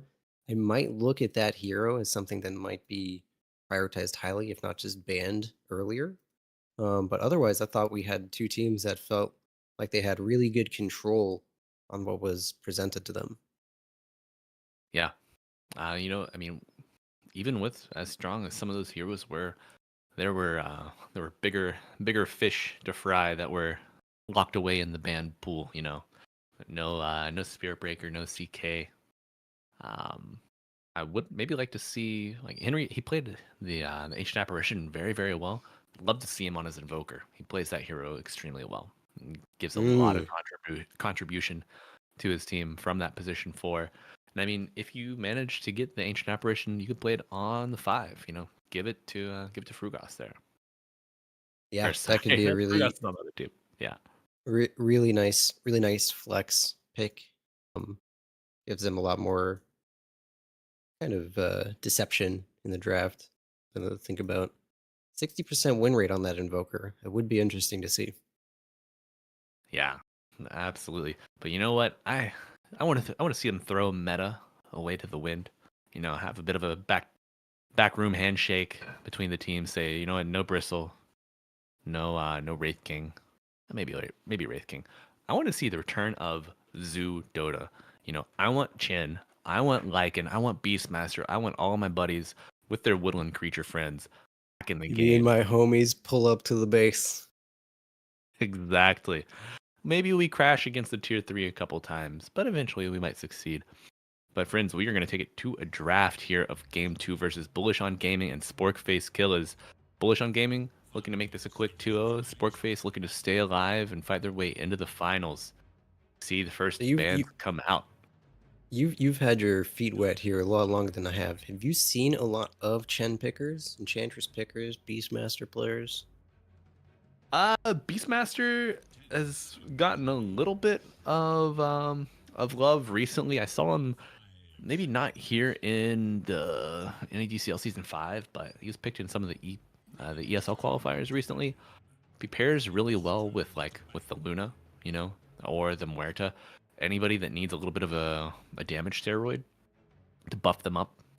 Like imagine Luna, Venge, Beastmaster.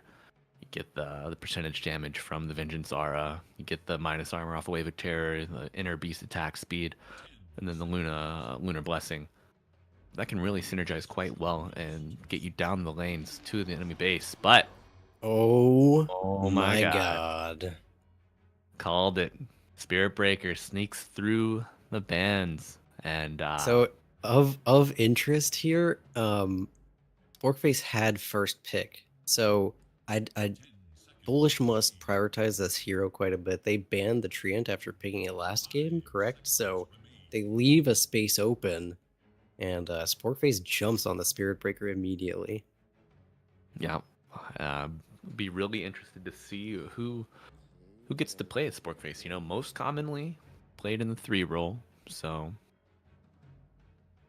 get a lot of farm, get those early levels. Just you get to play as greedy as you want because you have just that afforded to you by being the 3 player.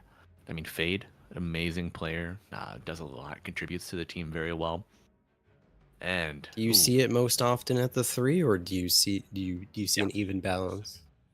Yeah, I find that it's like some teams will take it just to get it on their team, maybe throw it in the position 4 if needed, but it's mostly the 3. I mean, I've honestly seen it more in the position 2 than the position 4, just because you want to get that farm, you want the allowance to be so greedy that you can get the Midas Octarine build up or itemize for the game as needed if you need a Silver Edge or if you can get your Ags early. But the Grimstroke, a great answer to this hero. Get the silence out, get a stun with the Oh ink boy, swell. here comes the meta. Yeah, I mean, you know, it's If a it's bit of a there, fire. if it's a bit of there, a- you take it. Exactly, it's a bit of a fire sale. Patch is coming out tomorrow, you cool babies. We're not going to be able to play these heroes in all of their overpoweredness for that much longer. So, Bullish on Gaming, Sporkface, they're here to make some money. You know, there's a $500 prize pool lays ahead of them in the finals matchup. Ooh, Oh man, TA Tusk. This is a lot of just blow something up damage. I like where this has headed so far. yeah. Jaw, he plays a ton of TA.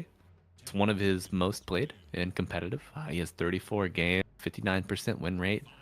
That's definitely pretty high outside of the normal deviation. Usually you see that 50-50 balance, but good patch for the hero. But you know, the Bristle Quills kind of deal with the TA pretty well. The Grimstroke, the Inkswell tick, each tick is going to eat that shield away. So you do have some tools to deal with it. Especially in a patch like this where like we find Radiance coming out on a couple heroes. Wraith King's banned out, so no Radiance Wraith King unfortunately, but maybe another LD comes out. Do see a little bit of flexibility afforded with the Bristle. Play it in the 1. Yep. Mark Life, or not Mark, Double King Lifestealer here to play. They went 2-0 yesterday, and maybe we'll see that stretch to 3-0, including today's match. So if you're Sporkface and you see the Lifestealer come out again, what's the thought process? Where do we go next? I don't play Naga into it anymore. After I saw how bad they were able to dismantle it yesterday, I would have maybe offered a Weaver, just to kite him around, rat him around, but you banned that very out. early. Yep, you banned it yourself, so you can no longer pick it. Man, I honestly don't know. Like, the Terrorblade could work. Maybe just swap the life out and pick him off after that. But Pugnet's going to make that difficult. Yeah. I don't think we see another Spectre pick from them. Still in the pool. Sven gives you a little bit of armor against the Bristle Quills and the Lifestealer, but you have the Pugna to deal with the Decrep. Any agility hero is already going to be hurting due to Grimstroke and the potential for an Aghanim Scepter. So, I mean, you get an Aghanims on this Grimstroke and you get a Shadow Clone of the Templar Assassin, you're going to be able to cut through this Sporkface team. Like a spork through butter. Do you see Sporkface looking to sort of balance out their pick-heavy heroes so far? Do you think they try to grab some more large radius team fighters, or are we just like all committing on this sort of pick strategy? From Bullish? Against Bullish. Against Bullish. Yeah, you know, right now from Sporkface, we have a lot of space control. Spirit Breaker, like, just can charge through the fight across the map, stop the charge early, play around the cooldown, come back through. Doesn't really have to ever commit his hero. I mean, well, commit his charge target directly to the fight if you have vision on a camp or vision on a foreign, like a far off wave. Tusk shards could be great. Sporkface Yeah. really taking their time with this last pick here before the next set of bans. Oh yeah, Skyrath. Yup, Okay. yup. Henry Skyrath. I don't think he has too many competitive matches on it just yet. All that we've seen. I'm sure That he's got we've- plenty of Skyrath games under his belt. Well, yeah. You know, the hero does well with the silence. Silence is nice. If you can get it onto the lifestealer before he rages. But, I mean, both games yesterday we saw Double King play. He built BKB. Like, the combination of rage plus BKB is so powerful. And that could Difficult, give you enough. to say the least. Yeah, difficult to handle. Maybe you get a quick Aghanims if you can afford it on the Tusk, and you just keep kicking the Lifestealer out of the fight. Just use it on cooldown to keep him away from your valuable targets. Peel him off of your Skyrath, peel him off of your TA, never let him get touched. Just like say, get down, Mr. President. I would like to see, I don't know, like none of these heroes like pair super well with the Skyrath. You can get the charge and the snowball into ult, but there's no one that just holds them down into place. Like the bashes constantly reposition. I guess They're missing a bit Nope. of an on-demand stun. yeah. Outside of in fact, Aethos coming online and holding something in place. out of these heroes, on Bullish or Sporkface, which one would you play? Which one would you play here, Mox? Gotta be the Lifestealer, right? With the bristle. If I had my pick of the litter, I mean, this looks like a pretty fun time to be a bristleback. Yeah. I don't know. Any time that hero gets through, it feels like a pretty free game. At the Yeah. very least, look at it this way: true NA Dota perspective. If you give me bristleback, I'm not the one that's dying all the time, you know. So I'm gonna have an okay game. Yeah, I agree with that sentiment completely. But let's take a second to look at these final wave of bans coming out. No Huskar Cheese, no Dazzle Mid, no Necrophos, Necro banned no out as Lena. well. Yeah. Ooh, all right. There's your on-demand stun. Yeah, on-demand stun indeed. Fade plays a absolute menace of a Slardar. So what I'm thinking here is mid Spirit Breaker TA1 paired with the Tusk 5 and a Skyrath 4 and Slardar 3 perhaps. Yeah. A little Absolutely. a I little mean, clumsy. you could stick Slardar at the 4, but No. I mean, that's a stretch. That's a real Yeah. stretch.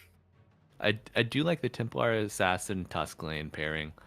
You know, you get a timely snowball into shards, and they're not going to be able to get away from the TA. Early on, she has pretty low attack range, so you can kind of just walk away from her if you're playing against her in a side lane.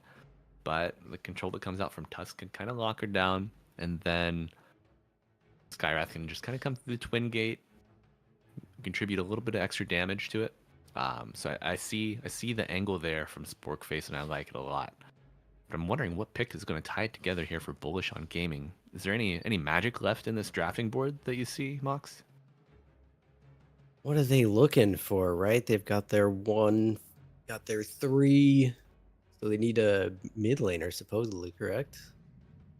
Hmm. We're gonna find out. Ooh, Monkey right. King. Wow. All right. I mean, they know it's going to be a Spirit Breaker mid. So, you know, Monkey, great laner against any melee matchup or any low ranged core. It- Those Jingu It, stacks. it and you can- really looks like, Sporkface is going to be looking to kill individual heroes immediately, and Bullish is just going to say, we got a bunch of things, right? We're going to control this entire sort of big ink swells, Monkey King, Wukong's command coming out, Bristleback just existing. I mean, it's going to be interesting how they choose to rotate and play around. Absolutely. And this Grimstroke hero, ever since the change to Inkswell, has just surged in popularity. You can now pop it whenever you want. That in itself is Huge. strong. And the Dispel Huge. that comes from the Shard is amazing. So there's no Ancient Apparition present. Outside of a Shiva's or a Scotty or a Vessel, you have no way to nerf the healing done by this Bullish on Gaming lineup.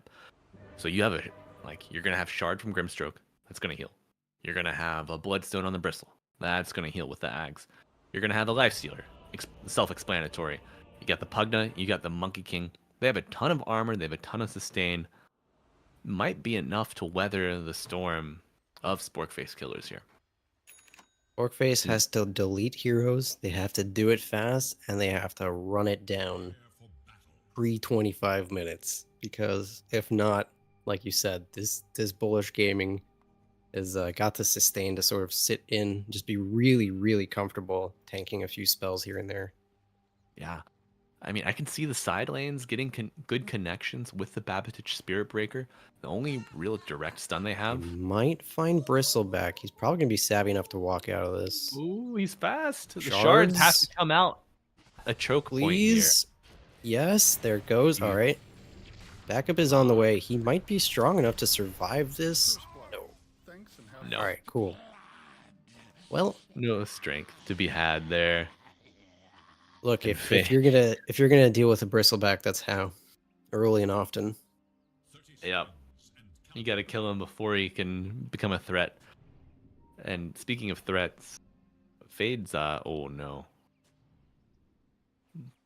Ja. You think they're gonna using them find now. another one? They're trying to bait. God. No shot, right? They know he's there. They saw the meld come out, right? El no sabe. El no Sabe. sabe. Sabe nada. The But turn Sabe here. esto. Skyrat He's getting in trouble. I mean, look. What can you say? Just a little bit of goofiness going on. Why was the You know, Skywrath there? I guess they were thinking he would come back through the top triangle. Yeah, and he would be ready to make a play and really make a miserable time of Bristleback's game. But I mean, it just looked funny. It looked like just so incorrect. Yeah, Benny Hill's wacky sacks coming or yakety sacks coming out. But that does allow Sporkface to spot out the Observer Ward. So Henry knows that he died with some vision in the area. All right, so Interesting. Chola Tusk with Jaw on this dire top side. Already getting bullied out a little bit between the Nether Blast and the Quills. Jeez, brain fart. Yeah, Chola throwing out a very timely shard, is able to save Jaw, buy a little bit of space with the bristle. I really love seeing this magic wand picked up first on Jaw. It's an absolute necessity against the bristle. Yes. Without even considering the 100%. Pugna. Pugna's going to be a blast in your lane. You need this region. It's free. Just take it. 100%. I mean, this is such a bullying lane here. The Ice Shards to lock it, the Bristle back. KK just chilling out. So let's take a look at this. Yeah, no threat at all. Maybe if you get the shards and latch him under your tower, then you can commit the Jaw. Yeah. But before, certainly not. It has to be perfect circumstances. Chola trying to bully out the Pugna a little bit. Oh, It's a tough Speaking- double melee lane, though. yeah. I was gonna That's say, been getting speaking of low on the perfect bottom side. circumstances. Yeah, they have the wave under the tower, but Fade content just to farm those melee creeps on his wave. Just knows it's probably not worth committing a full dive this early. Henry's gonna get the counter ward, but not in time to get the respawn on the hard camp. Any of these lanes stick out to you as being overly one-sided here? I know you mentioned the Monkey King versus the Spirit Breaker. What about the two side lane duos? No, they both have their pros and their cons, Oh, namely, Ice Shards onto Frogos. He's in a little bit of trouble. The Meld Strike, that's a ton of damage. Nice. A little bit in danger. It's alright, though. Not Yeah, enough Chola. mana yet on this bristleback. Chola being able to pin down the Pugno with those shards. Probably the biggest strength of this dire safe lane. Ja's got 3 stacks of quill spray on him. 4 now. Oh boy, KK gets another Brock. It's gonna That's be a tough. But he scary. takes the Is he refraction skill Chola? point. He, Chola gets trolled by yeah, Ja. that we just. I mean, that's gaming. We just watched gaming. I love to see those interactions come out, you know. Get a little too greedy, think you could do some damage, but speaking of damage being done, we are looking back Coming here. back. Do you think they can kill him here? Yeah. Oh, Not if those shards sidestepping. miss like that. Oh, okay. Yeah. Meld strike. That would have been, boy. You can only laugh when you sidestep shards that hard. I mean, tip them and walk out, but Meld strike is plenty strong enough with tag team. Yeah, and you know, Frugas gets the pull off to the hard camp, Bit of an but it's only engagement gonna serve. Oh, sorry, go ahead. Inside, Double King and Fade duking it out. Fade the stun. No, one more hit. All right, so Yeah. nice little scuffle. You know, a fight to the death between the fish and the fish eater of Double King here. Goes down swinging, has 2 Bash of the Deep charges, so you know he's gonna be able to get back to the lane pretty quick and do some damage as we have another pause. Oh, what kind of bug do you think we have going on here, Mox? Don't even ask me. I couldn't even begin to label what kind of bugs can happen. I know it's a fun game, it's a goofy game, and some quirky things can go on. I mean, well, I did happen to enjoy the bottom lane interaction where it almost in true classic MMO fashion, your frontliners were just sort of right clicking away at each other with your backliners casted spells here and there. It looked very funny, very front to back, very classical kind of character matchups. we see a little bit of informational all chat coming out here from Mark. You know, sharing that knowledge. Slardar took a lot of damage. As he didn't know. Good stuff. But taking a second to look, kill score 3-3 at 4 minutes. Net worth not really advantageous. Just a minor lead for Sporkface here. But Bullish really controlling XP, 7 denies on Monkey King and Bristleback. I mean, the only other person with denies on the Sporkface, Spear Breaker. He's got 3. Well, Skyrock got a few, but looking denies. pretty good for the Bullish lanes right now. That's serious business. Bunch of tomfoolery happening here in the mid lane. Babitic, Mark dragging the creep wave. Mark's gonna lose a couple creeps. Oh my god, and they're both range creeps as they get under the tower. He uses the mischief just to get caught Does he? up. He's not gonna miss. Let's Mark- go, dude. Mark he does not miss. Well, he's a gamer, you know. All I've the never while- seen a mid laner miss a ranged creep in my life, and it's not going to happen today. But you know what? Pop-Tart's not going to miss Okay. this fight up in here in the top lane either. Stuck in Chola ice shards. using the snowball. Oh my god, the He's charge gonna- is coming out onto KK too, The but he's so far wand away. is enough. All right, they Breaker commit the flying in as TP. well. They're committing This is all just a heroes here. bristleback, by the way. Force. Jaw very close there. Ja had 5 quill spray stacks on him, and yet he stood strong. But you This know, is why you pick the hero, yes? yes, Four, this is why four you. people rotate. This is why you pick the hero. Mark gonna get that catapult close to the mid wave here, but Babitic is gonna be able to come back to the mid lane in a timely manner. Hopefully deal with this, save his tower from a ton of damage, get the charge out, so the catapults are just gonna be barraging each other. We're gonna look here in the bottom lane. Inkswell on a double Yeah. king as They're just Dire. scuffling back and forth. yeah. You know, you got to know when to disengage in team fights and also the laning phase. And Fade, Henry showing a lot of wisdom here, just peeling away from that double king lifestealer, surviving. Yeah, they got out much earlier before the Inkswell was even a threat. Sort of looked like Double King was backing off at the time that it was cast. Mark though Yeah, made a it's- rotation, found Henry. Should be a dead Skywrath.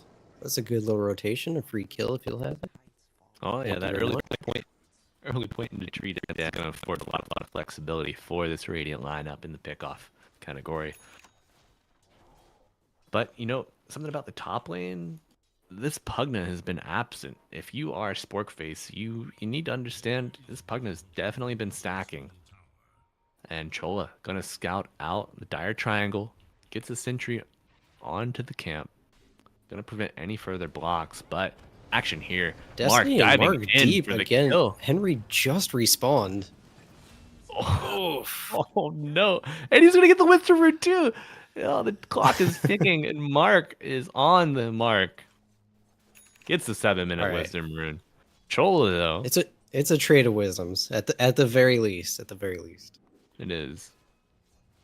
Be interested. No, to just see. as you said, I mean the Chola looking for this. I think he was making the rotation to the wisdom rune as it were, but right through the ancients to keep an eye on what's happening. Even bottom side, Chola just TP's in. They found the life stealer, but the rage turned. They're gonna try to walk out. Babatich is It's the nether in. strike. Silenced, landing on and the Babatich. tree jump. He'll be able to get away with. Oh, he That's the chopped tree! him down. Are they gonna commit? Oh, they're a little too scared. Oh Not man, enough you know, follow up. I don't know if I agree with that. I mean, Babatich is completely out of mana. Had the charge on cooldown, but I mean, maybe they were just happy that everybody got out without dying on both sides, honestly. yeah. But Sporkface Killaz are gonna have a problem in this bristleback. You know, they invested a lot earlier, got a kill on him, but I don't know if it's gonna be enough to slow down his momentum. Yeah, I mean, I don't even know. Outside of just sending every single hero on your team at him for the next 10 minutes, I don't even. And even then, it's already a little bit too late, right? You wanted to crush him before he's got his Vanguard, which is already done. Yeah, and he's gonna get a free pull. Move on to off mid on the lane. Mark looks like he missed. Boundless strike there? I don't know if they would have had enough for Babatich anyways, but it gives him a little smiley face on the back end. on the Double vision King from the caught out charge. because he's alone in lane. That's a nice little trade. Yeah, that is the price you pay if you miss a gank in the mid lane. You know the supports are away, so these offlaners on the dire side are just going to take that advantage. Kill Double King on the life stealer. This is the aggression coming out from Sporkface that you need if you are going to win a game against a bristleback, you know. Yeah, this lineup needs to set the tempo. I mean, they have to be on the aggressive foot. Mark going to be spotted out by the courier on the high ground. Yep, nice job. Otherwise, you might have seen Henry staring at a gray screen again. They're still sniffing this out. Do they have enough for fades? So close. Here comes the Inkswell leap. It's a Mark's nice gonna- silenced interrupt. Babatich flying in onto the Grim Stroke. Snowball in. Mark gets exploded. Now Double King caught. In rage, he'll walk out. Almost got ice sharded in. That was very close. I don't know how closely you saw that being locked in on the tree, but he had just enough It's almost- maneuverability to Almost walk pixel away. perfect. Yeah. Yes, it was very scary there. You know, Mark follows his nose there, but it leads him to nothing but trouble and death. Almost death for his Double King lifestealer too, but oh no, Double King knows he's having a hard time. Cues up the hand of Midas. He's gonna Oof. fall back to his jungle here. Yeah, not Doesn't much feel like of it's a- that tough, honestly, but maybe he just realizes that Sporkface are coming into an early timing when they can start to rotate. You can see they're already making moves. Destiny, is he going to get out? Yes, he will, just barely before the crush. That could have been a free kill. Smart to just TP out. Yeah, quite dicey. Sporkface playing this 10-minute timing with the catapults quite well. They're gonna take this offlane tower, and then Yeah, I mean, look, they're rotating Spirit Breaker and Henry down as well. Babatich looking for anybody to show up in lane. They have decided that they want this side of the map. on this side of the map they shall take. You know, I'm surprised to see that KK hasn't really taken these stacks in the triangle yet. I mean, I know he's certainly strong enough to do it, but maybe he just sees more inherent value in occupying So this off There lane. was a bullish smoke at the high ground mid lane in the daytime. I think they saw they're TPing people behind, expecting that this is going to come. How far are they going to commit on this? You can see Tusk just north of the tower, waiting for action. Breaker charging on Grimstroke, the Boundless Strike to stall him out. He begins to walk out. Things good so far. Snowball saved the re-engage onto Bristleback first, but the Walrus Punch comes out. Grimstroke immediately dead. Chola a little bit off on an island. Frogas just sort of tanking attention for a little bit. Mark, is he going to try to walk out here? No, the re-engage gets Chola on the backside. Bristleback. He gets Babatich, and there comes the big Wukong's command. He's duking it out. 2v1 here. Is he going to get Joswell on the backside? Oh my god. That was like one of the last applicable attacks coming out of there. Oh my god, he feels good about that.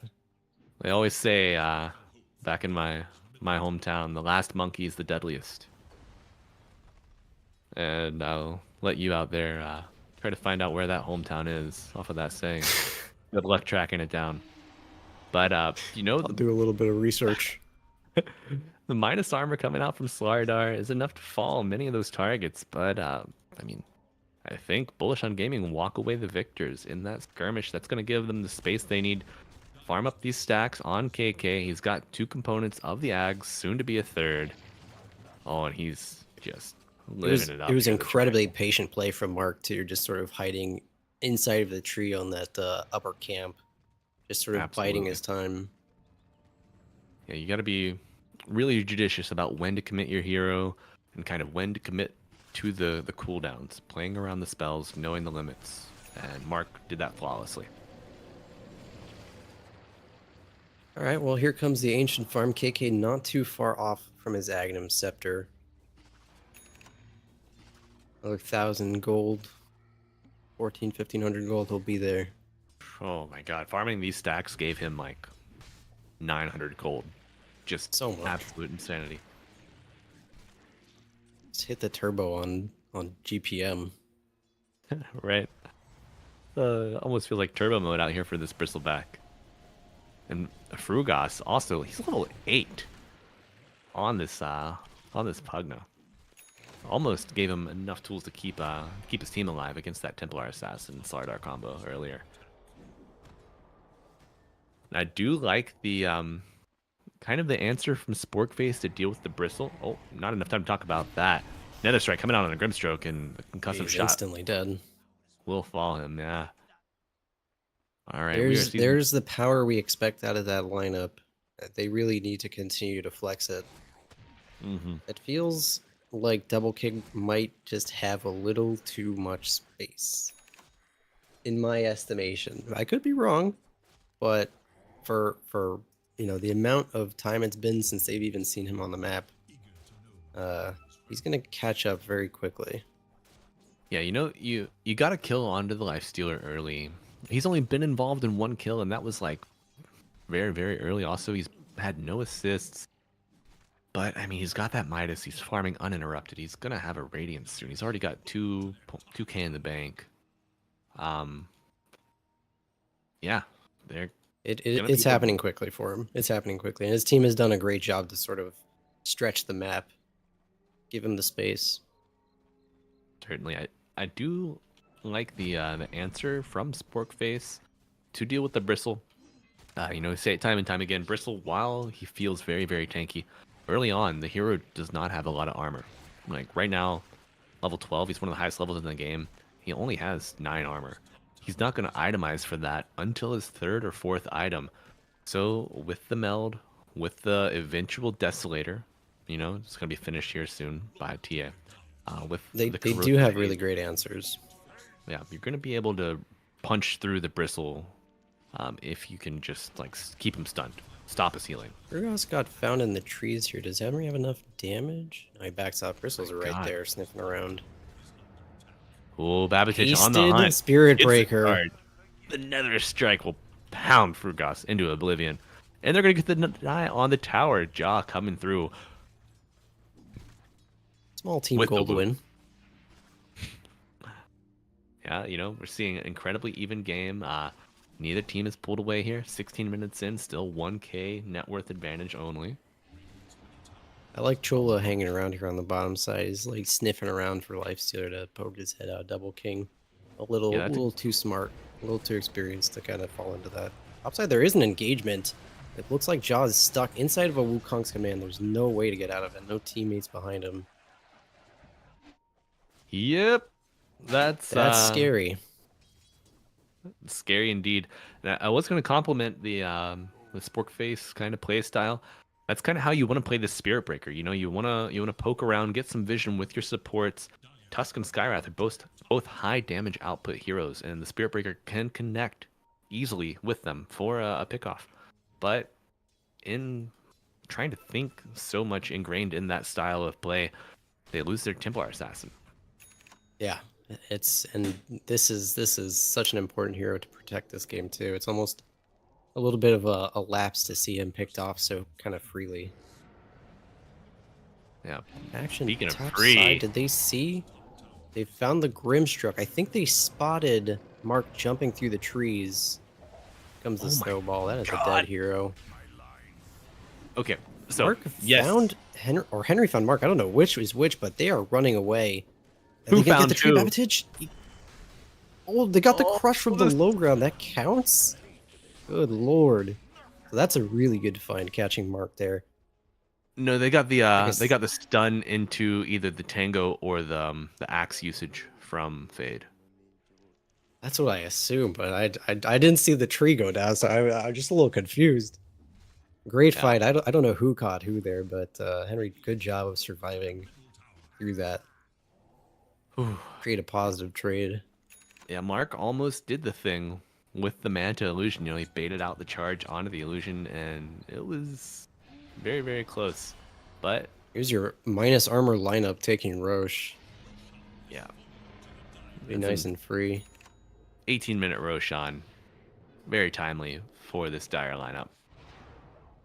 It's really I'm going curious. to. Is Jaw's just going to take this and be fairly comfortable, right? And just going to sort of farm. I can't predict that they're going to be making too many large team rotations off of that. But as I say that, he TP's mid and Fearbreaker's charging in. They found Lifestealer. Oh The yeah, they crush finally on made that Bash. connection. Okay, They hit that there's timing. that damage. Hit that timing with the blink on the Slardar. Now, so you have the TA Aegis, and they're going to use it What was immediately. walking in aggressively. Wukong's command from the tree. It does go down. He is silenced. Grimstroke getting deleted in the back by Fade. Really nice job. Babitage flies in, finds the Pugna. Jaw getting run down by KK's Bristleback. Don't think that they can do very much. He has Aegis. Fade is like sniffing this out right now. He wants to go. Oh yeah. Really, really great job from the Fishman here. Just weaving in and out of the fight, playing around the blink, playing around the sprint into the crush. And we see another charge coming out here from Babitage, Charge making goes space in. for the Bristol. Did they see Mark on the tree there? Must have, because Babitage went right for it again. It's almost if you know defensive linemen in football, that they'll have a spy when you have a quarterback running. It's almost like Babitage is spying Mark this entire game. Is like, keep an eye on him. Wherever he goes, you follow. Yep, exactly. You just cannot let him make plays. You just gotta keep hunting him, deal with him. But yeah. Oh my God, Babitage, just hunting him down, not letting Mark play the game at all. I'm telling you, this love is his mark, so to speak, on this game. They said, Babitage, find this guy. That's your guy. Your best friends, hand in hand. All right. Oh man, I think the White Stripes wrote that song about Mark and Babitage. Can tell that we are going to be friends indeed. But as our point earlier, you know, we were talking about what is Jaw going to do with this Aegis. As we saw, you know, earlier, Babitage wanted to connect to the supports. The supports would kind of play the map, give vision on somebody that would show, then Babitage would charge. Now, with that Aegis placed on TA, they're afforded another option to play around the map, get those picks, and open it up further, taking those tier 1s. Those tier 1s are almost now all gone. You have the one left top. Like to see them take that next. That way you can really take away the threat of the Bristol taking any more stacks that could accrue over time. But Yeah, they dominated space and have put their mark on the bottom side of this Radiant jungle. getting some good wards out, and Bullish smartly just says, "All right, we can see that that's yours," but they're getting a fairly good trade in a tier 2 tower. It'd be interesting to see the decision making, who blinks first here. And it looks like Bullish are already ahead on the pace, so Sporkface going to back up. Yeah, Fortify coming out from Dire. And also from the Radiant. Lol. We're going to have a really interesting collapse here. I don't know if you can see the minimap. I'm not sure if they're going to... They find the Grim... Wow, Fade. Oh, yeah. Instantly deleted Grimstroke. Gonna have a little But bit of a Fade- man fight here. Fade inside of the Bristleback. Snowball to delay. Here comes the reinforcements. Babatich is finding the Pugna. Gonna try to take care of this healer. Oh, and he This gets is out! getting super disjointed. I mean, nobody has died quite yet. Skywrath Oh. goes down first. The Pugna Grimstroke go next. Double King, Rage, and walking away, but Snowball's they going to catch up found to him. Mark off on the Mark. side. He Heal is up, just in King. no man's land now. The shards doesn't quite catch him. If he gets out, there's no chance, right? There's no Give him a chance, little right? The The charge life stealer's is walking the away minute too. The itself. melt strike, he's okay. And they're turning actually onto He's in the Babatich. trees. He's gonna die. How? Abba. The Aegis goes down. Tusk in trouble. Jaw's gonna blink out. Dude, Fade has to cover for his homie here. Jaw already blinked. They're on the move. They catch him. What's he gonna do? Are they just gonna sacrifice TA here? They have no other option. Jaw is gone. Fade trying to play for the kill on Frugas, but that sentry revealed him. They had, they know. they had vision. You're Yeah, gonna they know chase? Fade's on the hunt. Oh, using the Slithering KK Crush. just Gigabrain. Holy. Yeah, They I'll have tell a you. ward there. Oh, he was just barely the in high- vision from the wards on the other side. Just barely. Yeah, so a little earlier, Frugas had been high ground in the triangle on the Pugna, and Slardar approached, and he was revealed then. Mm-hmm. Yeah, and they also saw the invis taken by Slardar too, with that ward. But Mark finding a way out of that last team fight is I don't know what to say. I mean that looked about as good as you can hope, and they Yeah, just if couldn't you- convert the last 200-300 HP. if you are bullish on gaming's team owner right now, or if you have anybody that works the socials, it's part of the community, you need to take the meme "Life Finds a Way" from Jurassic Park, and just copy paste Mark over it. Mark finds a way. Mark found his way home. Yeah, that's a freebie there for you out there on social media. I So, think they've located Lifestealer here. The charge is coming through. They did a great job of kind of pulling the entire Bullish team in game, but man, they're getting around the map Travels. very quickly. yeah, Bullish not afraid to respond in force. Boots of Travel picked up on Bristle, so he's gonna be everywhere. Yes. And that tier 1. It has still been standing. in that last minute timing. I mean, they went from the bottom Radiant side to now top, heading into a sort of siege scenario here. Yeah, that tier 1 tower still standing 25 minutes into the game. Gives Bullish a point to TP and really contest the future Roshans from. That happened at nighttime on the top side of the map. You gotta think that's gotta be a priority almost for a Sporkface. This Double King is feeling good. And we talked about his farm not really being disrupted too much. Of course, as I say that, immediately picked off. Why did I open my mouth? It's Radiance only Armlet. He was looking okay, but I had to say something, huh? Mox, it's your first dance in NADCL, but man, you're proving the caster curse is real. It is amazing. undefeated. They are diving deep. Oh my god, Frogoose. Fade is really big when he's got the combo prepped. They just find 2 supports for free. I feel like they could be doing this way more often, but Bullish is doing a great job of sort of walling them away from complete map control with heroes that really want to take it this early. Yeah, previously Fade didn't have the Echo Saber, and I mean if you get three chargers cooked up on a Bash to the Deep, you blink, crush, double hit, Echo Saber, you already have your next charge built up. then you Mask of Madness, and you just go ham. So that's what Pitch really saying hello opens to up for you. KK on the bottom side. Little wave drive by going on, Yeah. homie. And he's got that Octarine. He's got the reduced cooldown from the Aghanim Scepter also. So has the potential to charge every 6 seconds. Just absurdity. Fun and engaging. Fun and engaging, just like the NA DCL community, which you too can be part of. Type !Discord to get the link to join our community. And we'll see you there, folks. Buy a supporter pack. Play Turbo Tuesdays. Shoot a bootlegger. Give us your buy it. money. Speaking of giving us your money, TA gets a Shadow Blade picked up.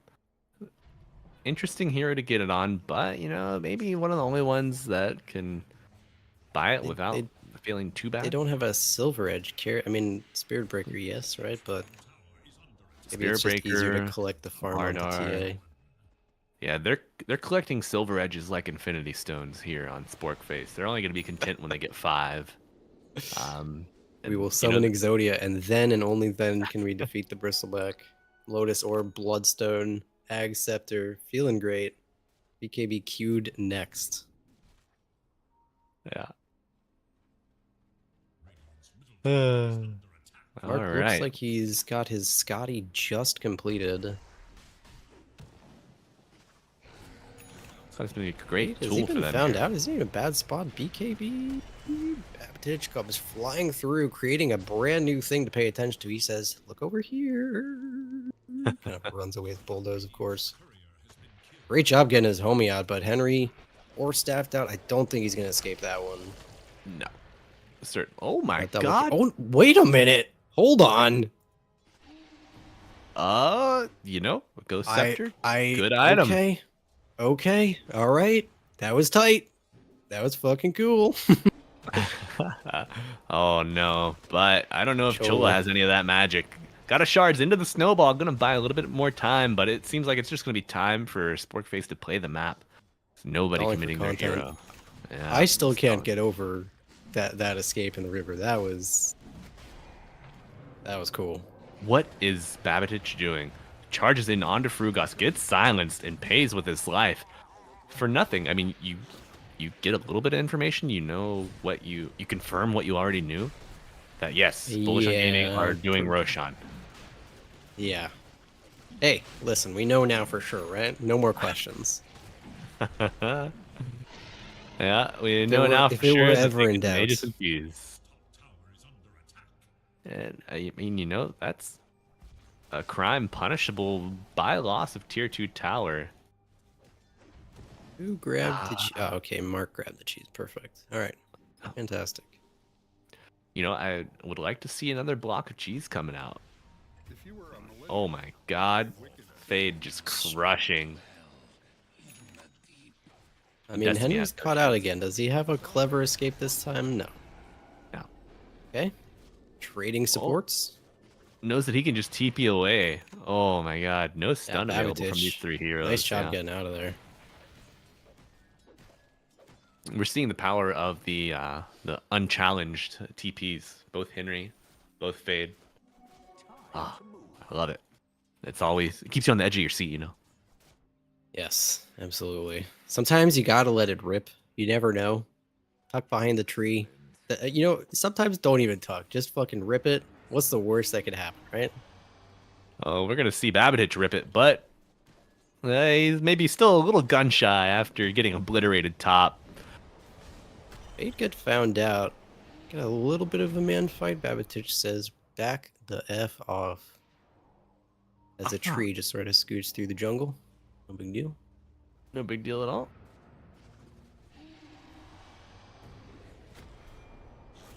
Babbage, does he think he's creating space? He's trying. I mean, he charged into 4 heroes just to get dusted. And now we're seeing a little bit of a mistake. I mean, you're charging into a team with Aegis Cheese. You're not grouped up with anybody to follow up. I mean, he really just thought that he was going to sneak out. And for that death, we've got a high ground siege coming into the Dire base. Yeah, no wave, but it's slowly approaching. Let's see if John's gonna be able to get it. Full engage. Oh my god. God. Bristleback actually deleted. That's insane. Wukong's command onto the high ground. You've got Mark manning up. Lifestealer also jumping on, but getting almost deleted. There goes the first life on the Aegis. Going to be respawning shortly. Fade is on the backside looking to create some chaos, but Grimstroke is actually doing a great job holding him off with the silences. He actually had no way to re-engage back into that fight. No Got an buyback. even trade 2 for 2. No buyback on Jaw to challenge this further. You know, they're going to defend their tier 3. Feels pretty good knowing that you have the capability to destroy the Bristle at any given moment. But you pay dearly. And Mark gets a lot of gold. I did not expect him to be deleted that quickly, but you're right. I mean, if they have that kind of power now, I mean, they should take that with some confidence going into the next few minutes. Well, speaking of confidence, oh, Fade Blink crushes, misses, but pulls him back with a harpoon into the charge from Babatich into the Nether Strike, and Fade is just bashing Mark into the ground. Sporkface supporters love it. 5 out of 10 Dota 2 players approve. But oh my god, that Vindicator's axe, just insane. You know, Slardar able to proc the silence on himself with the Mask of Madness, gets more damage. Just insane synergy for a hero. And now has the Assault Cures finished. What is that base attack time? 0.5 seconds you attack. Disgusting. It's going to be interesting to see what the sort of next kind of way forward for Sporkface is. Bullish kind of claiming their space on the map after that Roshan. Really weird kind of mixture of vision control through the kind of upper side of the jungle, but yeah, where is the next play? Babatich just keeps charging into lanes. They're deciding to engage a little bit on KK here. Do they have the control? One bash comes out. Yeah. And, oh my god, the TA damage. The snowball in. Is he gonna Reverse escape? snowball? But the bristles are still proccing from There's the no way snowball. he's going back in. You'll never put me back. Wrath. Oh my god. Oh, Fade blast in with the crush at the ready. And Double Double King King Regent just says, from the hey, best. what's up, guys? I'm flying in too. Mark's in the middle of 3 people, kind of Starter's stuck down. with Duska's Babatich. down. And Double They're King walking is running down down Jaw. Jaw now, Henry and they knows just have it's to gone. escape. Yeah, Henry just says, Pete deuces, man. Babatich is gone. Holy, that's Bristleback power right there for you. Just stalling out a team fight for 15, 20 whole seconds. Says, hey, everybody, we're playing Dota down here. And they respond in kind. Holy. Yeah. It's found Babatich. Does he have any reveal? No, 4 seconds till dust. He's gonna walk away. Absurd. You know, Destiny looking like a snack here for Babatich. Gonna probably blink away, but it only delays the inevitable coming out with the double The bash. silence. Double Oh my King God. is And now responding to him. Is he Babatich- gonna commit? Here's the turn. He wants something for this. He does actually get Destiny on his way out. He says, I mean, if I'm going down, please give me something. taking you with me. Maybe not worth, if I'm gonna be honest. But I think, Probably not, considering KK is back in the base. Oh man, Still and no this buyback Bristle, on TA, dead for 30 seconds. this Bristle hits like a truck, man. He's got 12 Warpath stacks. That gives him 300 damage. You know, they have the Assault Cuirass on Double King. They're gonna melt all of these structures. We No only Destiny. recently talked about how confident Sporkface could be against this Bristleback after deleting him. By the way, Henry just completely gone. Oh, Snowball's man. gonna fly in. I'm certain they're gonna take this shot at Chola. Chola, Or all staffed out. exhausting and everything. going Has down. the Oh, shards. Yaw is back, but what can they do? Fade jumps in, crush onto 2. Meld Strike attacking away. The Wukong's command says, stay away. One last Rax to go down there on the top side. And they're just was going to their rotate last. through. Very healthy still. Yeah, that was their last kind of hope to get any kind of punishment out there on Bullish with the Blink Star RBKB. And Fade knows it as they just run bottom immediately, trying to get some net worth advantage out of the map. Yeah. We've hit that point. Like I said, we were talking about how they got some confidence on the bristleback, but now they're kind of like eclipsing into a point just a little bit too far out of reach. Mid-rack's just completely open. Babatich says, "Hey guys, come look at me." Double King not having it. 2 sets of racks likely to go down. Will they re-engage off the backside? They toss out the nullifier, but it gets Lotus. No. All good. No ball All forward. good. On to Bristleback Bristle, chilling please. out.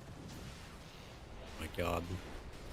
And Fade is behind enemy lines, getting hit by Double King and Mark. A Falling. little too deep there.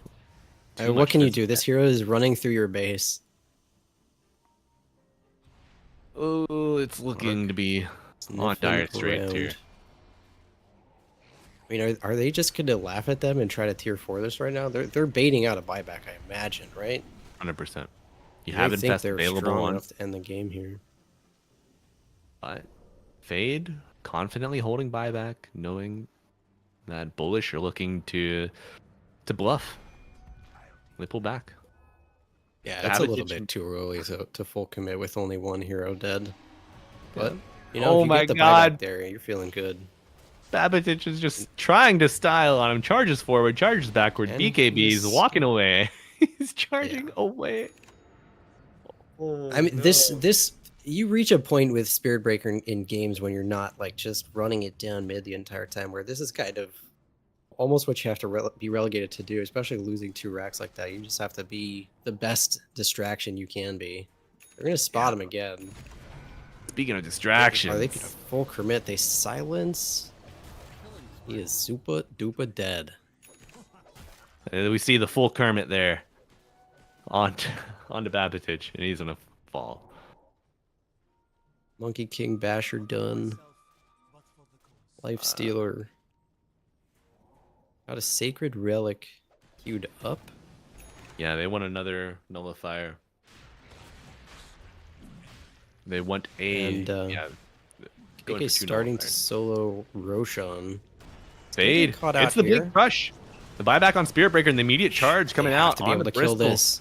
He's charged, but Oh, the my whole team God, is Bullish gating farming through. force. Party's here, but you already have 1 member dead, 2 members dead as Tusk and Now Jaw's just getting run down by Double King. I think they guessed the wrong direction. It looks like he's going to be out okay. Mark found Henry dodging around somewhere. Boy, I think Jaw's a little bit lucky to get out with his life there. Finds Grimstroke on the back end. Will he be able to escape off the top of this? The blink. Meld. Oh, but why does he But farm? Mark is here. Ooh. They're still running him down. They know. Oh my god, they're going to walk away rather than chasing. They actually scanned. They must have known better. Babatich flying out of there, of course. But you know, And, Bullish trying. Roche. Bullish on comms, probably barking at each other right now, saying, "Hey, don't forget Roshan. Roshan's low. We got a couple buybacks out of that. We used our own buybacks. We need to double back, get the Aegis on our Life Stealer. Maybe, yeah. Refresher shard available. Exciting. You gotta imagine. Give it to the monkey. Yeah, Wukong's command. You definitely want that. I don't know how Sporkface fight 2 Wukong's commands. I don't know how they fight this team. I don't know how they fight 2 Wukong's commands. You just have to rat and pray. Eat, rat, pray. That's what their answer is, I think. The We got there NA Dota- eventually. your target $5 section sign for NA Dota fans. I'm gonna make He's that found sign for out next. by Mark. This is a nice little free kill. He jumped in. He thought he could catch Henry on the Skywrath very quickly. So we've got a little bit of a window. If they knew better, they might full commit here. I mean, we have the pleasure of seeing vision, but is there even enough damage to kill these 2 heroes in particular, Bristleback and Lifestealer? They're deciding on it. They're going for the Lifestealer to start. Nice shards. They're stuck in here. Double King Cancels the Nether Strike. thinking about it. They Infest on the Bristol. re-infest. Buyback on Mark. And there comes the engagement, the snowball onto 2. So they've got the Bristleback, Oh my god, and they they've just got the Lifestealer's first life. Now here comes the re-engagement. Mark, remember, he's got the Refresher Shard. the And Boundless I Strike think connects. Sporkface know that, because they are already They're out. out of there. But that is so worth it. If you're Sporkface, like you spend your Tusk to get those kills. They used the cheese. Tusk for an Aegis Aegis. and a buyback and a on bristle. Mark. Oh man, that What really, can they really turn that into though? I mean, that's what they needed to do. That was if there was a scenario back into what's currently happening, that was the first step. What happens now? We've got Bristle dead for 60 seconds with buyback. I mean, What are they going to do off of it? You've got no deep vision to make these crazy plays off. So unless Bullish really overextend or follow a wave too deep, you don't really have a way to punish it on Sporkface. I mean, if Jaw had Ags, he could connect to a charging Spirit Breaker across the map. But that item's not going to be picked up anytime soon. Has the BKB queued up. Queued up as BKB next. You know, which I think the BKB is definitely more aligned with the win condition of Sporkface. And the Ags is just kind of like the cheeky pickoff plays that get you a little bit of space but might not win you the game. Yeah, they do need to have some power to sort of step forward and, you know, take these like really powerful picks that they can achieve without, you know, immediately having to retreat afterwards. Fade looking for the blink crush, gets it on Mark. Mark falls off of the tree. Command, but he cancels it. TP is coming in. Is Mark going to die? He is. Bristleback is in already. Double King with the follow-up. They're focusing on Fade. They're trying to run it out right now. Invest on the Bristle. A little bit scary being on the low ground alone, but feeling strong, feeling powerful.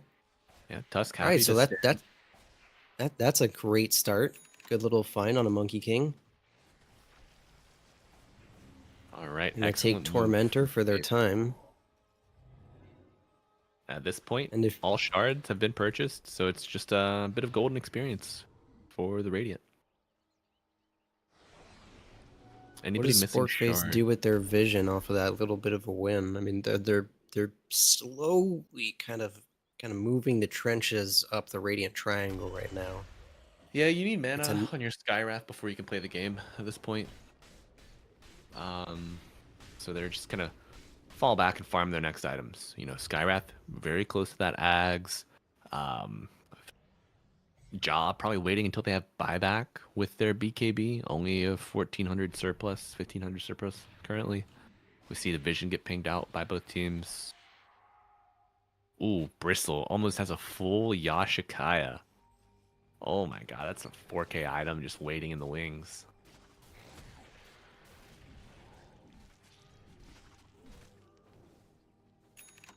Breaking high ground is tough for these teams. You have to win a fight with enough heroes left over to push. Yeah, for as dominant as it seemed to have felt, I mean, it's now kind of reaching a yo-yoing point. Babbage gets caught out after canceling the charge. Inkswell is going to make side of his shards. All right. KB, the Soulbind coming out. This you might want to sniff out a re-engage here. Bullish are backing off. What is Sporkface's next move? Farming. Okay, Roger. Yeah. Yeah, you can tell that. Yashikaya is still in Babitich's inventory. Switches it out for the Hand of Midas eventually. Got the Ag's Blessing recipe queued up next. He wants that Midas back in his inventory. Give me that money. Yeah. Knowing that the Dispel to get rid of that Bulldoze barrier and the Bulldoze spell itself going to be very, very important here in these coming fights. Got one Nullifier. Is anybody building a second? The Edge Sword on Lifesteal. That feels so nice. Yeah. Dasher queued up. Abyssal. Pent on the Monkey too, man. That is insane. This hero can attack from so far. A nice item to come out for a strong double melee core lineup. But, you know, Sporkface splitting the map expertly. Dodging with the snowball, the shard, clearing these creeps. Yeah, they're doing a really nice job of not kind of just stretching Bullish out a little bit. Certainly. They're doing an incredible job of managing their megas down 2 lanes. Not their megas, excuse me, but the super being down 2 racks. Super dupas. The Super Trooper creeps. I think ABBA wrote a song. All right, so we about got that. a couple of men duking it out. Babbittich and KK saying what's up. Oh, Babbage. Kind of. You love the stutter step off the charger saying, "Who's Yeah, I England?" mean, shit, it's only on the 6-second cooldown, man. Just keep doing it, you know? Oh my god, he's following him. He's doing it in the mid lane, too. You say it, and he will do it. He is back, and he ain't Alright, going Babbage anywhere. feed. Oh no. Okay. And he's just not letting any creeps get outside of the base, just swallowing up all of that net worth, all of that vision, all of that map control. And you know, oh, Blink Crush missing, but hitting the creeps, no heroes. You know, Bullish Sporkface are have- just poised for the next Roshan to come up. They've been sitting here for about 45 seconds already. If they had found Fade there, that would have been disastrous. Fade with the Ninja Gear active, deciding not to kill the creep wave, valuing that invisibility over. Oh, charge onto the Manta Illusion. Unfortunate. Unlucky. And the Bullish charge coming just out sort of- onto KK. Oh my god, they're going to commit to this. They're going to Blink committing? Crush onto the Yeah. Bristle, onto the tower. The Nether Strike TPs hit, are but coming. 3 TPs come out to Oh, save you the better Bristle. get out of there. Nullifier. Babbage the BKB. Certainly he can escape, but Fade. They're gonna walk out together. That's a nice job not ditching your homie there. Boy, that looks. Man, when you have people TPing in like that, it's scary. Yeah, but you know, baiting out those TPs, amazing play. You use the BKB, but you have the Octarine, so the cooldown doesn't feel too bad. And the charge coming back out on Frugas. Babbage may have bit off more than he can chew.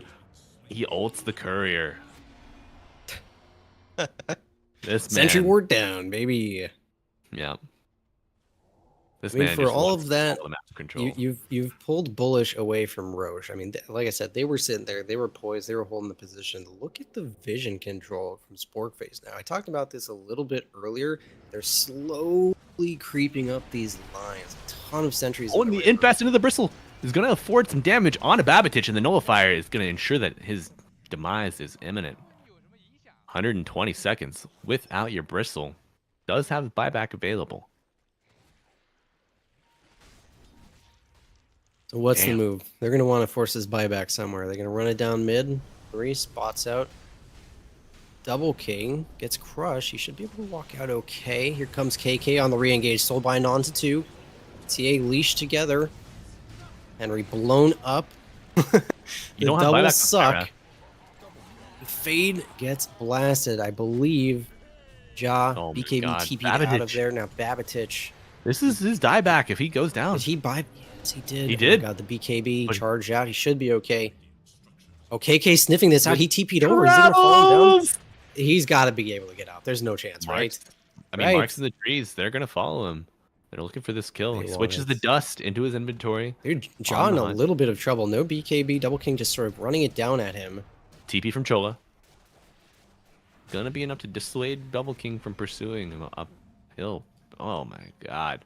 Babbitich just I was Gambling just with looking for life. couriers at this point. Wukong's command comes out on the tier 4's. Holy!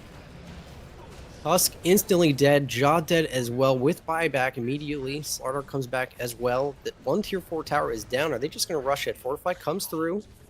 re-buyback. Backing off. Wukong command number 2. They've found Fade. What can he do? He's dead That's a already. They dieback. tried to snowball save. That's going to be a dead Tusk as well just in a moment. But they want Ja.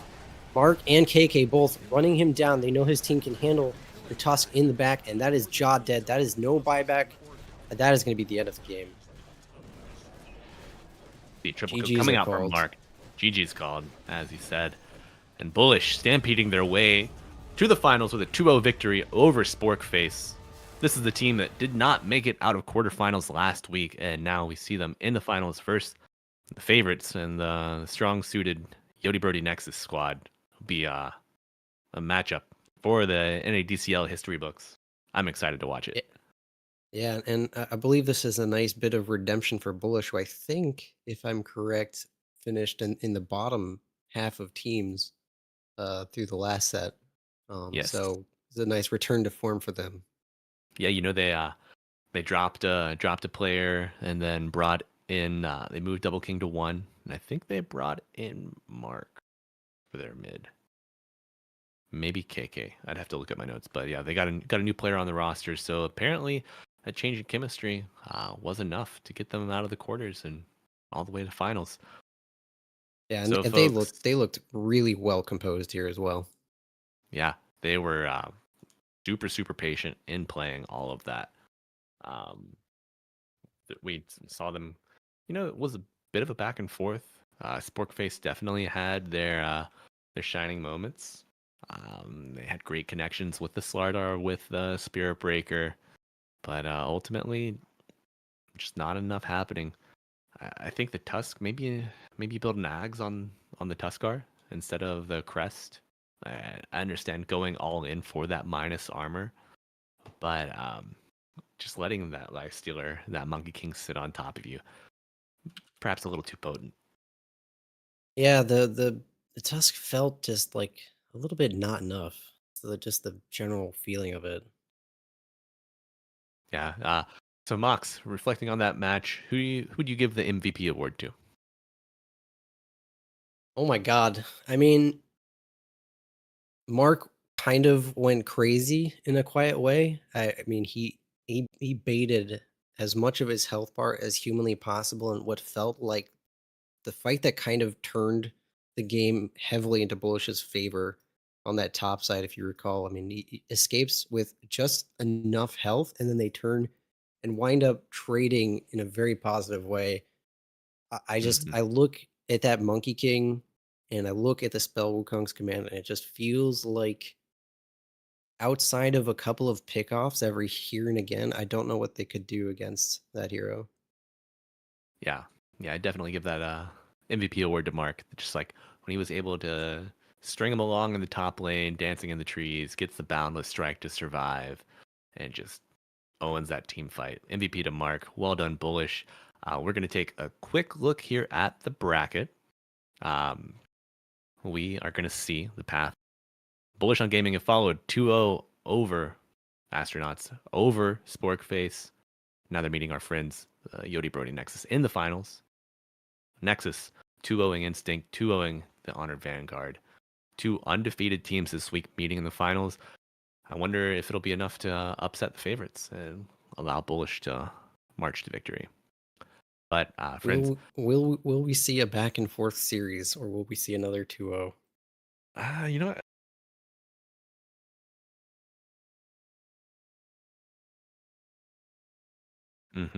But yeah, I'd like to see a 2-1. We don't have the best of fives just yet. We save those for the grand finals. But so friends, don't forget, we have that giveaway going on. Join the NADCL Discord. If you're a Gamba fan, buy a supporter pack, you get a chance to win $100. Pre-existing supporters, all you have to do, go to the announcements channels, click the reaction button. You are automatically entered into the giveaway. And we are going to take a bit of a break before the finals. Going to reconvene at 9 p.m. Eastern, 6 p.m. PDT. I'm Malibu. Thank you for joining us in the semis. It was an absolute honor to be with you guys. Mox, your first weekend with NADCL. How do you feel looking back on it now? Very happy to be here. Man, once the games get started, it's like riding a bike, Good fun, good NA fun. So I appreciate you taking care of me, and I hope everybody continues to enjoy. All right, folks, we will see you back here in about 17 to 20 minutes for the finals. Stay tuned, and thank you. Goodbye. I mean, it just makes mid laners good again, and that's sad, because mid laners deserve to be in the trash puddle they're currently in. Morphling, 100%. Build Midas Morphling, win the game. Oh man, I mean, I'm technically a Yodi Brody supporter, but they built cringe, so I want a rematch against PPD. He beat me one time, it was a fluke, and I would crush him again if I had the chance. We are back with another interview, once again with one of our most infamous players from the Combine. Do you mind telling me your name? I'm Budster. Budster, what position do you play? I'm a 1 player in pubs and a 5 player in NADCL. NADCL, we have everyone from 2.5k MMR to 10k MMR. How does it feel to play against some of those Division 2 and 1 DPC players? I mean, kind of easy. 7 wins, 6 losses. 7 wins, 6 losses. That is crazy to me. What was the craziest strat you saw in the Combine? Sammy Boy saying, I'm going to body them, don't worry about it, and then just walking in, doesn't matter if the 4 of us die in a fight, and just killing absolutely everyone. Dang. And Sammy Boy was drafted by Fryboys for 500 gold. And no, I'm not mad about that as a Fryboy supporter, because I believe in Sammy Boy. Or at least that's what I have to convince myself as Hatlord wasted all of our money. What did you think about the drafting process and the betting process? I mean, it was definitely an interesting process, much better than last season for sure. It was interesting to see the strategies that came out for sure, especially around Instinct grabbing a bunch of high-ranked immortals for the cheapest prices possible because they weren't big names. No, I totally agree. We were talking, and we see so many of these underrated players. Who do you think is kind of flown under the radar, but think is going to make a big splash this season? For no reason, Flea floated under the radar. And he was like a big deal last season, and for some reason just didn't get the biggest bids, didn't get the big early draft, nothing. No, that's going to be super excited. And how long have you been involved with NADCL? Since season 4, start of season 4. Start of season 4, definitely. So, as a 2.5k MMR master of the game, I have to ask you a few things. So Valvo has been trying to make the game spicier with this. How do you think this idea would work? I want experience runes to spawn mid every minute. How does this break the game? I mean, it just makes mid laners good again, and that's sad, because mid laners deserve to be in the trash puddle they're currently in. As another thing, as we are greedy here in NA, that is our bread and butter, when do you get Midas? I mean, first item before boots. First item before boots. Are we doing brown boots Midas, or are we just going like no items, straight up glove of haste? Gloves of haste is your starting item in NA. I'm glad. And you are a carry player, right? In pubs, yeah. I can't do it on NDCL because I'd get actually banned. So, who is the best carry to build Midas first item? Morphling, 100%. Build Midas Morphling, win the game. So, Tortellini, throw away your guide. Build Midas. Build multiple Midases, in fact. I think that's what we need as a scene for Dota. Other than that, is there anything you'd like to shout out this season? Any of your boys? Any of your favorite moments? Oh, any of my favorite moments. Oh, damn. I want a rematch against PPD. He beat me one time. It was a fluke, and I would crush him again if I had the chance.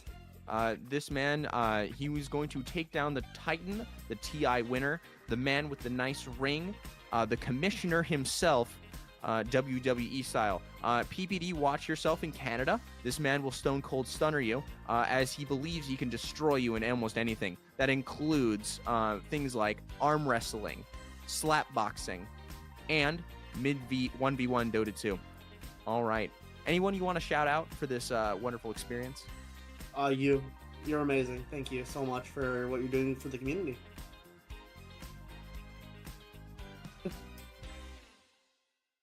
What the fuck?